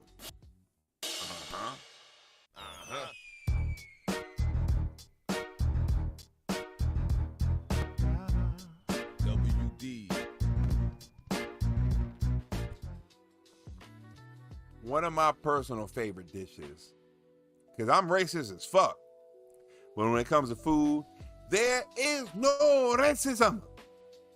Come on. We will eat what we will eat. Do you have a problem with that? Do you have a problem with that? Thank you. Thank you very much. Ladies and gentlemen, the show from my childhood, where we're going to learn to make teriyaki beef, but for us, all we're going to do is infuse this bitch and what? Eat it and enjoy.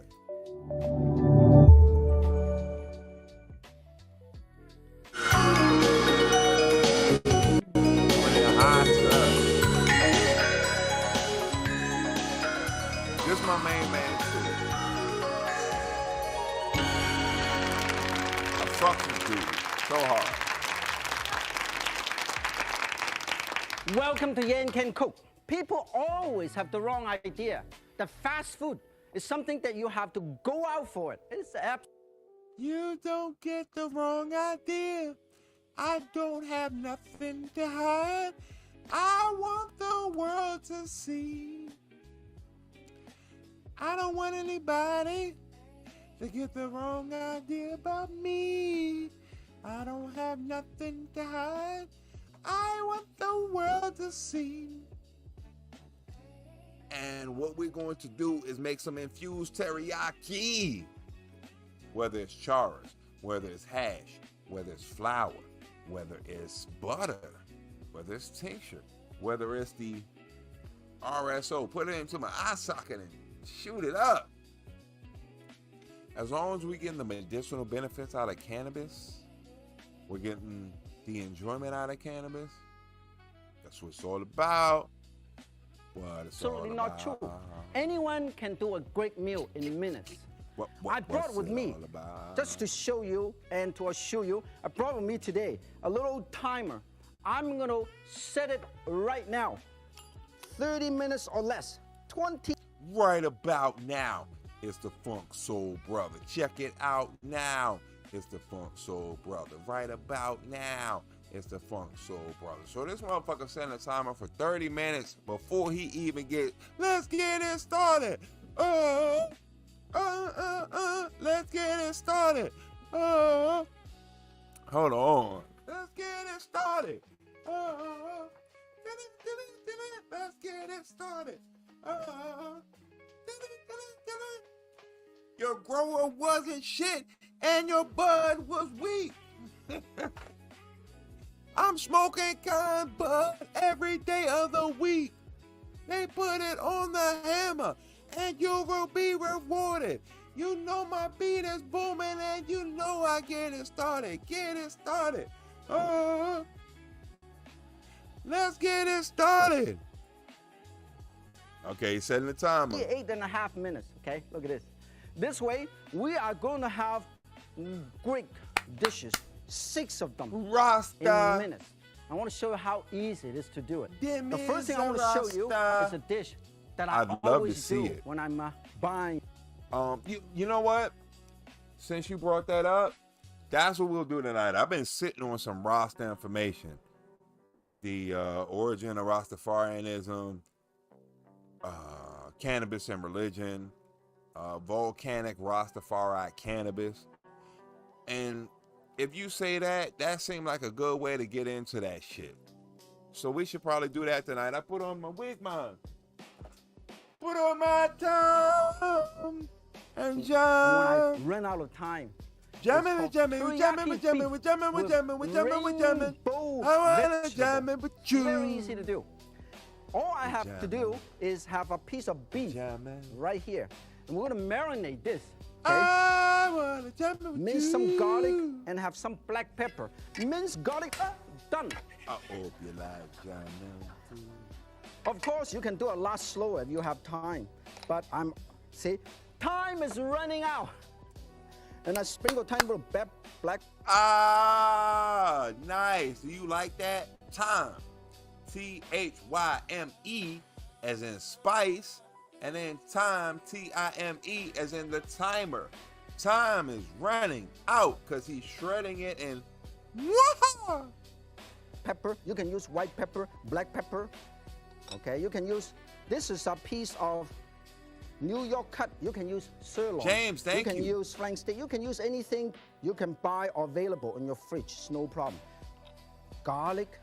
Marinate this for approximately half an hour. Thank you. Or overnight. Okay, very easy to do. After you marinate this, we can get ready to cook. It's very easy to do. A little bit of everything for everybody Okay. this year, Let's and I set will this send them aside. out. See Very what you can easy do. to do. This is approximately half a. Hopefully, when I send these seeds out, you can do better than I did. Does that make sense? That's right, right? Hopefully, you can take what I got and not only replicate what I did, but take it to the next level. Yeah. That's what I'm trying to say. Hopefully, if I give you the seeds, you can do better than I did. Yeah. Exactly what I'm trying to say. Pound, 2 pieces is 1 pound. Okay. I'm gonna have a pan here. A lot of people don't know that you can do a very nice stick in a pan. I'm gonna turn my heat on. If you want to wait, James, you can get them pretty cheap through Amazon. You can probably get like 100 for like $9.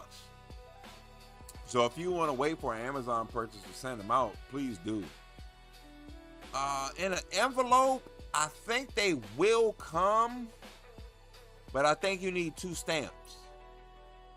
I could be wrong about this. It's been so long since I've tried to send it through regular mail. But yeah, usually I've had to go through the post office, had a little 3x8 or 5x8 envelope, and had to send it that way. But you can get them pretty cheap through Amazon, so I'll wait. I don't give a shit. Right now. It's a gift. This is a regular pan. That's why it's called a present. Very easy to do. And then when this is hot enough, I use it. Yesterday is history. Tomorrow's a mystery. But today is a gift. That's why they call it the present. Tiny bit of oil. Look at this. A tiny bit of oil. Not much, okay? You can use your skillet, and this is very easy to do. Roll this and coat the entire cooking stuff, and you can start doing it. All you have to do is about 2 to 3 minutes on one side. Depends on whether you want medium rare or well done. For medium rare, 2.5 to 3 minutes on one side, okay? I hate to say this, right? But the way this motherfucker talking, it remind me of the neighbor from King of the Hill. And now that I'm thinking, I'm like, I wonder if the fucking King of the Hill shit was inspired by this motherfucker.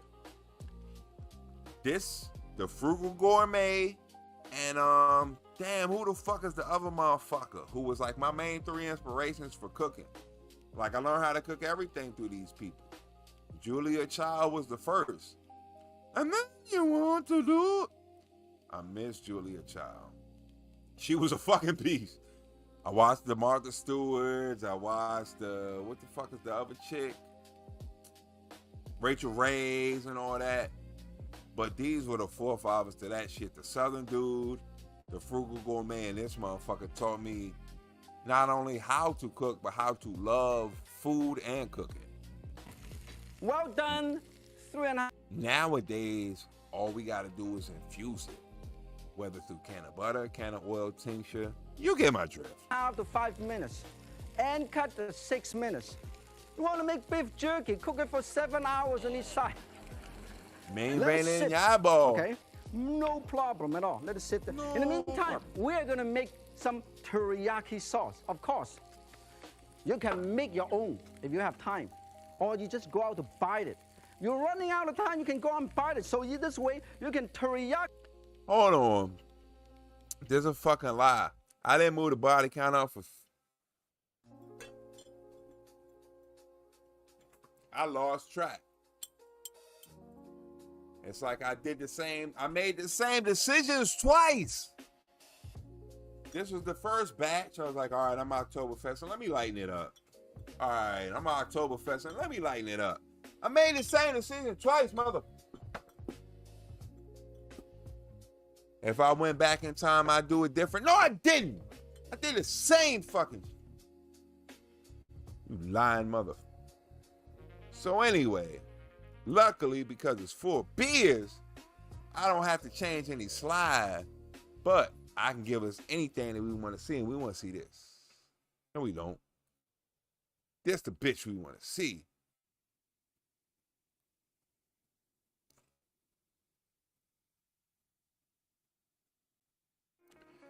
We want to see her chug that beer like it's no problem. That's what we want to see. So now, since we saw the wet t-shirt contest, let's get into the teriyaki beef fest. In a hurry. In teriyaki sauce. It's very popular Japanese seasoning sauce. You use soy sauce. We want to make teriyaki sauce right here. We'll turn this on. We'll make teriyaki sauce. Oh, how you make teriyaki? Yeah, that's the important part right here, baby. Okay. How you make the fucking teriyaki? That's the important part. I'll give you the exact recipe. I have it right here. What? I have half a cup of sake. Sake is Japanese rice wine. To make good teriyaki sauce, you gotta sake to it. And soy sauce and sugar. This my nigga. Young. Like, back in the late 80s, early 90s, there wasn't much pizzazz in media. Nowadays, you see people oozing machismo all the time. This motherfucker was oozing fucking machismo. He was... I used to watch a Frugal Gourmet who I kind of consider like, I ain't scared of him. This motherfucker I wouldn't even fuck with because he's so cool. Like, you know, he's Asian. Yeah. Why would you fuck with this motherfucker? He's too cool to fuck with. What are you gaining out of fucking with him? He's a great dude. He's a good friend. He's smiling. Like, you want him in your corner. You want him on your side. So I love this motherfucker. And he's like, yeah, ain't he talking shit? Oh, you gotta suck it to it. Love this motherfucker. Him, Ric Flair, Tully Blanchard, Dusty Rhodes.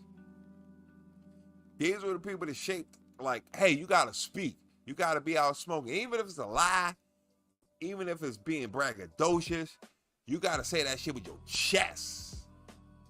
Thank you. I have, look at this. I have and he make my meal. Teriyaki beef. You gotta suck it to that bitch. Quarter cup of sugar, and also some garlic, and this motherfucker set the timer before he even got started cooking. Like, come on, man. Shit, take a couple buttons off so we can see the chest hair. Tiny bit of ginger, 1 teaspoon of each. We can see now the we taco gotta meat. turn this upside down. Let's turn this upside down. He got the 90s denim shirt. Look at this. How beautiful. Can you see that? That is beautiful. Pan fried. In the meantime, we're making some teriyaki sauce. This teriyaki sauce is very easy to do. Sake. Thicken it up with cornstarch solution. That's how easy it is. Always use chopstick as a cooking utensil. While you're doing the teriyaki beef, let's make sure the cornstarch is thickened. Always stir. So you're making gravy. Solution. Because Asian fucking gravy, nigga. They sink to the bottom. They separate. This way you have a wonderful sauce. Look at this. Because on the low, I actually saw Cooking Cowboy talking about how to clean cooking grease. And he basically put cornstarch into the grease. It collected all of the bad material into like a cake batter. He removed the cake batter and the grease was pretty much usable, clean, see-through, translucent. Now, it wasn't the yellow, like Crisco, fresh out the store stuff, but you could see through it. It wasn't all that burnt material at the bottom. He's using cornstarch as a thickener, so a lighter amount, but he's going to get that thickening cake effect. Okay, teriyaki. In a pan, bitch. It smells good. Can I'm making it in one pan, bitch. Oh, look at this. In the meantime, this is also thickened. Make sure when this is thickened, you set it aside and put the beef. In the meantime, what you can do is use the same pan. Do some other things. So you can do 2 dishes simultaneously. This is marvelous. Young, the shit that, like, he was the person who let me understand how vicious the language barrier was between English and whatever. I guess he's speaking Mandarin because he's actually old. He's probably not Cantonese. yet. It might be Cantonese, but anyway, he's able to translate so much information in like 1, 2, 3 word sentences so easily. Very easy to do. Like, he's also a motivational speaker throughout the fucking language barrier. Woo, that's excitement. You can do it again. Oh, that's excitement. Number 2. When this is done, you set it aside. Boom, See? boom. And put so the that's rare, teriyaki medium sauce, rare. Okay, right on top. In the meantime, oh, look at the sauce. Okay. In the meantime, you can use the same pan, okay, to do a rainbow of vegetable. Because in this pot. Now, see, at this point, he put the gravy up there. I think this would be a good time to salt and butter, infuse butter, the steak while it's sitting there, so that the salt, through osmosis, that's our word of the day, pulls in the infusion in this and the THC from the butter, as well as he's about to get to the vegetable part. I would take a little sliver of infused butter, throw that on top of the vegetables and start cooking. Particular pan. Hence our infused meal. Let's go. Make teriyaki. Our infused meal, baby. Let's go, baby. Let's go, baby. Beef with this my son onion. to come back. Oh, I gotta plug in his fucking Xbox shit today. I gotta log in his Xbox. Broccoli and my son, like I said, my family out of town, right? My son was like, the fucked up part is on Sundays, Roblox does an update where they give you free shit. And I ain't gonna be able to get it because I ain't gonna be here and it can only be on Sunday. So I was like, I'll log in for you. Tell me your information and I'll do it for you. They got bad reception where they're at. So I'm like, fuck. I'm glad this is why this stream happens, because the stream life is real life. I'm gonna have to log into his PlayStation and figure this bitch out and log into his fucking Roblox so he can get this fucking update. I understand how he feels. It's like being on fucking Kick and there's a drop like, hey, if you clip out a way of speaking like Jar Jar Binks, like I did a few months ago, for an hour, we'll give you rewards. And I'm with it. Mushroom. If you my son's gonna be a streamer, bitch. Black. My son wants to stream. He's good at gaming and he loves fucking baseball, blitzball. So, all for it. Mushroom. Set it aside. Put it right here. Okay. This sauce is enough. We'll set it aside. Then look at this.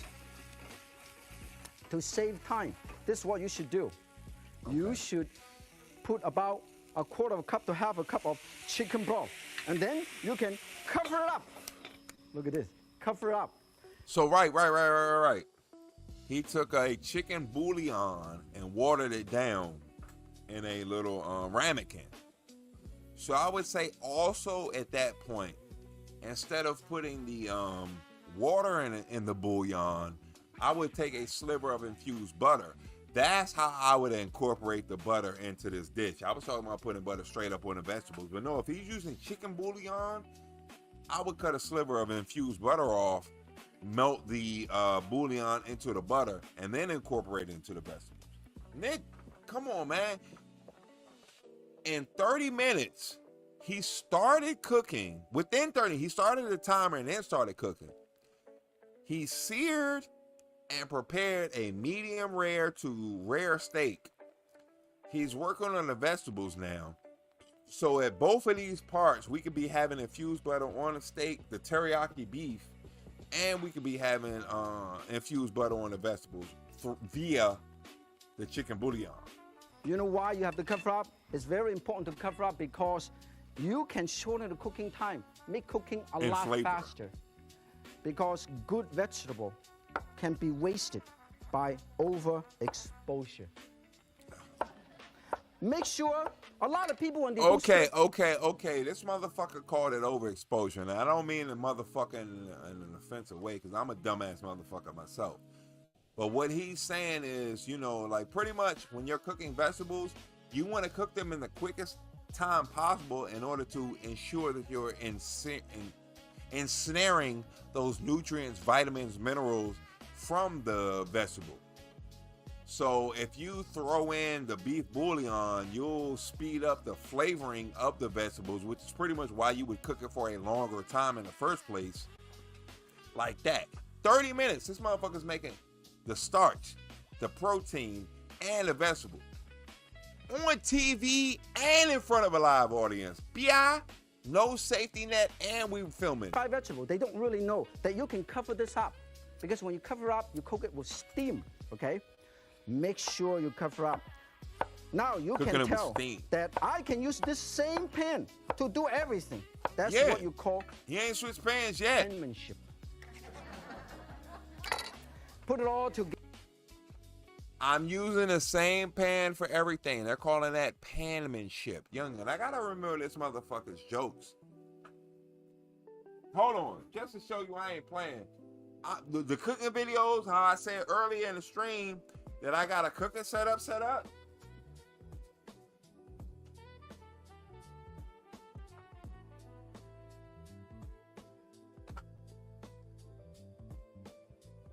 Boom.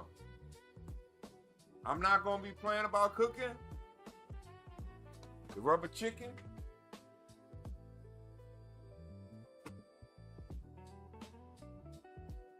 Deal with it. I got the rubber chicken. I got the cannabis hat and apron. We're gonna be cooking outside. We're gonna be cooking in here. We're gonna be making infused brownies, infused Rice Krispie treats, infused cookies, infused steak, infused mashed potatoes, infused vegetables. Deal with it. I ain't gonna be in front. Well, I am gonna be in front of a live damn audience. They ain't gonna be in front of me. I can see them, but me looking at the camera is the same equivalent of this. I'm glad I stopped this. Whenever I stream, since I have been streaming these 107 fucking episodes, this is exactly what I see when I look at that camera. This crowd. Steve's not in the yellow. I would call that Paul. But James in the back. Yeah, James a bald one. Screw James. He came to the live streams late. He the bald one in the back. But I'm sorry, I couldn't even hold it in. I tried to like lean on it, stand on it, say it with my chest. I couldn't even lie. But this is what I see when I live stream. And we are going to be doing this type of shit live. I think that's better than depending on the weather and the sun and the way it's reflecting off the plants and shit. We can be doing these infused recipes in 30 minutes. Together. Can you see how? I gotta set the timer first. I gotta replicate this motherfucker's whole scheme. Cause this is he really? He is. He's my prototype. He's exactly what I wanted to be when it came to cooking was him. I just thought about that shit. When it came to wrestling, it was fucking Tully Blanchard. I always thought it was Ric Flair.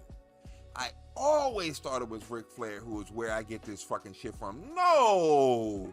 Tully Blanchard was way worse of a fucking heel. Tully Blanchard Enterprises. Nigga, you not making millions of dollars outside of wrestling. Wrestling's all you got. Stop lying. I knew that when I was like 6. Stop lying. There is no Tully Blanchard Enterprises. Like you own some multi-million-dollar construction company building beachfront property resorts and shit. Stop lying, Tully Blanchard.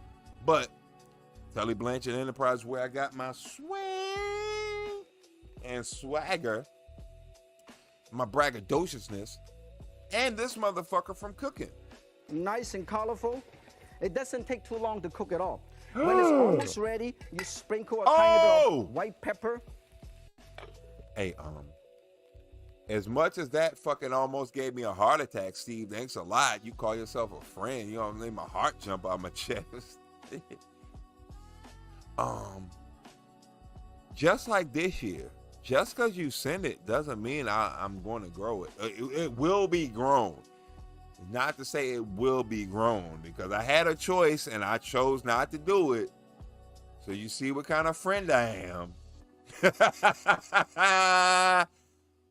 Stab me in the back, motherfucker.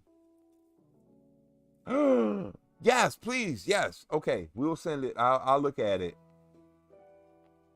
12 foot, 4 meters for your European friends. Yes, and we do have a lot of European friends. Australia, we global, bitch. Czech Republic, Amsterdam, we all over the place. And also use a tiny bit of soy sauce. James, that's all you need. Do not check your analytics. We all over the place. Serbia, Turkey, they love us. Australia, Canada. Not overcook. It's very easy to do. Oh, in New York, they loving hip hop. In England, they loving hip hop. They love us all over the globe. Paul was just here. That's Europe. What you want? I What you always really have want approximately from me? 50 pots and pans. What? In my kitchen. All my pen pals. Now, stir, stir, and this is absolutely done. When it's done, we're gonna serve these. And I can tell you. Oh yeah, this is when they would serve the shit to the crowd. Rainbow vegetable. Look at how beautiful this is, huh? Teriyaki with rainbow vegetables. So I'm sure that was like a popular buzzword at the time, right? But I'm guessing it's a green, orange with carrots, and some other red, pepper, however, but rainbow to give you an array of visual, vibrant, appetizing food. A nice visual appeal. First you see, then you eat. When this is done, serve these. I thought so. Then some potatoes on Look top at of some how shit. Rice. beautiful. It's teriyaki beef. Nigga. One way to get a meal. This motherfucker did that shit in 8 minutes. I got 8 minutes, 27 seconds. I think I'm gonna have to take off a minute for his introduction and for when he set the timer. This motherfucker did this shit in 7 minutes and 27 seconds. He made the fucking teriyaki beef. He made the vegetables. He made the starch. Minutes is to make a pit stop on your way home from. Now all we have to do is infuse that bitch when we reincarnate, homage, thank this person, and replicate that meal that this motherfucker made. He's saying, young, you can stop on your way from home the same way you stop at the drive-thru. Motherfucker, you can stop at the grocery store. Now it's self-checkout. At this time, it was no self-checkout. You had to sit in a line with motherfuckers who would get like 500 items, a cart full of shit. Now you had the luxury of 10 items or less. With fucking 10 items or less, your bitch ass can go to the store and make some fucking teriyaki beef, carry-out style, gourmet carry-out style. Work. Nowadays, we all work overtime just to barely make a living with such a This is busy 1992. lifestyle. We just don't have time to cook. So there's one place that you can really find some hot, nutritious, delicious, wonderful food. It's in a Chinese deli. So let me show you how you can buy some wonderful, delicious Chinese food. Young, this is not a lie. When I was in barber school, 1999, and I was poor, and actually these items in particular that I'm going to mention, the two items I'm going to mention, haven't changed much in price. The two things that we relied on was the fucking Vietnamese sub and fucking El Salvadorian pupusas. For fucking $3, you'll be so full you'll throw up.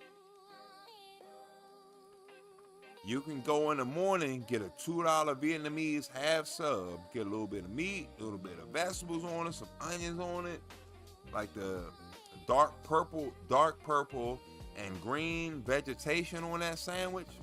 Boom.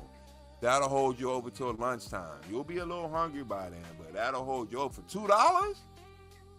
That shit's a fucking honey bun. What's a honey bun gonna do? That's 15 minutes worth of energy. Lunchtime, we will go over to Irene's Pupusas. Grab me 2 or 3 pupusas, the enchilada, the cabbage salad. They had the little salsa for it. And it's basically you could either get cheese only, bean only, or all three. Meat, bean, and cheese. Within a like little pancake, a little patty, a corn patty that was fried. 2 or 3 of them will put you out. You might have to take a nap if you had 3 of them.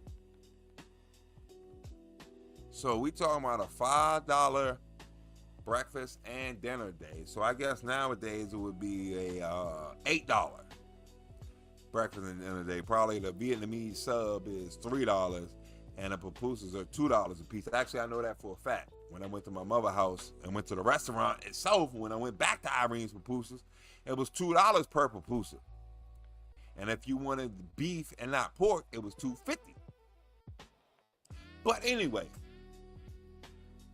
food of the gods comes from underneath America. Whether it's Mexico, it's Central American. Whether it's Peruvian, whether it's El Salvadorian, whether it's Colombian, food of the gods is below North America. I'll tell you that much. Oh, God damn it. Here you will find a smorgasbord of freshly prepared dishes and delicacy like stuffed fussy melon, sweet and sour pork, spare ribs, and bitter melon. We can infuse all of this shit. Now, if y'all down for this, what's that, fucking fried chicken? A whole fried chicken or fried turkey? This motherfucker was frying turkeys 10 years before it was popular, 20 years before it was popular. Because I remember in like 2008, 2010, motherfuckers talking about, yeah, I fried turkeys and shit. We are going to infuse a fucking turkey Thanksgiving style this Thanksgiving.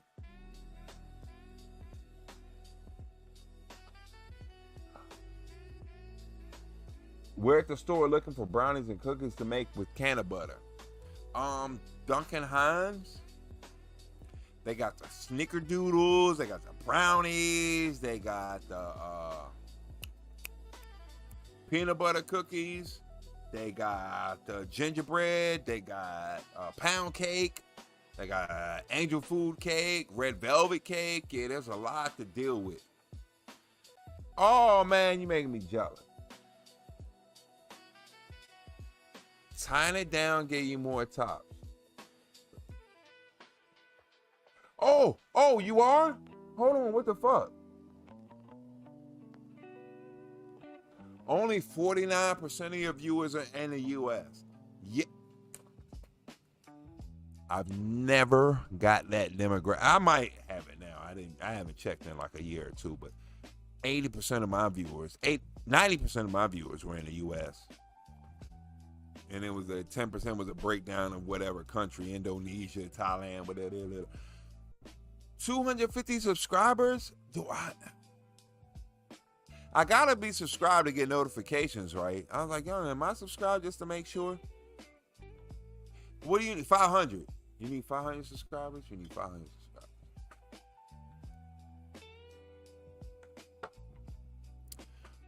subscribers.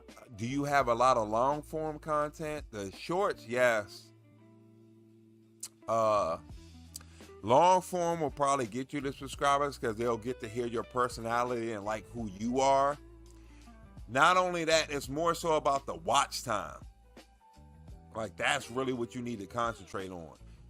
Even if you had the bare minimum of 500 subscribers, but they watched every 20-minute video that you had and you had a few, that watch time will be ridiculous, and that will get you the revenue that you want. Steamed chicken and soy sauce chicken. Oh, it's steamed and soy sauce. Barbecue pork.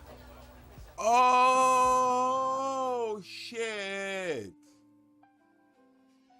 Oh, shit. Okay. Remember when I was talking about the first time I drank beer and shit and I was pouring sugar on Miller High Life and all of that? The motherfucker who bought me the beer was talking about the carry out and going to get fried chicken and putting soy sauce on it. And I was like, ugh. Why don't you just put the mambo sauce on it or put hot sauce on it? soy sauce chicken. That's what he was replicating. Like, okay, like what I try and tell my wife. You know, there's initial reaction, there's what I'm going to say, and then there's what I really think. And so my initial reaction is soy sauce chicken. You're supposed to put soy sauce on rice, dumbass. But then I'm like, well, everybody has a different flavor palette, and some things that might be good to another person might not be good to me. I prefer sweet watermelon. My stepfather, my brother's father, used to talk about putting salt on watermelon. But I understood. I did it one time just to try, and like, yeah, it makes that sugar pop. It almost turns it sour and makes the sugar pop. I used to put honey on McDonald's French fries back in the day. And my friend was like, honey on French fries? He was like, well, everybody got different tastes. He figured that shit out at 6, 7 years old. I remember that specifically. I'll never forget Terry Walker saying that. So that's the first thing that made me think about when I was 14, 15, and we was going to DC to buy dub bags on Kennedy Street in front of the Macombo Lounge. Like, hold on. I remember him talking about putting soy sauce on chicken. I was like, I ain't doing that shit. I'm cool with the hot sauce or the mumbo sauce that we got, or just plain. Soy sauce fucking chicken. This motherfucker knew what he was talking about. He wasn't 9 years older than me for a reason. And barbecue spare ribs. Beef and Chinese broccoli. And for vegetarians, there is a dish like mushroom with dry bean curd. Eggplant. And soy sauce braised tofu. And of course, the ever popular barbecue pork chow mein. Many of these dishes are cooked. Pork chow mein. Like, he's giving us a catalog, a little taste, a little repertoire of the shit that we could be doing, the shit that we could be making, infusing. This was making me think when he was talking about the 15 minutes. I was like, you can do that shit with tacos. You can put butter on the flour tortilla. I like soft tacos, preferably. I need a mixture. I need hard and soft. I need them both. One soft, next hard, next soft, next hard, and the rest have to be hard tacos. But I need a little bit of that flour tortilla. You can basically smother some infused butter on that flour tortilla before you slap it in the microwave, heat it up, and make it soft, palatable, malleable in order to make your burrito taco fajita. And so right on the streets in China and many parts of Asia, I want all these just like the shitty hot dog making stands you see on the street here. Now you see, Chinese food can be fast and convenient. Just bought 6 wonderful, delicious dishes. I'm going to come to your house for dinner right now. Can you imagine we ate them all? I'm going to lose this because I don't want anybody to get to it, because I save it for cooking. The next dish I'm going to do is another wonderful dish. Sweet and sour fish with pineapple fried rice. Do it in the same pan. All I need is 1 pound of white fish, okay? 1 pound of white fish. I have more over here. You can use red snapper. You can use cod.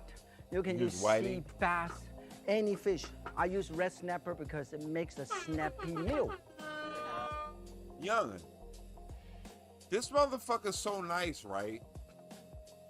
When I watch YouTube videos now, and I don't know if it's necessarily for the watch time, I don't know if it is necessarily for the watch time or if motherfucking people are that fucking slow. This shit is what?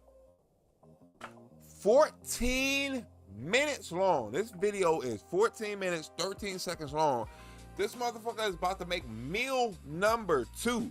So this motherfucker set a timer for himself. I'm like, he about to make 1 meal under 30 minutes. No! This motherfucker's about to make 2 meals in under 30 minutes, bitch. Suck Josh Moon. I needed that to get excited. And you cut it up like this, bite-sized pieces. 1, 2, 3. You see that Chinese chef always like to cut things towards the finger, but at home you should do it on the opposite side. See, this way, after you cut it up, you. Younger. He's so funny, so charismatic, so fucking cool that you don't necessarily see what he's saying as gems. You just think he's shooting the shit. But motherfucker, this was fucking protocol in 2008. This motherfucker was like 18 years ahead of the fucking curve with this shit. Instead of cutting into your hand, taking a knife and cutting where your hands lay, bitch. What's the French way? Cup your knuckles, put your fingertips into the food so you can only, you're using your knuckles as a brace, your finger part as a brace. The Japanese shit is basically cutting at your fingertip. He's basically saying cut away from your fingertip. Using this like graciously transfer. So this motherfucker's not only telling you how to cook shit in a fast way, good ingredients, good flavor, good time. Don't cut your finger off, bitch. You trying to impress a bitch? You trying to get your dick sucked? Motherfucker, don't cut your finger off. You know, cut this way. And you put it right here.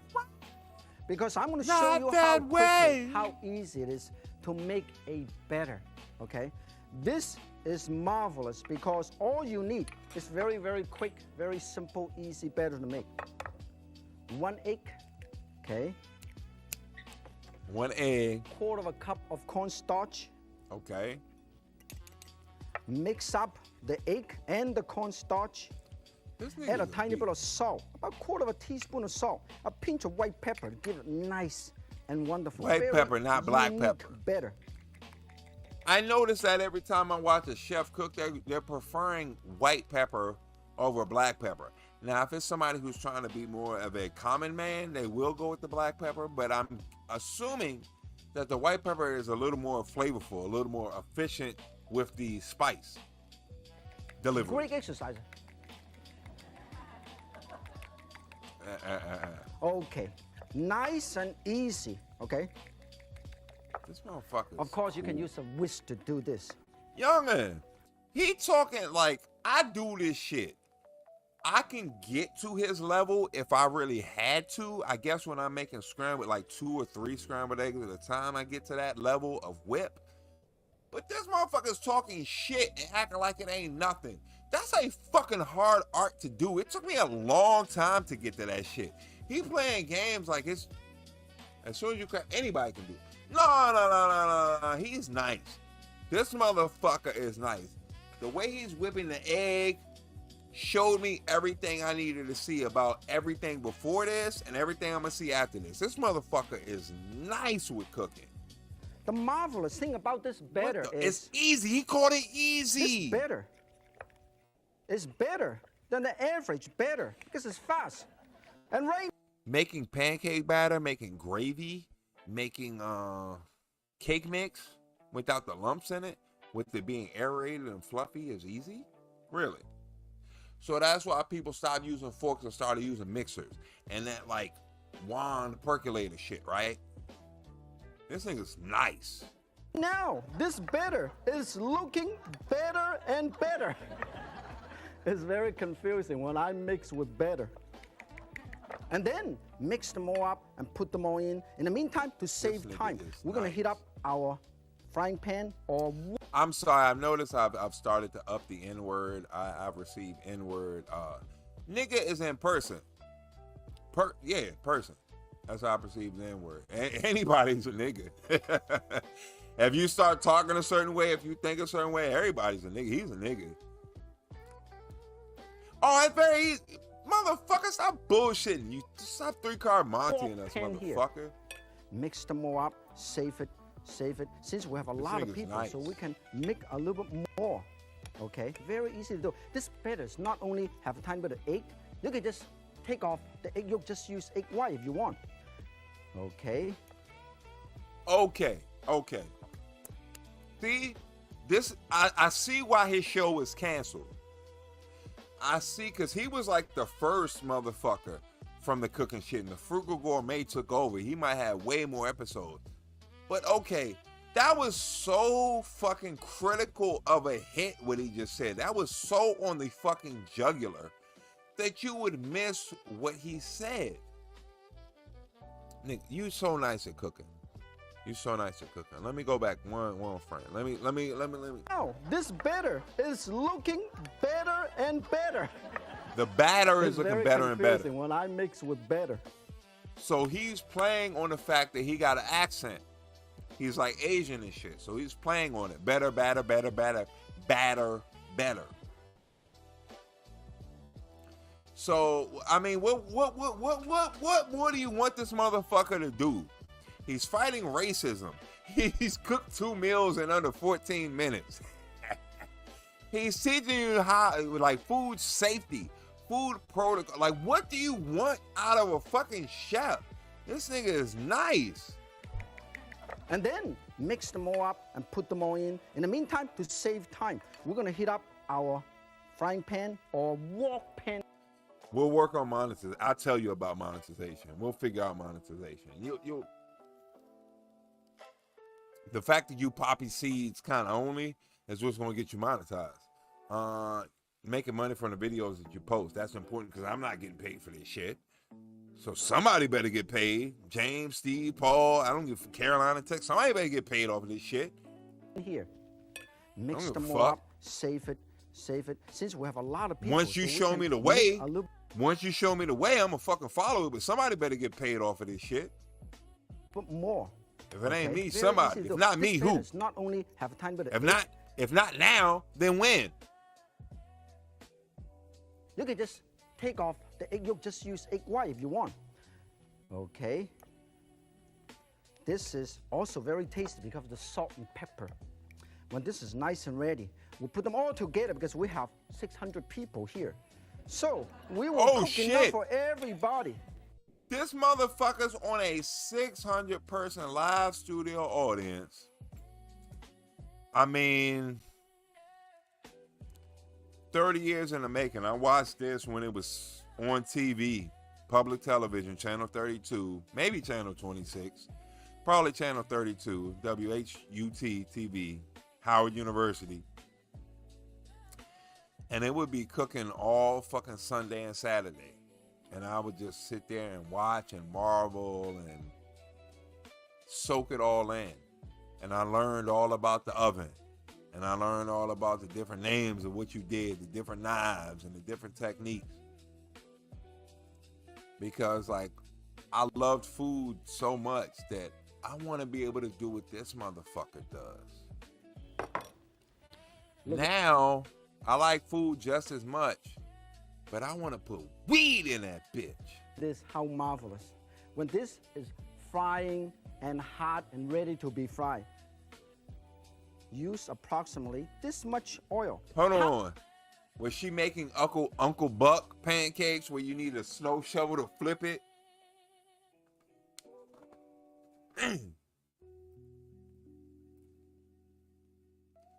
What the fuck? Oh, shit. Not a crepe. Fuck. A German pancake. I know this shit. Not a patty. Fuck, I know this shit. How much? I have no idea. All you have to do is put a tiny bit to coat it. Particularly, this is non-stick.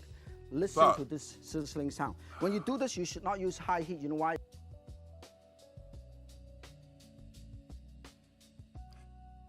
I would love to try some authentic German food. My mother took me to the Germantown Fair in Maryland once, and I loved the strudel. I think it was apple strudel. I need a schnitzel, and Venus schnitzel will work. What else do I fucking want? Like the pork chop, sausage, and I need kraut on it too. I need kraut on it. And something else.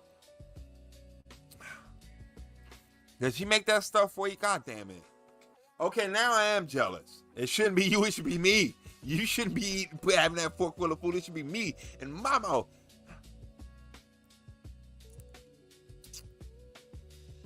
And now back to Steve. It's me. It should be my fork full of kraut. You burn it, okay? Listen to this sizzling sound. 1, 2. That's fucked up, man. 3. I'm sorry. And I don't know if this really is this. I'm sorry. But I just thought about it. As soon as you said grandmother in German, I automatically thought of her like getting me food. I'm sorry. I didn't mean it like that. I didn't mean it like that. Like she's my servant. I meant that usually when I see things German, women are serving the food and I want the food that I want. So I guess that would be, I'm sorry. 4, 5, 6, 7. Make sure if it's not enough, you can put a teeny tiny bit, 5 extra drops of oil. And it was strudel, a pretzel, strudel, pretzel, schnitzel, and I forget the other shit. If I could wash that down with a Helles or an Oktoberfest, or a Schwarzbier, I hope I'm pronouncing it.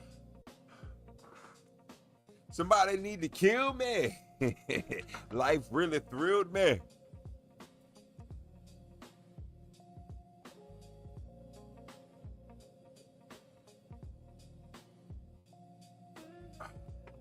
Yeah, the Germans were smart, man. I'm so inspired. Inspired. That's the word. Jealous, envy, inspired. I gotta remember that because I always remember the jealous and envy part. Inspired.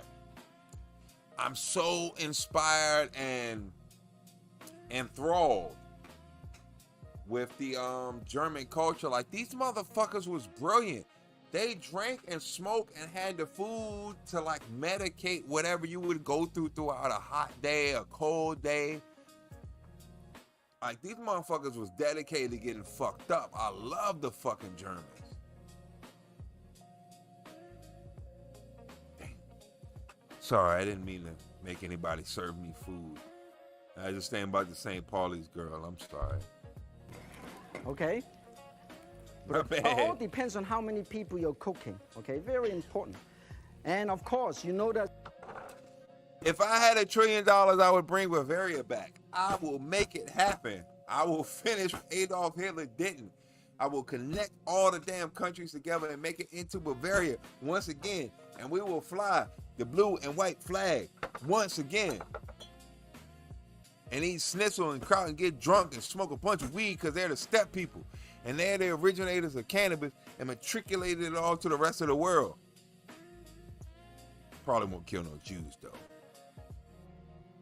You know what I will kill? You know when these are going to the oven? Mosquitoes. I will use the same pan to do the Let's get rid of the sauce and mosquitoes. the fried rice. Can you see that? Now, show you. Everybody look. There we go. A genocide on the mosquitoes. Everybody can see this. Huh. 999. Can you see that? Everybody. Oh, man. Everybody. Of course, next time you should. No wonder he needed the scissors to make his meal. This motherfucker's got to serve 600 people with 7 pieces of chicken. It's going to be a toughie. If you scoot your fingernail up just right, you can get the amount that's between your teeth.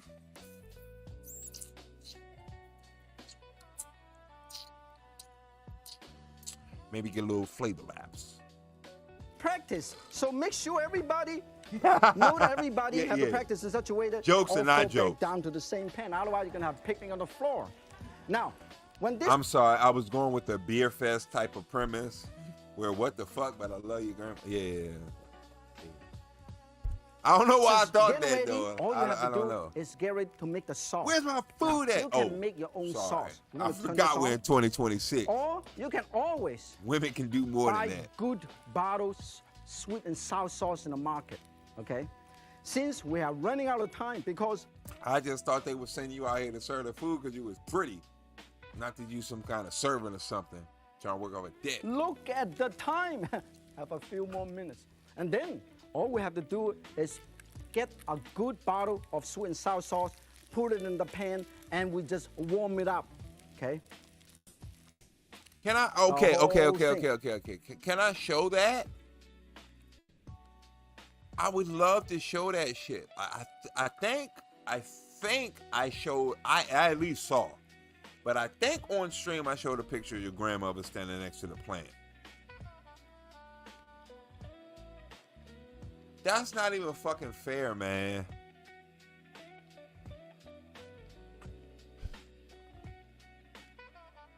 Humans are so amazing. God damn what we went through. I'll send you a photo of my great-grandparents during World War II, chilling, drinking, with bullet holes right above their fucking heads. Not to minimize what you're saying, but the only thing I can compare it to is me and my brother were underneath the bed, waiting for the missile to go off, and it never did.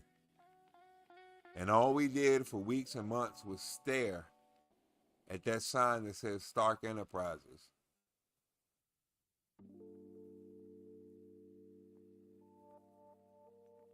That, you know, is fake and made up, but that's supposed to sympathize what you're basically saying. Your great grandparents during World War fucking II, where the shit was fucking happening at, in Chamonix, they were chilling, drinking, and being themselves. Human beings are amazing, man. I would love to see that. I would love to see that. This is how I hit the bottle. And then put some pineapple, okay? Very good. The sauce, all you have to do is warm it up. Pineapple and and bao? Is done. And the sauce is done. This is how efficient it is. Everything is done in no time. When this is done, look at the beautiful fish. Younger, hold on. I don't mean to carry my man at all. I didn't mean to take it out of the screen at all to act like I'm disrespecting him, because usually when I come out of the screen of a video we watching, it's some kind of like, I don't like this shit. Oh, fuck no. The exact opposite. I fuck with this shit. Not when I downloaded the video, I was like, yeah, we can learn how to make some teriyaki beef. This shit should be cool with rainbow vegetables. Hey, one recipe that we can add into our repertoire. Oh, fuck no. Fuck no. I see why this was my motherfucker. Back when I was a kid. This motherfucker taught you how to cook. He taught you the theory of fucking cooking in the first place. How to be safe. What flavors you're going for. How to prepare meat. How to prepare a plate. How to be funny. How to be charismatic. How to make it in an efficient time. This motherfucker set a timer for 30 minutes before he even got started. Now, I'm sure the pans were like, you know, acclimated to like a 2 or a 3 on the eye. So they had some residual heat before he got started. But regardless of that, this motherfucker got busy, made teriyaki rainbow vegetables, teriyaki beef with rainbow vegetables. Now he's on item number 2 that he's cooking, that he's going to supply with a bunch of people. We're going to be able to infuse both of these meals, but he's giving you safety. He's giving you charisma.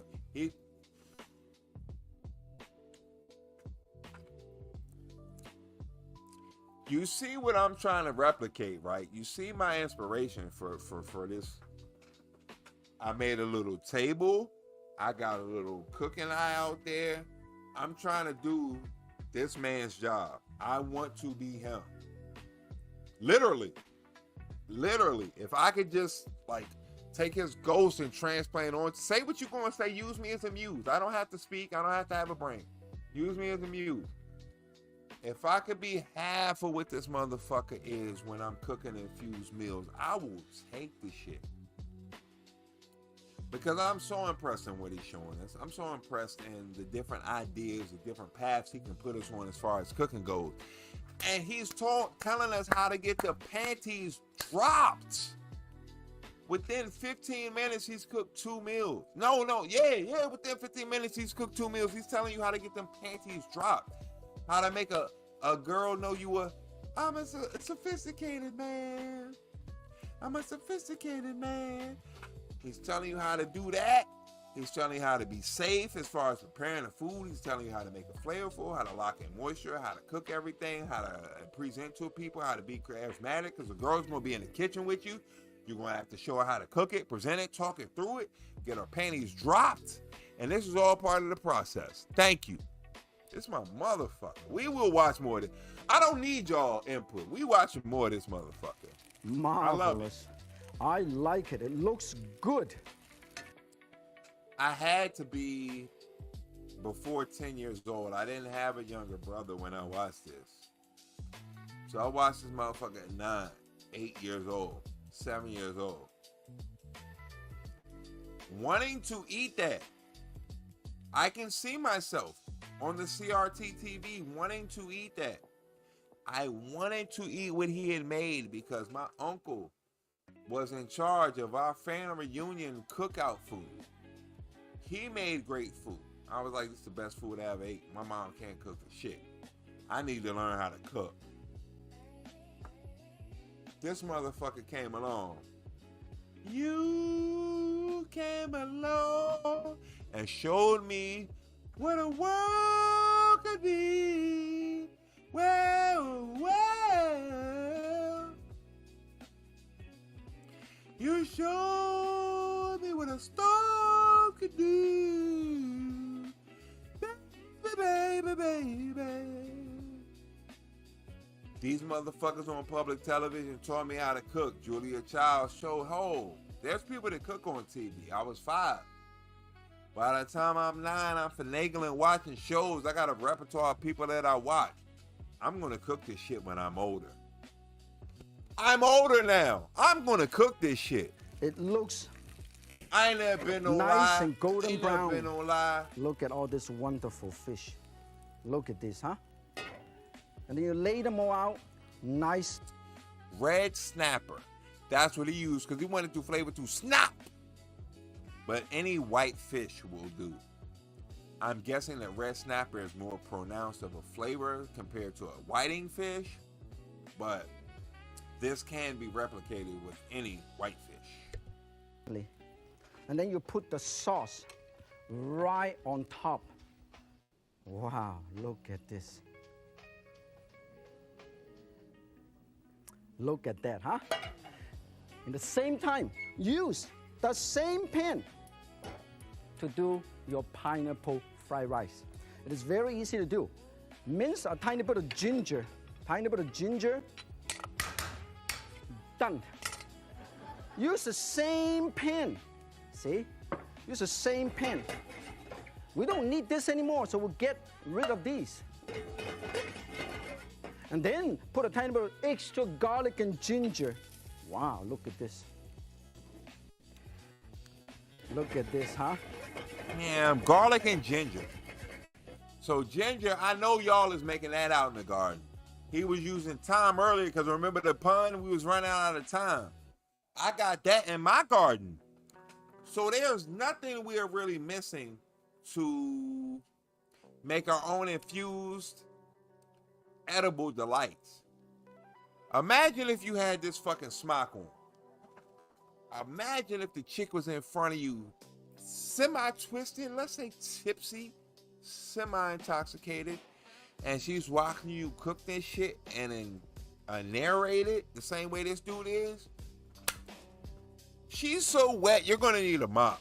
Like, you might as well put a towel on the floor in the kitchen because she's just gonna be wet once you start cooking it. Running down her leg. Like, yeah, make her a tourniquet on her thigh. Everybody know. What's the shit? The pantyhose shit for the strippers?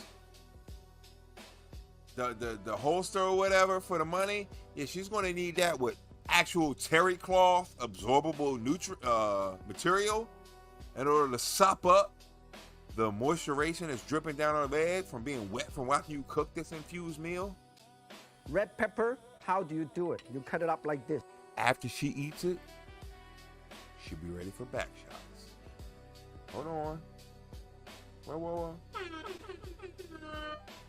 Thank you. Look at this. I think I actually did that right 2, for the first 3, time. 4, 5, 6. Set aside. Okay, put it right here. He With got to some make 600 pineapple, and cuts that's for all these you need. audience. When this is ready, you put the... They get like the, what's the bowl of ice cream, like spoon? Each audience member gets that of fucking food he prepared. Like a little sliver, a half a toothpick of fucking meat, and like the rest of it rice, and like vegetable over top, like flopping over. That's all you get. You better breathe it in first, because that's the only real kind of flavor you're going to get out of it, because chewing it, you ain't getting nothing. Wow. This Red going to be like pepper. a crumb in a Half cracker a red pack. pepper is fine. You put some green onion, slice some corn is green onion. cracked. If you have time, you can always do it yourself.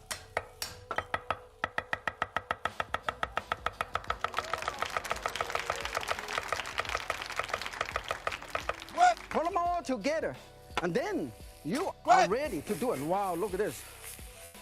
And then you put the rice and the pineapple in. This is what you call pineapple fried rice. Pineapple fried rice. Yum. You meet the stripper. Okay, I shouldn't say meet the stripper because you already acclimated the stripper. But you tell the stripper once she's feeling you, hey, I ain't paying you no money, but if you want to come back to the crib, we can party. All right, boom. Why am I going to come to your house and you ain't paying me? Because we about to have pineapple fried shrimp. We about to have pineapple fried rice. Pineapple fried, oh, shit. Yeah, we going to the liquor store. I got the bar at the house. I got the finest grade skunk triple back cross that man has ever seen. Some Pakistani, some Taj Widow. What you want? What you want, woman? I come back to the house and prepare you a meal for yourself. So then anyway, you cook all this shit up and do all the narration that this gentleman did. Is she still wearing underwear? She in the kitchen. Cooking chickens. In the kitchen. Cooking.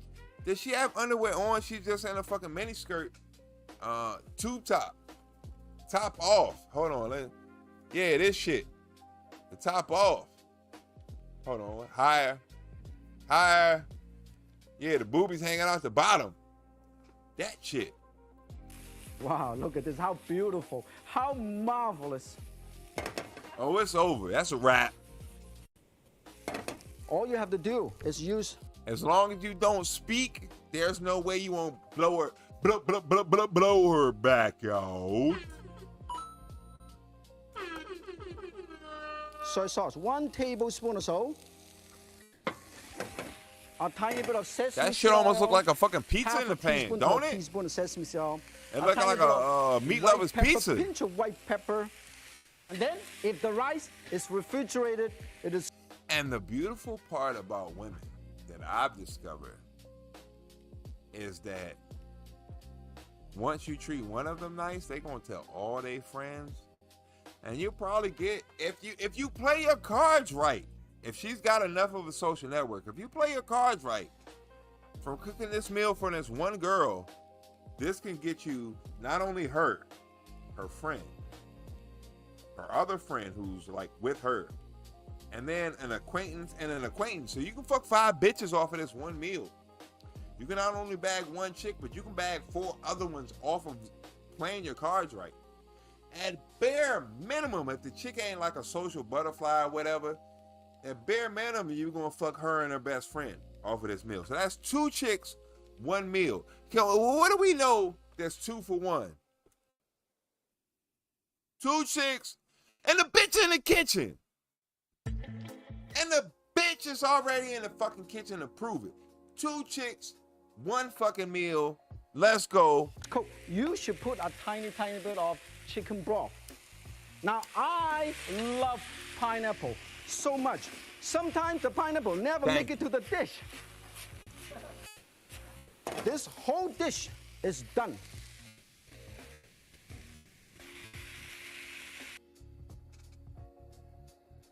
All right. This is the last. This is it. You're done. You can't come here no more for this at all. No more. Now, I didn't know the first part. I didn't know the second part. Holy shit. So you double baptized, my main man. Elderly Collective.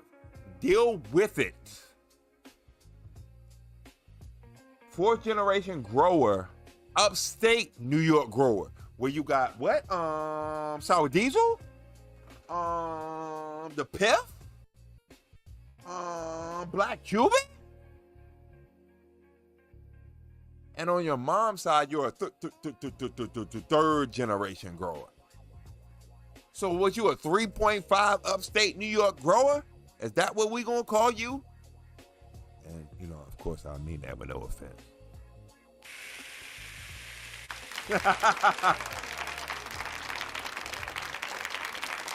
Can you see how beautiful this dish is?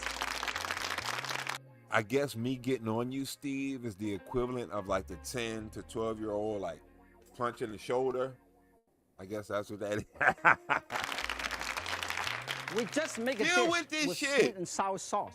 But that's not the only good sauce that you can out of. Sweet. Here's some of them that you may want to stock up in your pantry that are available in a No, motherfucker. You ain't gonna get the style on us like that. Motherfucker styling on him.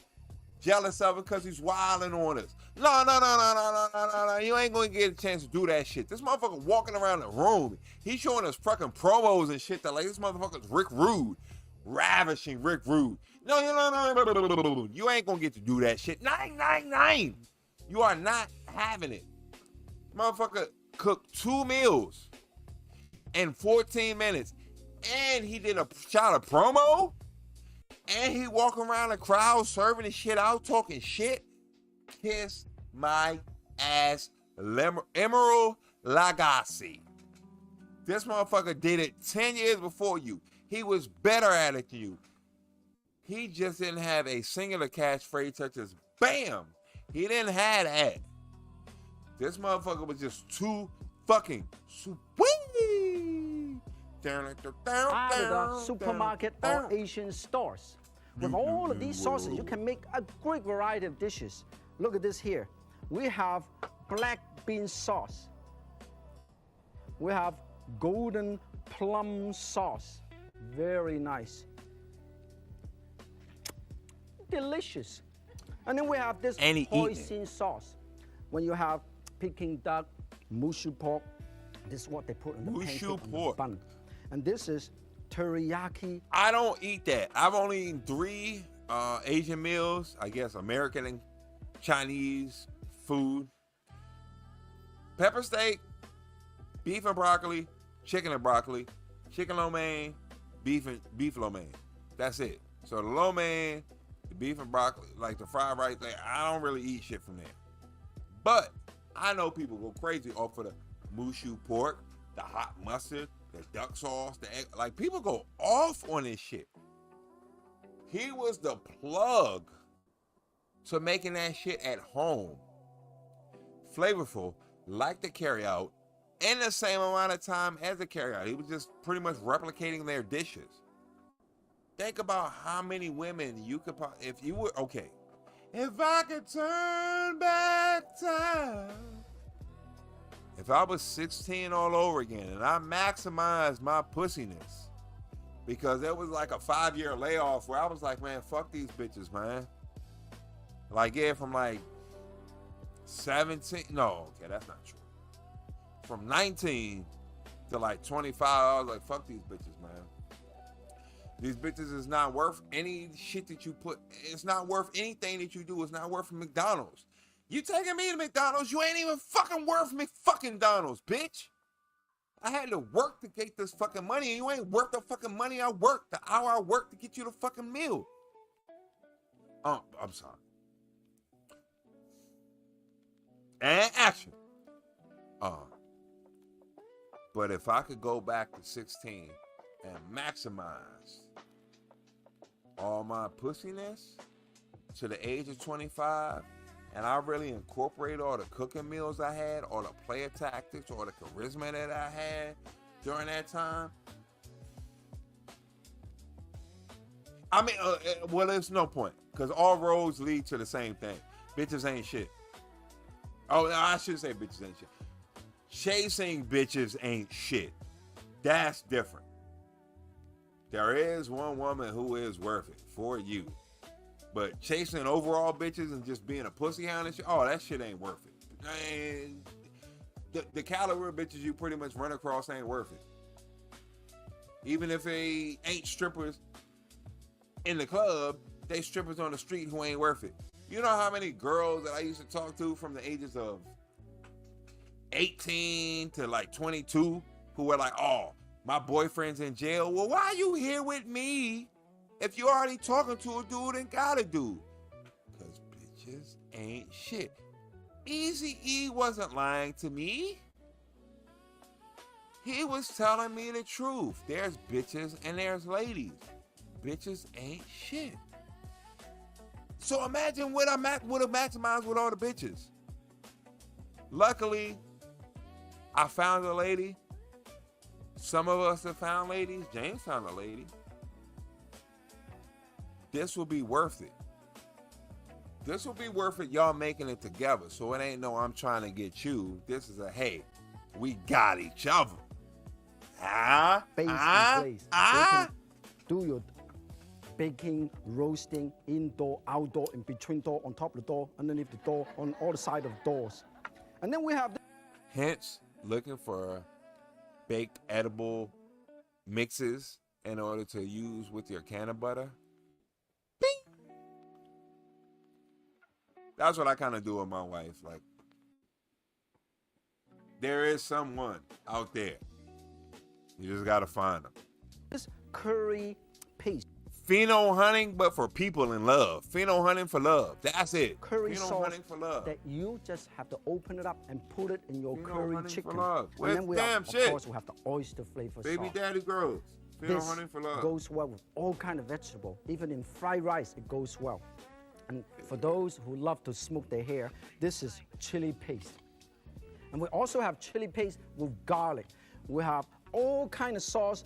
Stock it up in your pantry so you can do it all the time. So you can fix meals not only in minutes, but in seconds. Here, we're gonna show you how to do a clear lettuce soup with poached chicken wing. Marvelous. First, let's get our chicken broth out first. Make sure it brings to a boil. To flavor your broth, the Chinese chef, all they need is a tiny bit of salt and a couple slices of ginger and a piece of green onion. Put it in first. Bring it to a boil. In the meantime, I'm gonna get out. Boom! I got it. Going through all this shit. How we talking about different shows? How we talking about different shit? Boom! I fucking got it.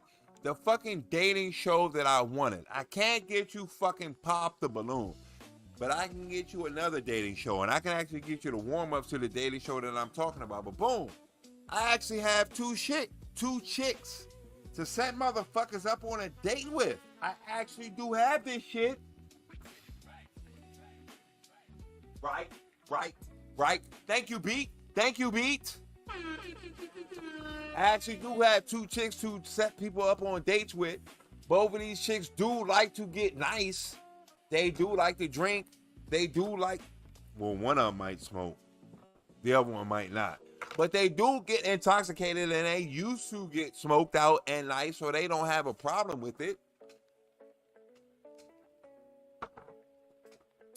All I have to do is set up the questions to ask, set up the time and the date, set up the background for this show to go on.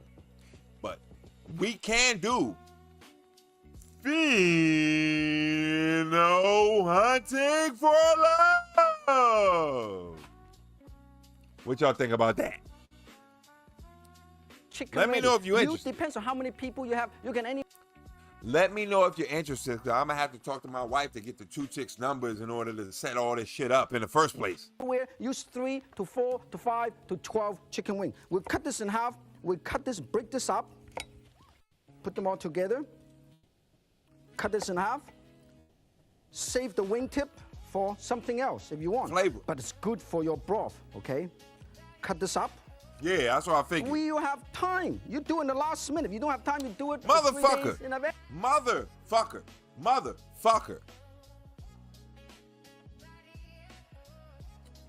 In 23 motherfucking minutes, this motherfucker cooked 3 panty dropper meals? How the fuck? And something else has changed. The motherfucking body gone. Oh, you are number 4? We did check her out. So we need to do another body count. Thank you, baby. Thank you, baby. Baby Daddy Grows has a good podcast. He's a veteran growing for good. Yeah, I think that was how you introduced him to me in the first place.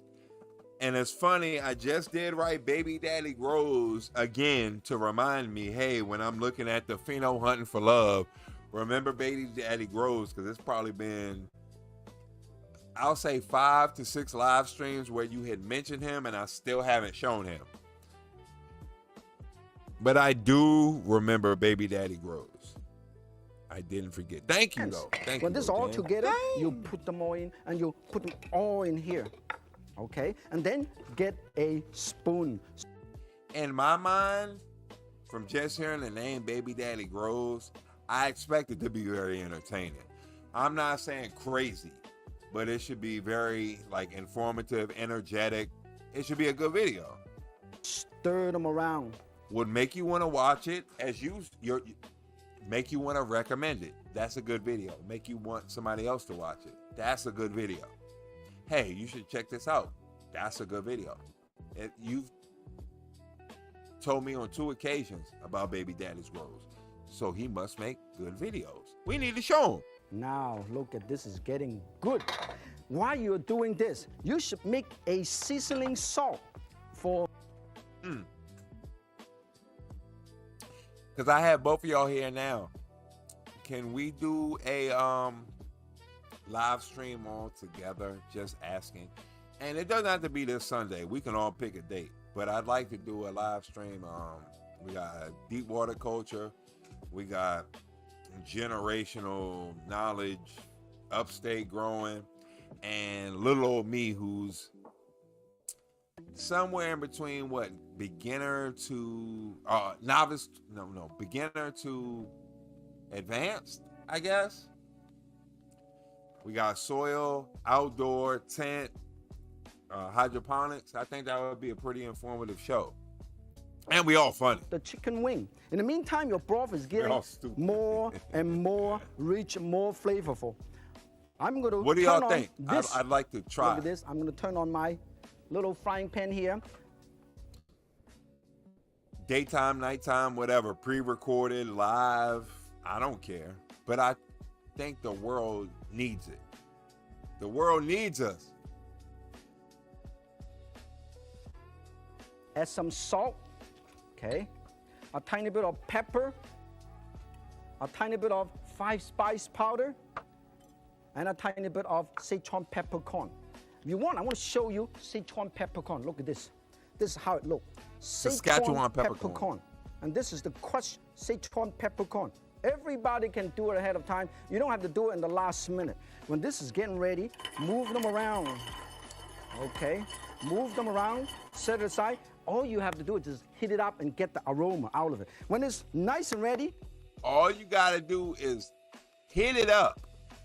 Hit it up is what he said. I'm gonna actually go back to prove he said hit it up. Now this my man. I ain't hating on dude. I love him. He's like Daffy Duck, Foghorn Leghorn. Like he's part of who I am. Fresh Prince of Bel-Air. He's part of me. Sichuan peppercorn. Look at Martin. This is how it looks. Sichuan peppercorn. And this is the crushed Sichuan peppercorn. You hit it up. Everybody can do it ahead of time. You don't have to do it. Now, it's going to sound like he says you hit it up. Hit him up. like Tupac, but he says heat it up. So, the last minute. When this is getting ready, every little key tip, he's covered all facets of cooking.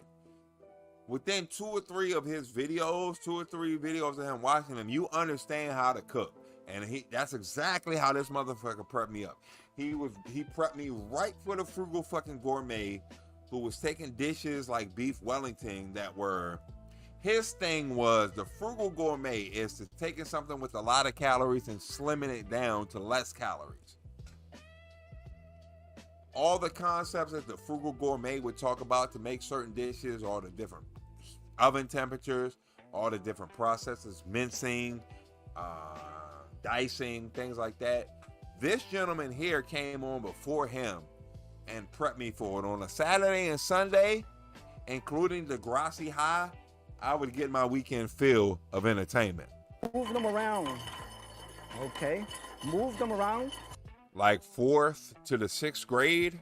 Set it aside. All you have to do is just heat it up and get the aroma out of it. When it's nice and ready, look at this. You want to get the chicken wing out because the chicken... You son of a bitch. I'm sorry, I didn't mean it. I actually probably shouldn't have said that. You motherfucker, that's what I meant to say. I think that's a little different. You motherfucker, you keep coming up with these goddamn bumper stickers, t-shirt definitions. Growing, definition, right?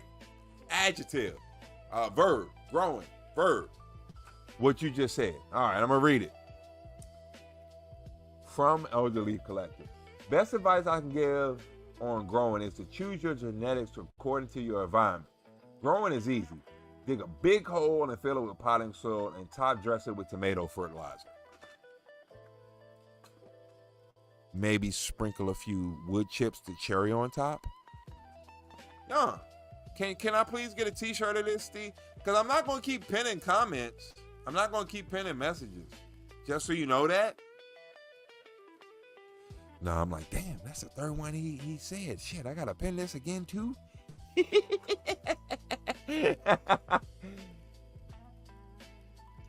Most of your grow knowledge is inherited from guerrilla growing. And let's not forget, where were you at? Harvard? Was it Harvard Rutgers? Harvard, right? Harvard for a few weeks?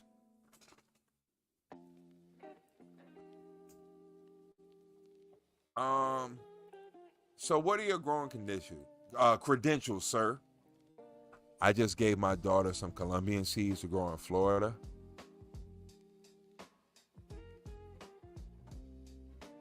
Oh. Okay.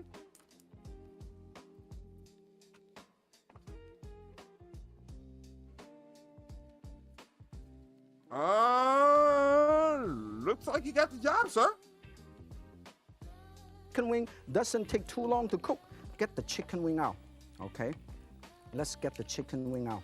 We have been cooking for everybody here. Look at this. Let's get it out. I get you. Just like Emerald Lagasse, he was cooking for the crowd. Okay, for Emerald Lagasse, he was cooking for the front row exclusively. But okay, this motherfucker cooked 3 meals in 23 minutes to share with 600 people. 200. Tough to make a living. Tough to make a living! Yeah. Motherfucker, Steve, what'd you just say? Choose a plot outdoors, fill it with potting soil, and fertilizer with tomato fertilizer. Tough to make a living. Wow. Tough to make a living. Wow. Come on. I am your fingers glad or something, I'm getting paid oh, to can't. do this. $5.25 an hour. When this is nice and ready, you can serve with oyster flavor sauce or a tiny bit of this salt. Okay, look at this. Sprinkle a tiny bit of salt around. So young, you can go to like the dollar store, Dollar General, Family Dollar. I'm not sure which one exactly, but you can get ramekins like this. Little sauce containers. Plates to match to fancy it up. Now, doesn't this, now he made this at home, which made you think, oh, you know, he basically paid $11 for the shit, which he did. But when you see that fucking plate, don't it make it $32, $28? Especially with the little ramekin and the sauce? Motherfucker. He did this shit at home like a $10 meal. You bring this out from the back of the kitchen. Hey, girls, what's going on? These bitches think you spend big dough. Panty dropping dishes. Okay, look all three of them. Very easy to do. Everybody can do it. In the meantime, did I say panty dropper dishes? I'm talking threesome dishes, because the shit I'm proposing, if you prepare the meals right, if you in the right time of your life, if you're in the right monetary situation, if you're at the right housing situation, you're at the right vehicle situation, transportation situation, you know, you'll be fucking 3 bitches a day off of making this shit. No. I want to put it here. In the meantime, with the same broth. So the point of this is, he's making these meals. We are going to cannabisly infuse these meals using our trash from the garden.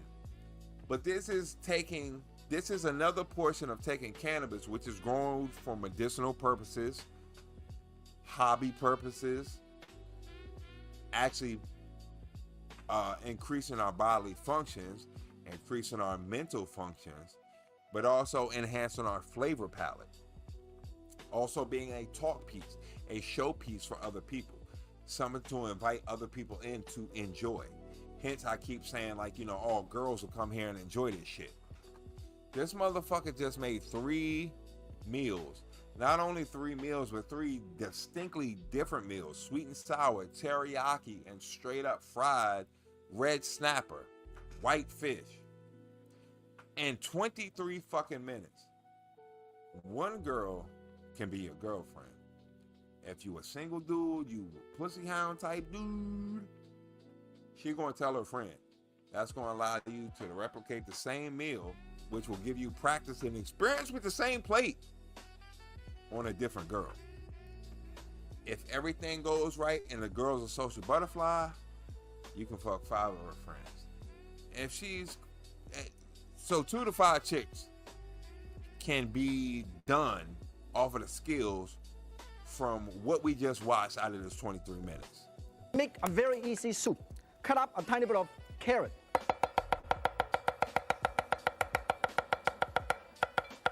I'm running out. Younger, if you break that shit out on a bitch, it's over. She's just gonna start coming over with just a trench coat and no clothes, period. If you can do that, oh, it's over. It's not fair. It's like Kryptonite to Superman. This isn't fair. Time. And then hold on, let's take that back one more time. Some green peas. Let's break these out. Look at them bitches loving him. Wow. Hold on, let's go back. Because we haven't appreciated his work. $5. We haven't appreciated homie's work. There we go. Look at this. All these motherfuckers is on his sack. Gay, straight, trans. Everybody's on his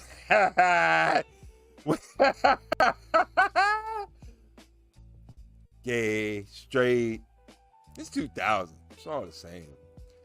Look at these. All their paintings are dropped. It's just a formality. Can I get a backstage pass? So, okay. So, boom. We keep going forward a little bit, right? Show you Sichuan peppercorn. Look at this. This is how it looks. Sichuan peppercorn. Okay, so he was dead. Crowd loves him. Dish prepared. Younger. Make a very easy soup. Cut up a...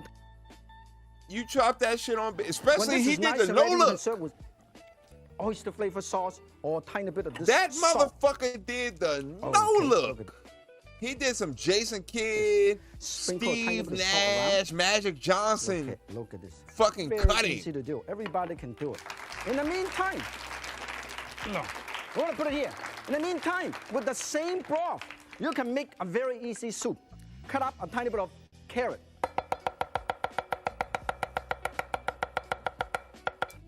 You see, right? You see that he's dribbling the basketball without looking, right? He's looking you right in the eye, Isaiah Thomas style. Look him in the eye. You want to draw this person in with your eyes. Then you want to no-look pass to your right. He talking about game 7, game 6 type of skills. No. Yeah, so is your friend still coming over? Bang, bang, bang, bang, bang, bang, bang, bang, bang, bang, ding, ding, dong, bang, bang, bang, bang. 2 coons,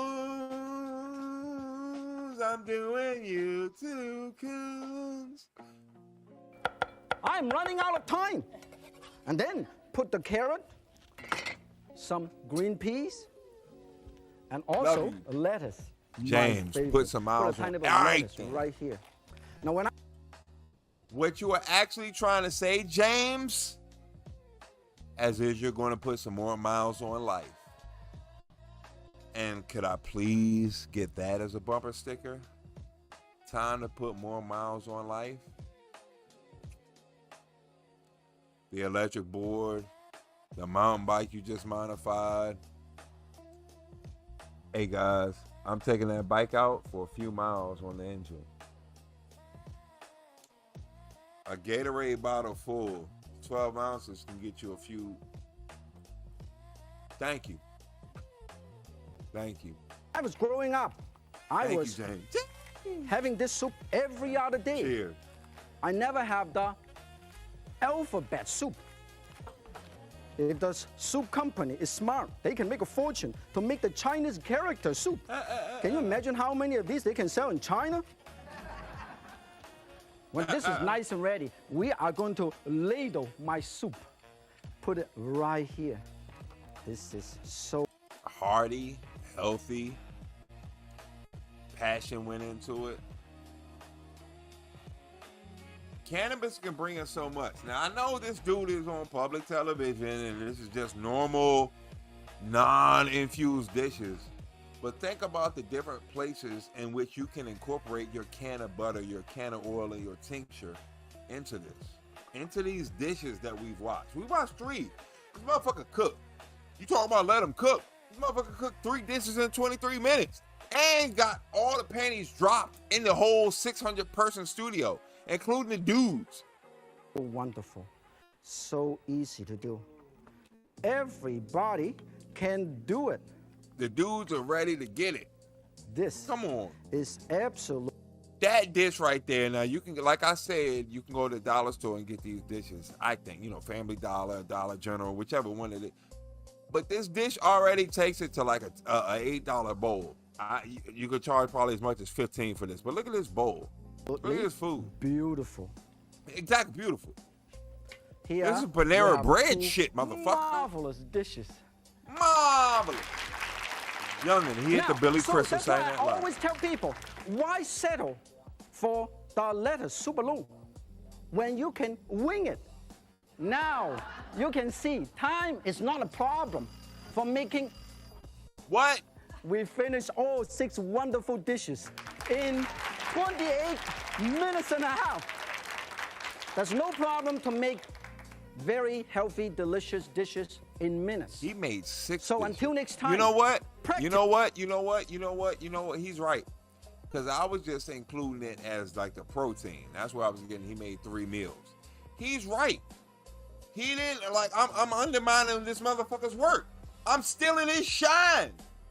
This motherfucker also made the vegetables that went along with the fucking protein.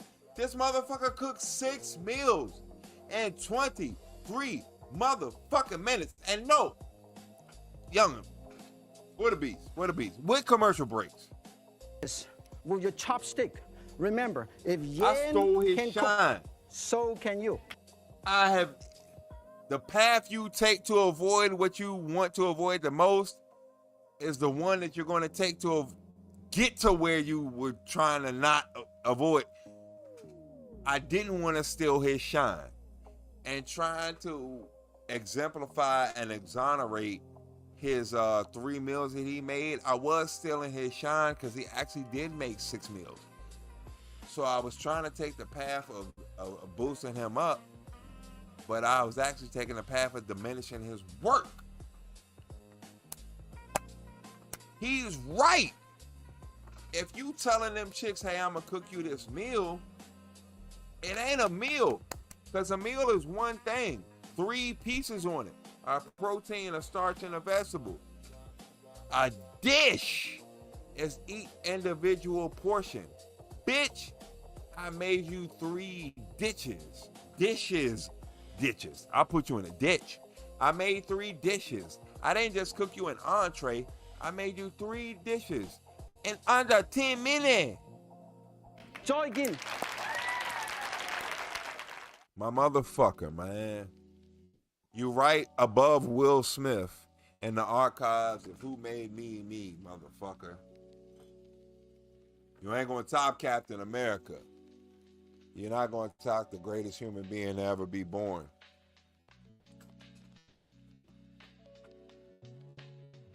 Even though to get him there, he had to get super soldier serum, which makes good better.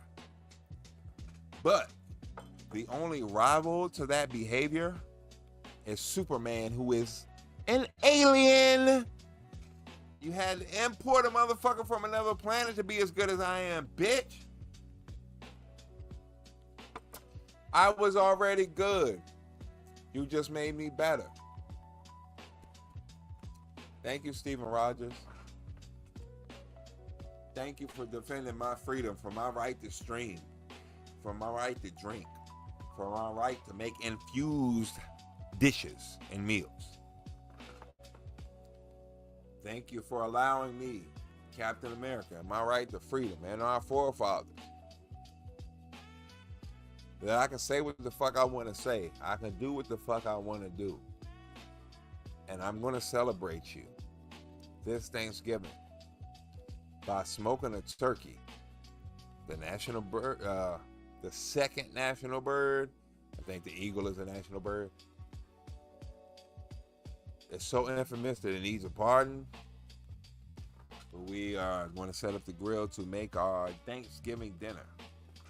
These infused meals. We can smoke cannabis. We can eat cannabis. We can drink cannabis. We can also make it a lifestyle, which it is for me.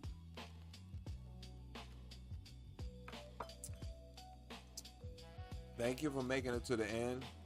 Thank you, everybody, on this Sunday. 107. I don't want to take anything for granted. I was diminishing this dude's shine. I don't want to diminish your shine. In the chat, on Kick, Twitch, Steve, James, everybody, thank you for being here, for hanging this entire time. Kick, thank you. I appreciate the fuck out of this. This is fun. Like my wife says, oh, I guess you don't drink in the garage. Well, maybe you do. I don't know. I was like, nah, really, it's just on live stream with y'all. So this is my Super Bowl Sunday. My Super Bowl Sunday. Sunday. Literally. My Super Bowl Sunday to hang out with my friends, drink, smoke, get wasted, get loose. Sip and slide, get loose. Go down like a gallon of juice. I really have a good time. All work and no play makes Brutal Monkey, Jason Bell, very crazy. This been a good one, man. Steve.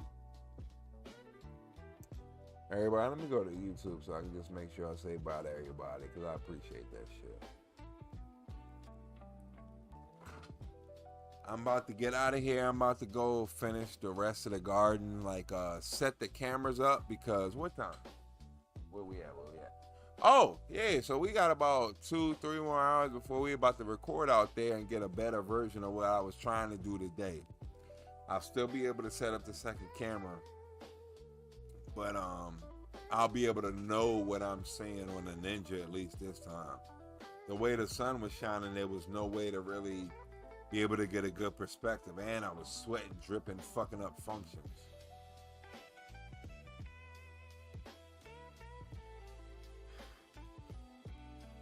I thought live streaming would be very cold, just me talking into the void, talking into a camera.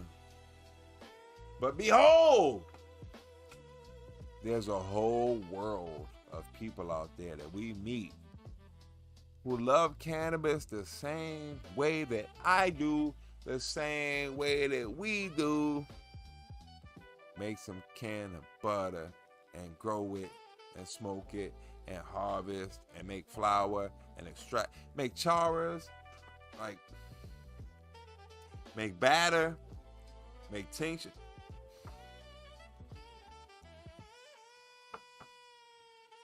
As much as I think weed has been negative on some of the things I've done in my life, I see how much benefit it has brought me in my life. So I wonder, is it the cannabis that was the deterrent, or was it the alcohol? Because as you see, there's not really a differential. It's not like I'm smoking without drinking. It's not like I'm drinking without smoking. So which is the real demon?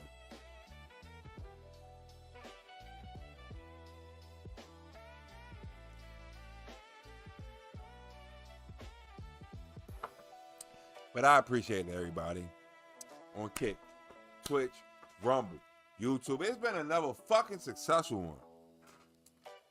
Episode 107, Sauced Up Sunday. We did go out into the garden. I'm going to try and get it better going out there. I'm going to try and look at a new camera for this weekend to, like, you know, what the fuck is going to get me a good view of the fucking garden for everybody to see, up close and far away. I'm working on that shit. That's our main content on live stream. Because who else is in the garden on live stream? It's usually edited. But we in the garden live streaming. And we get to see what's happening with our own plants. Real cannabis growing in real time. So I thank y'all. How am I going to get y'all out this bitch? I guess the same way. I'm going to do the timer after this. But this the same way I wanted to come in for God. But I love this part. Now, what kind of party is this gonna be? Now here's something we hope you'll really like. We got alcohol, man. What, like some Annie Green Springs? Yeah, we got the Schnapster. Check it out. Bitchin'. Don't be such a square. Everybody who's anybody drinks.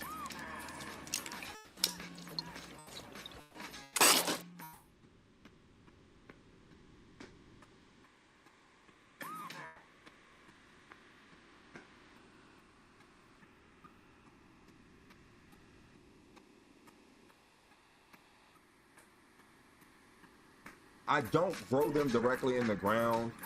I've been trying for the past 3 years to sprout the seeds in February.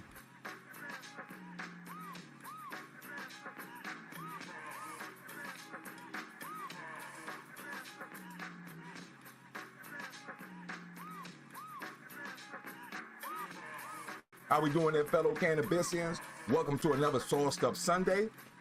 We are live on Kick, Twitch, Rumble, and the YouTubes.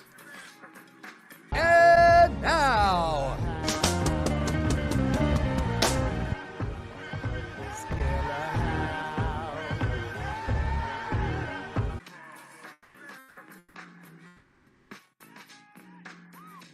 body counts at 2. Can we make it, baby? Baby, are you taping? Baby, are you taping?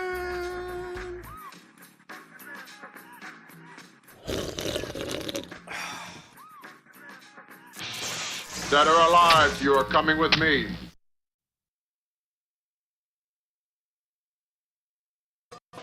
Well, it's time to do this. Give me the pen.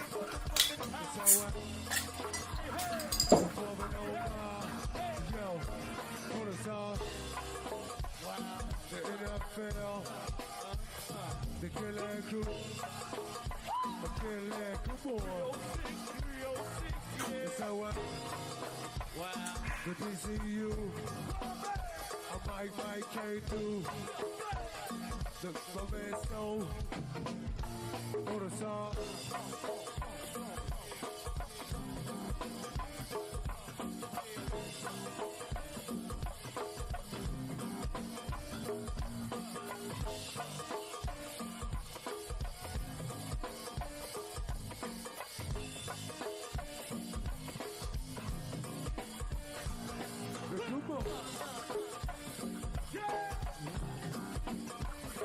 the 203 crew.